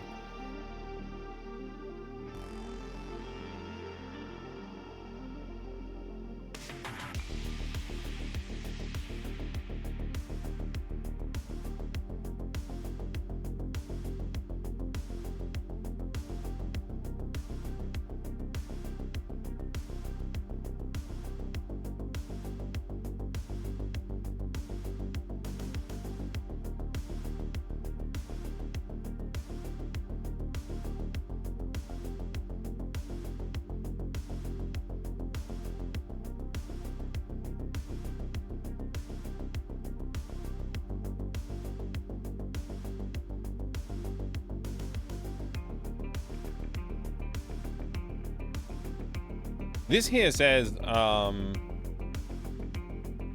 it should be invisible. Hey, Anbraxis Games, good to see you. 80s beat fit the walk animation so well. It does, actually, you're right. Sorry, Anbraxis, I was a little distracted and didn't see your message. I apologize. I don't know. Sometimes I miss things. I don't know how I miss things sometimes. Even when I'm streaming on my main channel and I'm like trying to be more focused on engagement, I still miss stuff a lot. This should be working, right? Visible false, clickable false for the OX mark.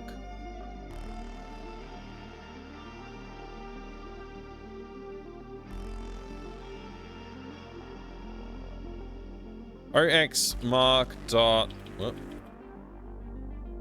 dot X equals minus 100. Is that valid? Is OX mark even the name of a thing?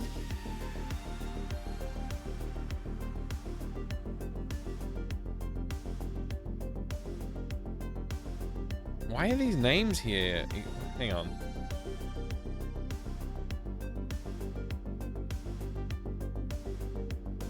Let me check this.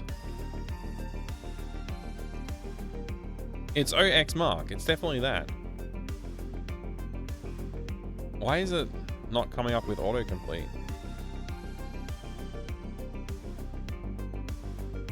There you go. Dot X. Yeah. I'm just gonna hide it off the screen, basically. It's okay to miss messages when streaming. It's a tough job. It is tough, yeah. I often have trouble keeping up with chat, even if there's just 2 people chatting. Yeah, I know. It can be a bit much signal. That's why I started this channel, so I could excuse myself to focus more on the dev stuff. When I just want to shut up and do some work, I can.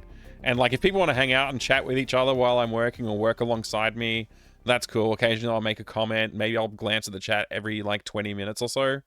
So that's going to happen when I start doing like the drawing stuff. So you'll see like when I'm programming stuff, is like talking out loud a little bit more about it is usually not such a big deal. But when I'm doing the art stuff, sometimes I'm just like trying things out and just like, I just need to get stuff done. So I just try and get focused on it. But yeah. It's fun. I enjoy it. I enjoy these streams because like it's a low pressure sort of environment for just getting work done and talking to people. It's fun.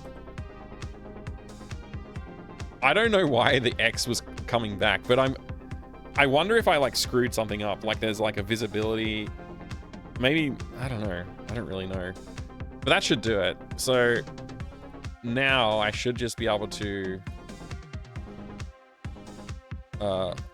use the wall. Doesn't really matter. We haven't fully implemented that puzzle. Now we've got an X marks the spot. We need to get the cookie shard at least. So we got to use the drill. I'm just shortcutting a lot of the stuff because we haven't implemented logic for everything just yet. So, you know, we can sort of skip it around a little bit. So now we have a shard and a drill battery. We can sharpen the shard on the invisible machine, which once we've drawn it, won't be invisible anymore.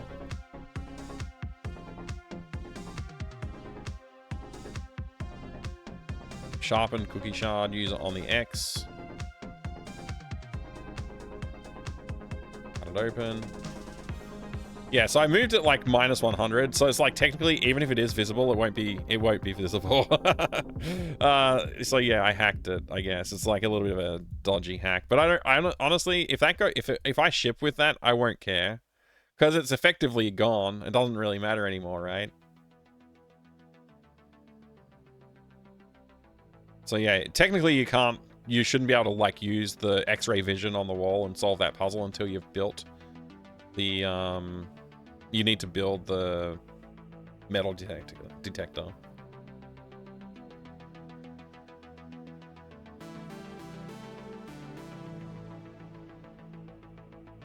When you get in the flow state in something you do, it's easy to miss everything else. It is true. It is true.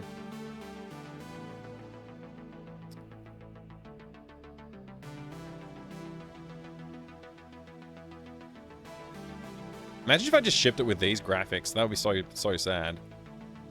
I'd be so disappointed in myself if I shipped it with these graphics. All right, we got the key. I don't know why I'm doing this again. I just want to get the data cable and connect it. Now we can put the hamster in the maze. Oh wait, we got to do this first. Now we can put the hamster in the maze. Now you can connect the data cable to the wall. Done. Yeah.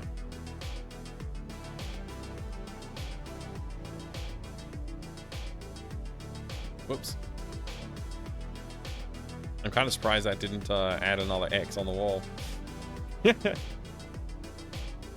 Anyway, that's obviously like shortcutting to the completion. You can always access the computer at the moment. There's no gating process for the computer yet. But yeah, that's it. That's the game. That's the game flow. We're almost done with the game flow, and then I will focus on art again. Art is gonna be huge investment of time for this one. Huge investment of time.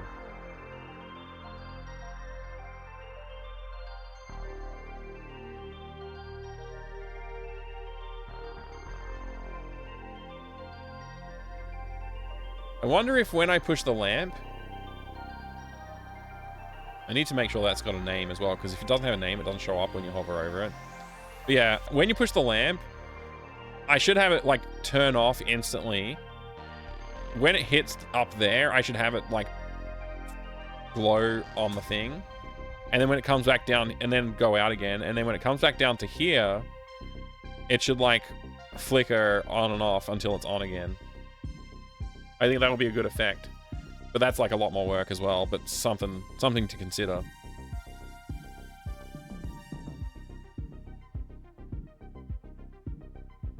It's not bad. Like, the animation's not too bad. Obviously, it should be swinging back as a pendulum, but I kind of want it to bump into our character here. So, I might have the character stand a little closer when they push it. And I'll give them a custom push animation as well, probably. Specifically for this. And then when you're doing it with the bucket, when the bucket swings back and hits you, it should when the bucket swings back and hits you, the character will get saturated by wet water, right? And they'll get wet. And it'll be funny for a second.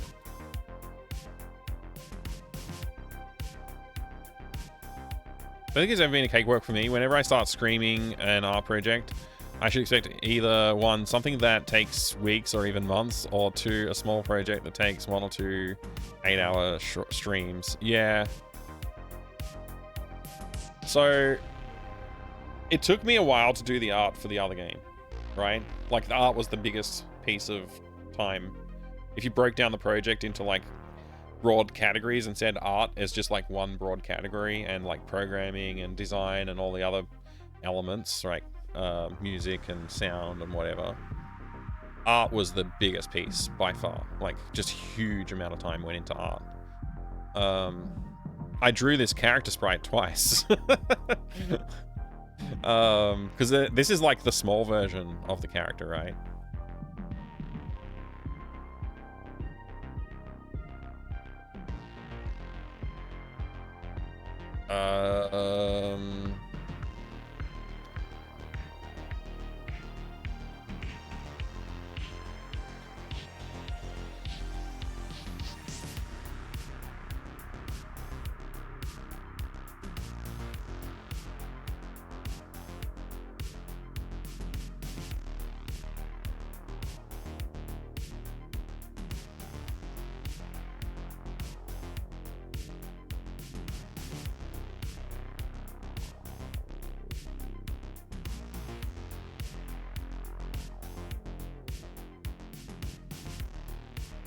That's how big I drew it originally.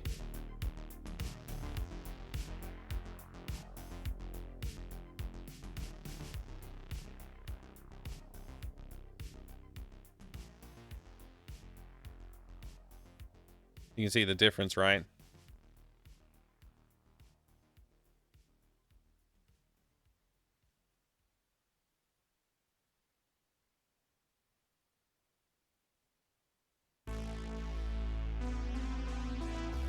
So I drew it at this scale, thinking I would use scaling to like shrink the character as they walk into the distance.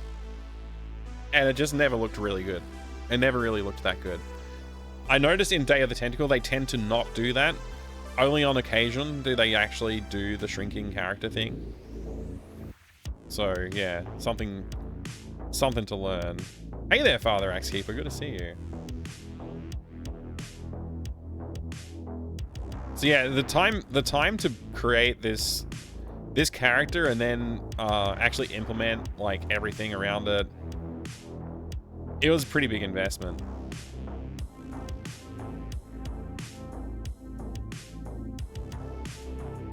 And then I did it again. Like it like didn't double the amount of time because obviously I just scaled it down and like redrew it a little bit, so I could like reuse a lot of the effort I'd put in, but I still had to tidy up all the pixels and like, you know, all that kind of thing. So yeah. And like I draw everything because I wanted to get, so if you look at like if you look at Day of the Tentacle, if you can type it right,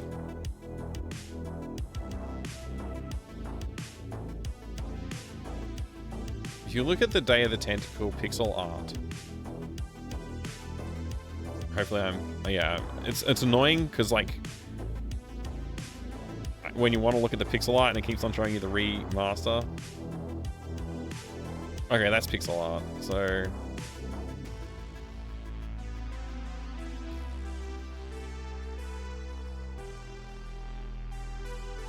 I guess this is mostly the remaster graphics, but they also show, yeah, here's an example of like remaster graphics versus the original graphics. Right, so it's like they've done widescreen overflow. But yeah, this open this image in the new tab, right? This is one of the worst examples to pick actually, because it has, all of these animated elements. Actually, is a pretty bad example. You can see the evidence here in the floor. Like, look at the floor and that, like the anti-aliasing here in the pixels. This is not pixeled by hand. This is digitized art assets, right? Anything that's moving, they've gone over like with a fine-tooth comb. But like these tubes, or whatever these things are at the bottom, those are digitized, like hand-drawn assets, right? And they've digitized them. They're not like done in like Deluxe Animator or Deluxe Paint or something like that. Whereas these are. Like because these things like bounce around and move and stretch and whatever, right? So like at least portions of them do. So you don't see the artifacts on those as much as you do everywhere else. Has anyone ripped the sprites from this game? I think some of them have, yeah. Something like that, Shadax, yeah. The scaler in AGS is not amazing, but it's fine. It's fine. So what I did to get all the art for Day of the Sandwich, which I can go here, I guess. Day of the Sandwich, all of the assets for it. Let's not use the kitchen. Let's use Coop. I like the way Coop looks. Coop's pretty okay.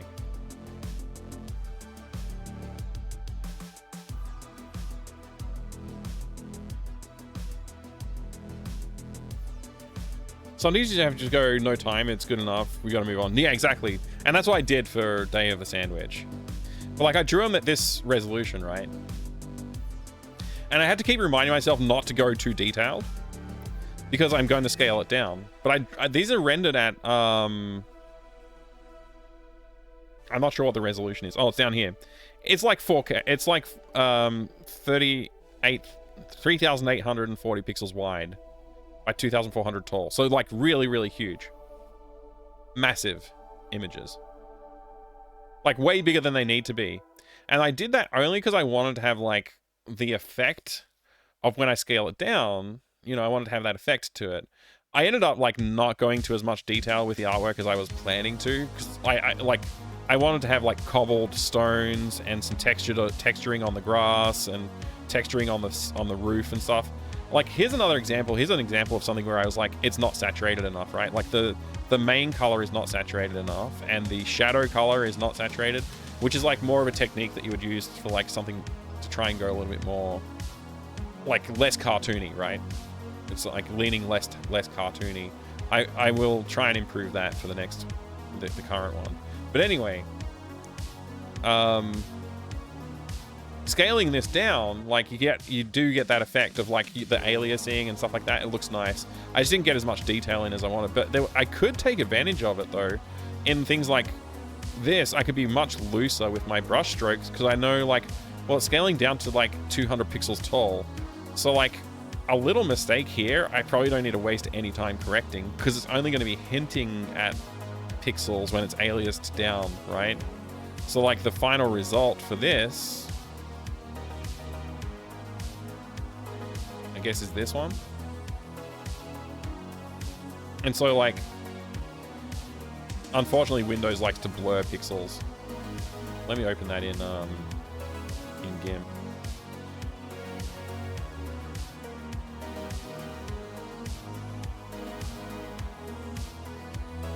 But like you can see, like, yeah, it's those details, like those messy details, they're not really there anymore.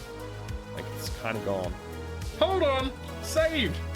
Oh, that must be a dislike. Hold on, Dave.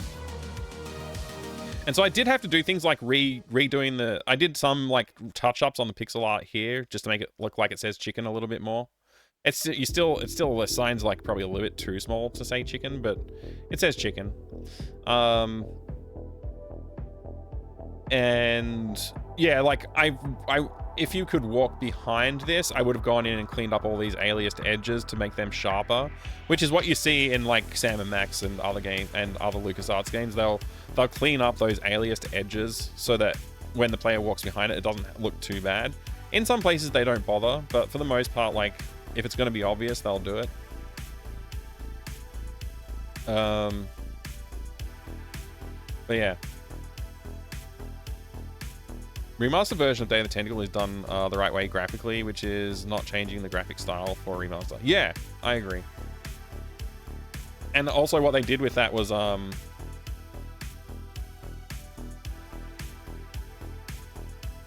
they respected the style, but fortunately, like Day of the Tentacle style is easier to scale up and do a high-res version of it. Whereas like a style like the original Monkey Island or the EGA version of Monkey Island or something like that, it's not as easy, right, to scale that and still have the same, give the same character to everything. Yeah, it's fortunate. It's like VGA and it's cartoony. It's got like lots of colors and saturation. It makes it easier to do. But like when you're dealing with like literally like pixel art and it's like the face is like a mush of 4.5 pixels, it's kind of hard to like make that look right when you give it full detail. So, anyway. I've waffled on enough. I was going to stop ages ago. Suppose I don't need to save any of this, do I? This is all just junk. I think what I needed to save has been saved.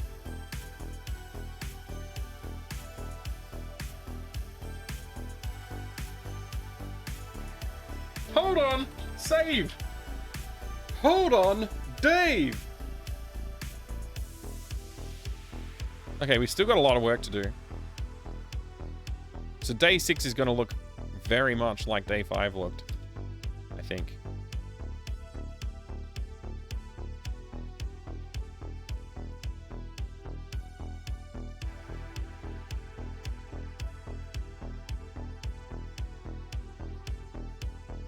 I mean, we're going to continue implementing. Damn! What's going on? Hey, the sniper, thanks, mate, and good to see you. And Coburn. Whenever working on a source for pixel art, you need to have a zoomed out view handy at all times. When I work, I place my preview window and reference board so that they're slightly in my way. That way I can't not look at them. Right, right. Yeah. So yeah, so not slide puzzle, side puzzle. I'm just gonna call it safe puzzle. I accidentally call it slide puzzle too many times now.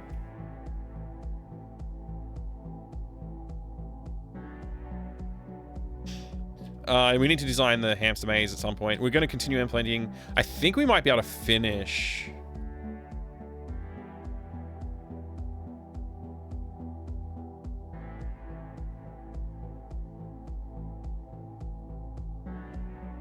Oops, yeah, maybe finish implementing.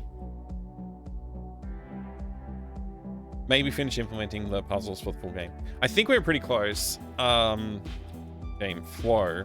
Like, technically we still have to do the mini games, but puzzle flow, all fully, and gating and all that kind of stuff.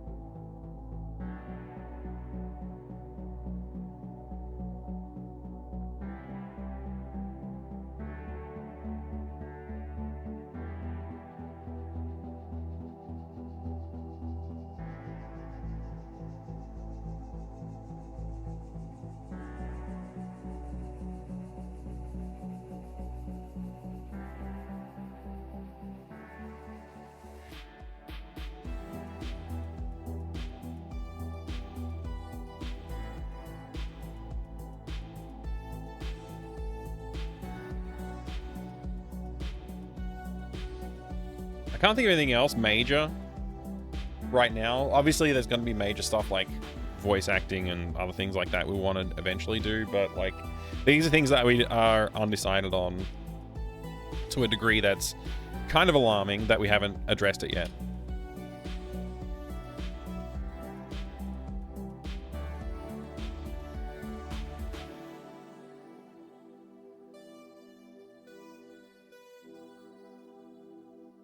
Yeah.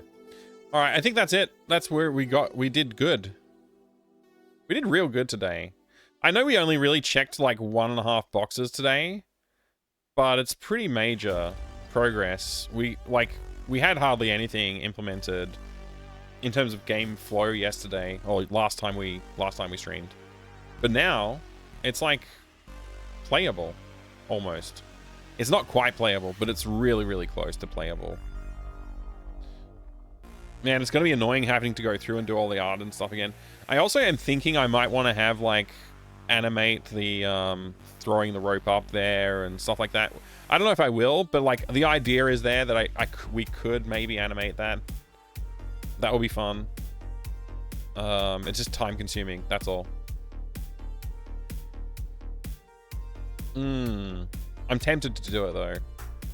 Like we already animated the swinging lamp shade things. Like when we polish that up, it's going to be a matter of just like cleaning it up, and like putting it like, yeah, we'll just do it. We'll just do it, right?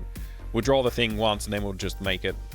We'll animate it again, but it'll be done. And same with the bucket, and we'll have sloshing water and stuff. It'll be more interesting looking, but ultimately it'll be fairly similar to what we already have.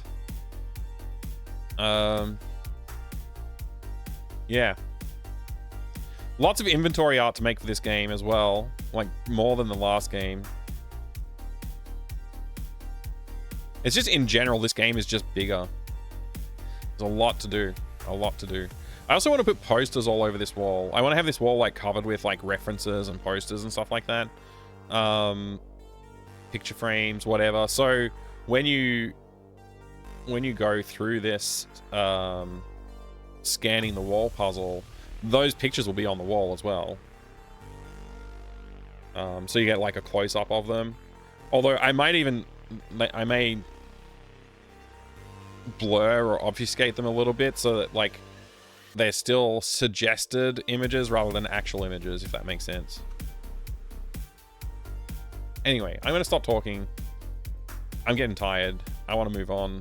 I want to get some rest.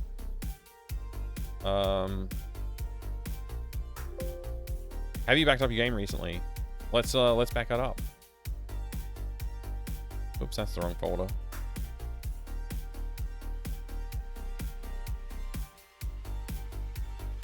I actually haven't.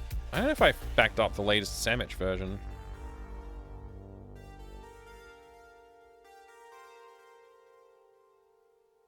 What's the date today?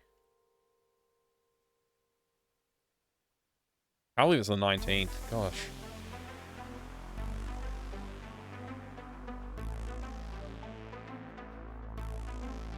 I should probably go into the hamster folder and delete like the music and other stuff that's still in there, if there is stuff in there. The music's like by far like I think the largest asset in the game, because everything's like low res pixel art for the most part in terms of artwork, and the code itself is nothing.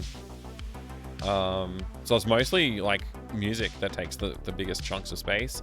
Obviously the source assets are also in the folder. The source assets are pretty big actually.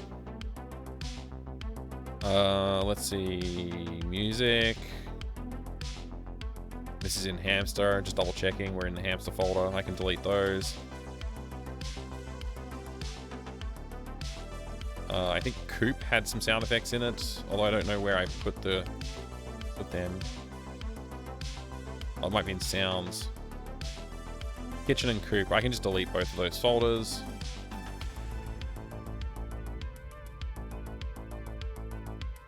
I might as well also just go ahead and delete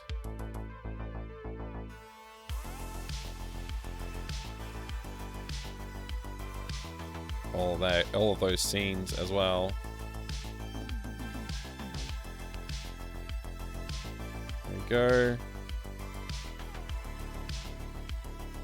I don't think any of these are actually like legitimate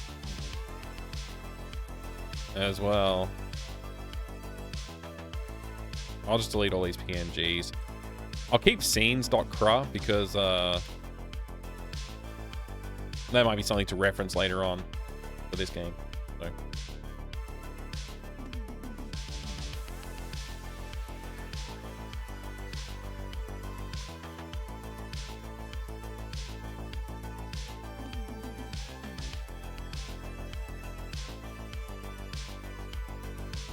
Oops, not 1.4, 2024.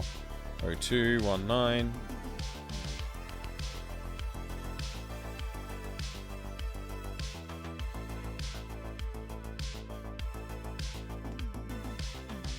Still find it hilarious how out of place that yeah was for Zoro. Yeah. Such a weird one, huh? Yeah. Whatever it was. I can't remember how it exactly sounded, but yeah.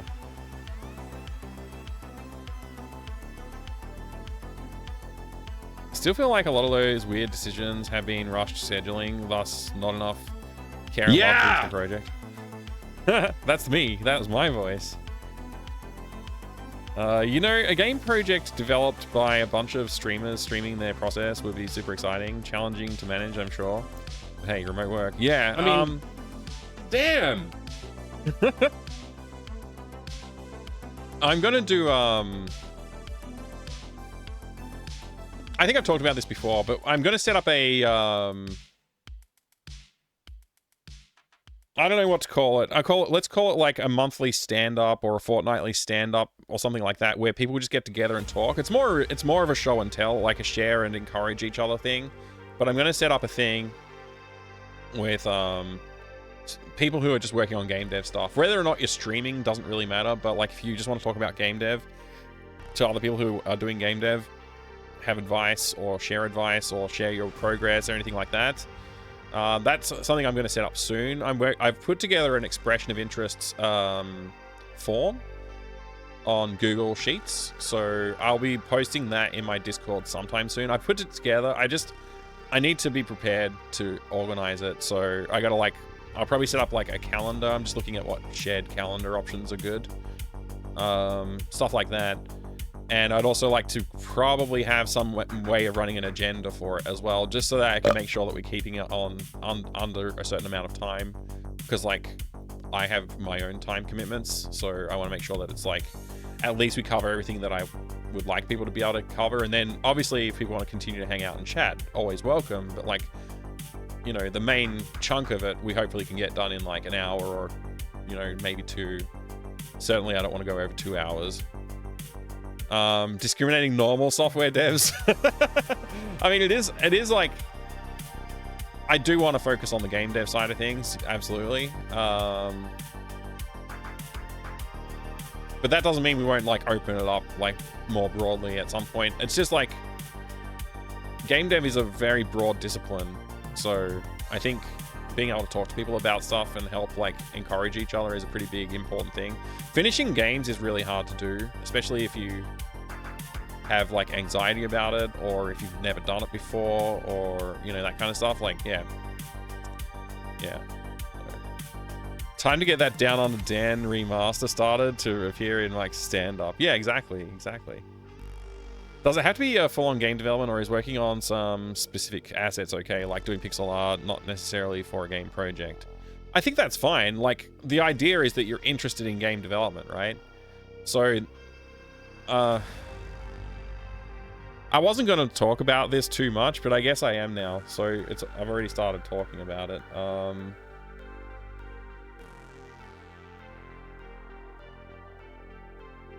I got to find the spreadsheet. I don't remember which thing I made it in. Did I make it in this one? Oh, well, look, before I get too distracted, let me just finish backing up the hamster sandwich. Drop them in here. They're uploading now. Okay, while those are uploading,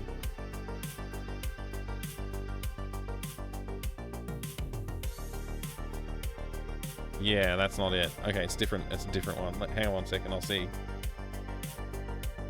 It's this one.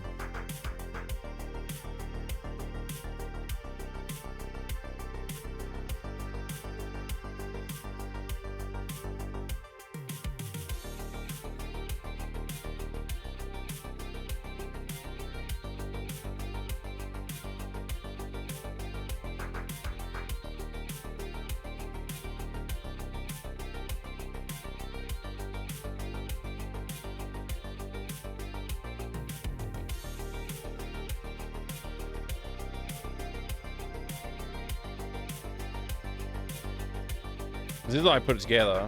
Let me zoom it in a bit. So you have your Discord username, Twitch username, email address if you want. I think the only one that's required is the Discord username because it's going to be run on Discord. How much game dev have you engaged with? I'm just curious. I followed some tutorials, made my own prototypes, I published my work. I've sold stuff commercially. It's my main source of income. Skills I'd like to develop, game design, programming. You just basically check boxes for that.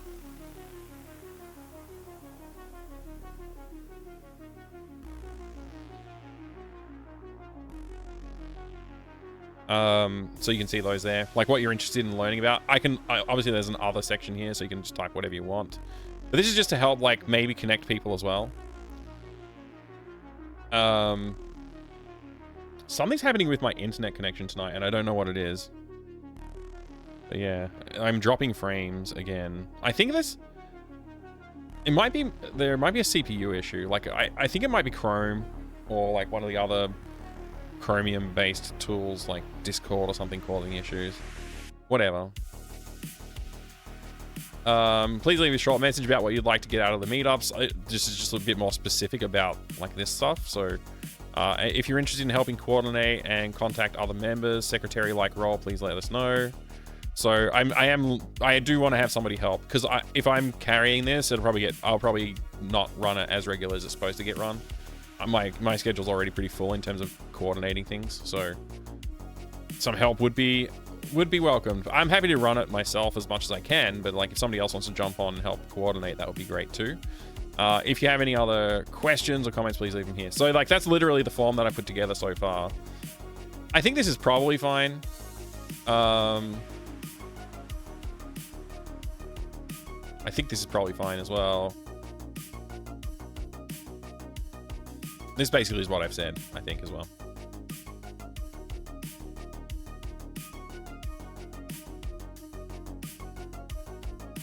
What if multiple selection? How much game dev have you engaged with? Fit. I mean, look, just like select the maximum possible one. Right? So if you've never really done any game dev, just select this one. If you've done some game dev by following tutorials or something, go there. If you've made your own prototypes, then like I think this scale works pretty well. Like there might be some incremental stuff in between, but just pick the one that sort of matches the best. Like I think Tony works on games. Like I think he's got some commercial projects, stuff like that. He goes to industry events and things like that. So he's probably in the top end here somewhere. Sometimes cloud syncs like Dropbox. Oh yeah, you're right. I did upload to Google Drive, so maybe that's the issue. Yeah, it's still uploading. That's literally the issue. I don't think I can pause it. I can only cancel it. It's still got 2 minutes left. I should have thought of that. Oh well. Honestly though, my bandwidth should be big enough to handle the upload and the stream. Oh well. So yeah, Tony's probably like up on the top here somewhere, and I guess I'm somewhere in between here. Now, previously I should have, there might be a level between here. Like I've made stuff, but I haven't published it. Like I've completed works, but I haven't published it. That's probably, I'll add an option that sits between here, because that's probably where I was sitting, because I never really had the guts to really publish my stuff, or when I did publish it, I deleted it. So there's probably like an area right here that's not qualified. Yeah. I guess I'm technically here. So I sold Day of the Sandwich, and I got a license agreement for that as well. So technically I'm here, but really I should be probably about there, I think. Got burned by Dropbox upload twice on stream. That's rough. Yeah, you got to disable Dropbox, I guess. I don't have anything like that running normally. So this sync that I was just doing was what was causing it though, the upload.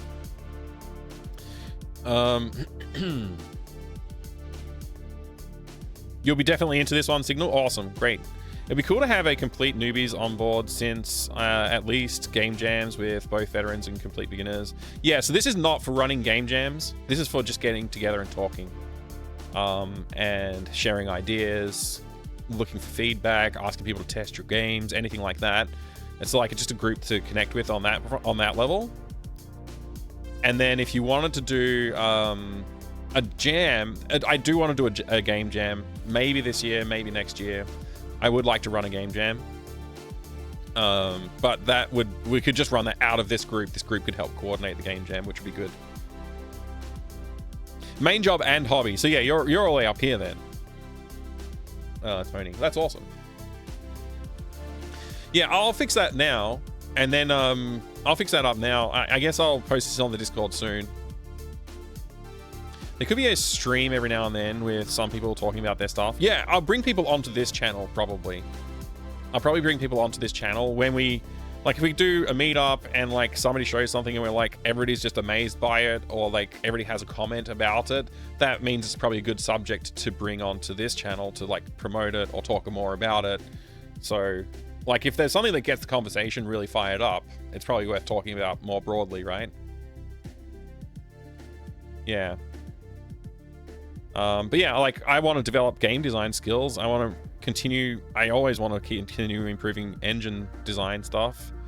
Yep. I kind of want to do all of it. I kind of want to do everything here. So like probably for you, you might also want to do everything, but like try and narrow it down. Like I probably like the thing I want to develop the most at the moment is probably music.